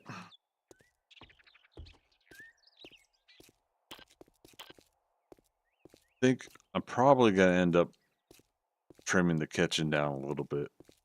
This is going to be a hard one too because medieval fantasy kitchens, they don't have the modern aluminum and metals and everything necessarily. But I would love to have from Valheim the hearth, the big stone around the fire kind of thing. Would love to have something like that in this game. Oh goodness, I'm starting to yawn just the appropriate amount of time. We're getting down to the wire here. All right, so we'll probably end up seeing if we can match a trim like that interior wise down here as well. I'm guessing we might be able to pull that off here.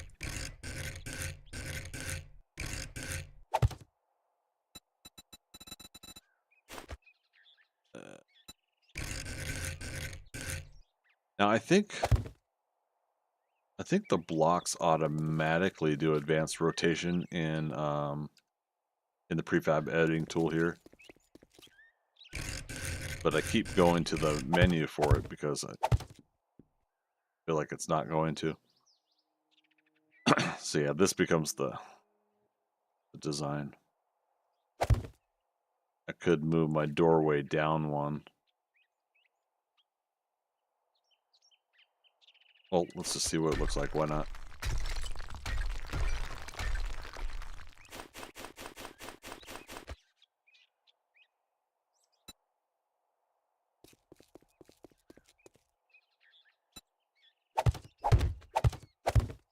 Oops.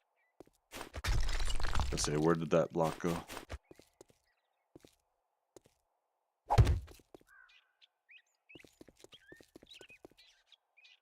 Oh, I guess we don't necessarily have to have that archway design, do we?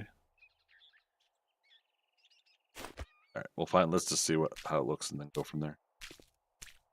Keep saying that, so let's just do it.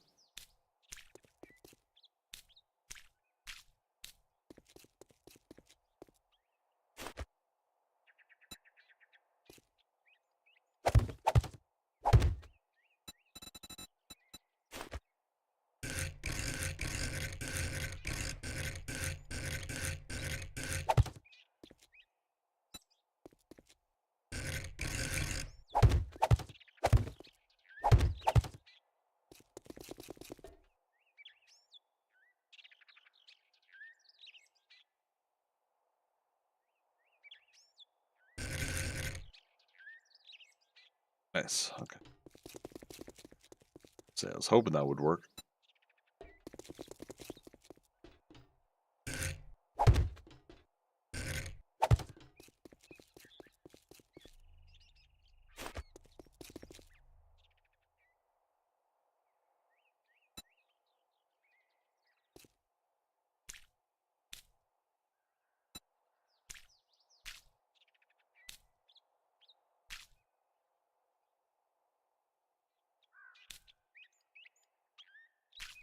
All right, so if we're wanting to continue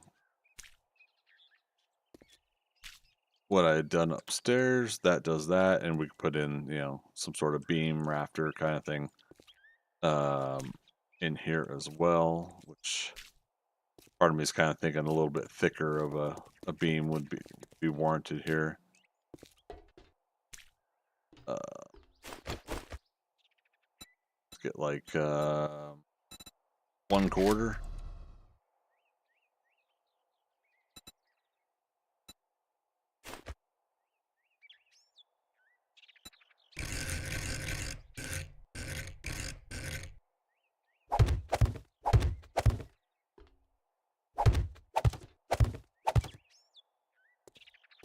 Too big or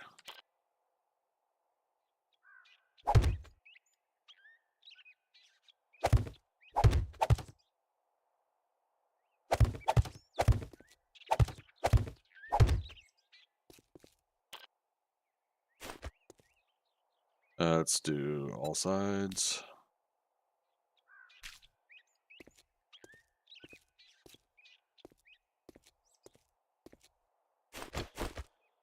Please.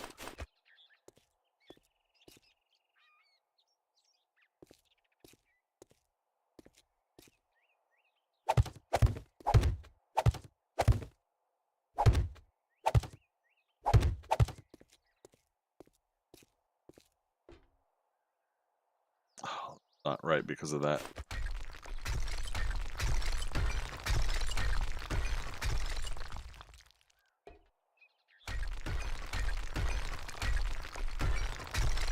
I've got an idea where I'm going to put them now, but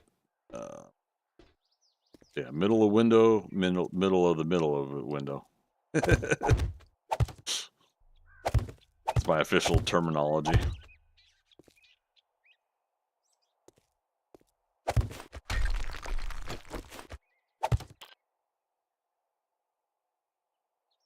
It's so picky.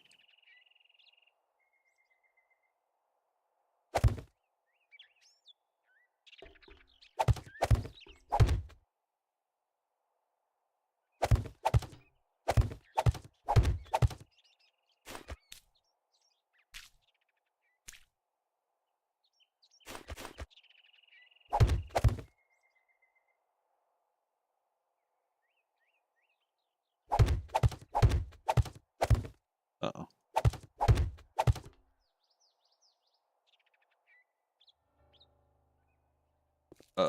Where did I placed a rogue block somewhere. We'll find it later probably.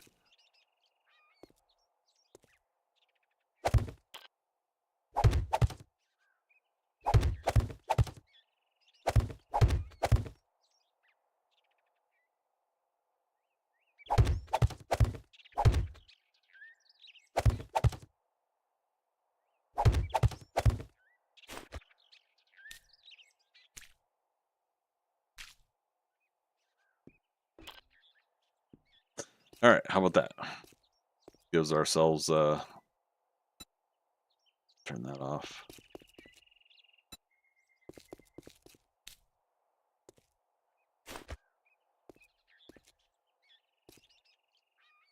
And yeah, we'll probably just keep doing the carpeting here. Or yeah, there we go.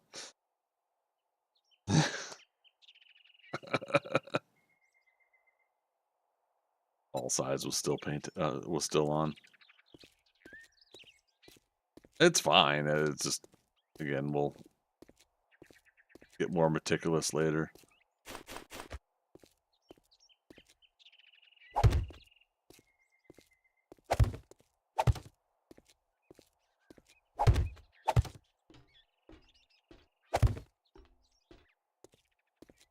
Magic, need an undo button. I know, that's the one Control Z we don't have, huh?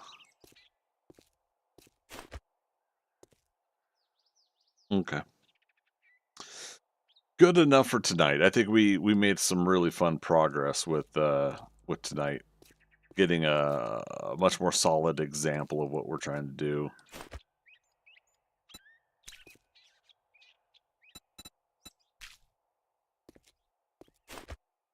I mentioned this Wednesday night, but the idea here is this is that front room that you stomp all the mud off of your boots, or take your boots off and coats and everything, and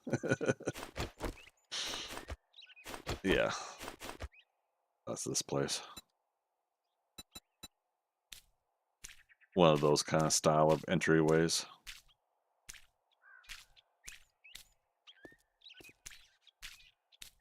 So once again, this is not necessarily an actual POI that I'm building for the game, but I'm building for my illustrated story I'm doing and having kind of fun doing getting a rough idea of what a 3D representation of what I'm trying to put together in my story would be like, and have fun doing it in a video game that I play normally and build stuff with. So this became kind of like a fun little project to do, and I'll probably continue to work on it offline.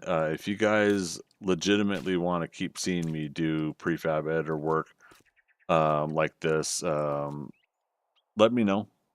Best way to let me know is post in the comments on YouTube. That way I have the actual comments section, and it's there visibly for me to see. If you're not here live during one of my streams, if not, hit me up where you can, and let me know it's something you guys want to see me doing some more.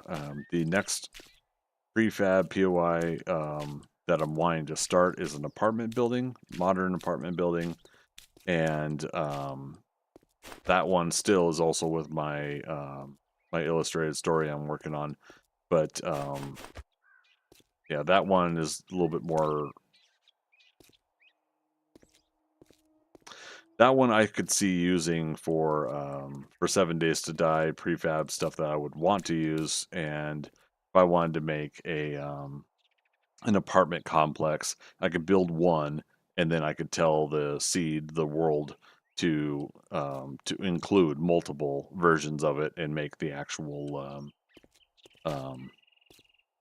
copies of it next to each other, so it looks like a big apartment complex that there's multiples. But yeah, so we'll work on that design next. I'll start it next week on Wednesday, just to kind of have fun getting back into to this again. But yeah, tomorrow, 12 noon. No. 2 p.m. To midnight, 10-hour stream tomorrow. We'll be working on Jack of all trades game and not doing the builder program here. This is just kind of a fun thing for me to try to do this week, and I'll at least do one day of it again next week. But if you guys do want to see me continue to do stuff like this, please let me know. I don't know unless you tell me, right? The way it works. So appreciate y'all coming out tonight. Hope you have a wonderful, wonderful rest of your evening. Hope to see you again at 2 p.m. Eastern Daylight Time tomorrow. Thanks to the lurkers, people that come in and don't chat. No obligation to do so. When you come into my streams, you come in and hang out. I don't mind. I may beg and plead for conversation. A couple of comments earlier, I was like, where are you, chat? But that it's no pressure. Once you guys come in and relax, take it easy. But if you're not talking because you don't have a topic of conversation, I love talking about comic books, TV shows, and movies, and of course, whatever I am streaming at the time. So I thank you all for coming out tonight. I appreciate each and every one of you. As always, we'll see you on the next adventure. All right, everybody. Have a good night.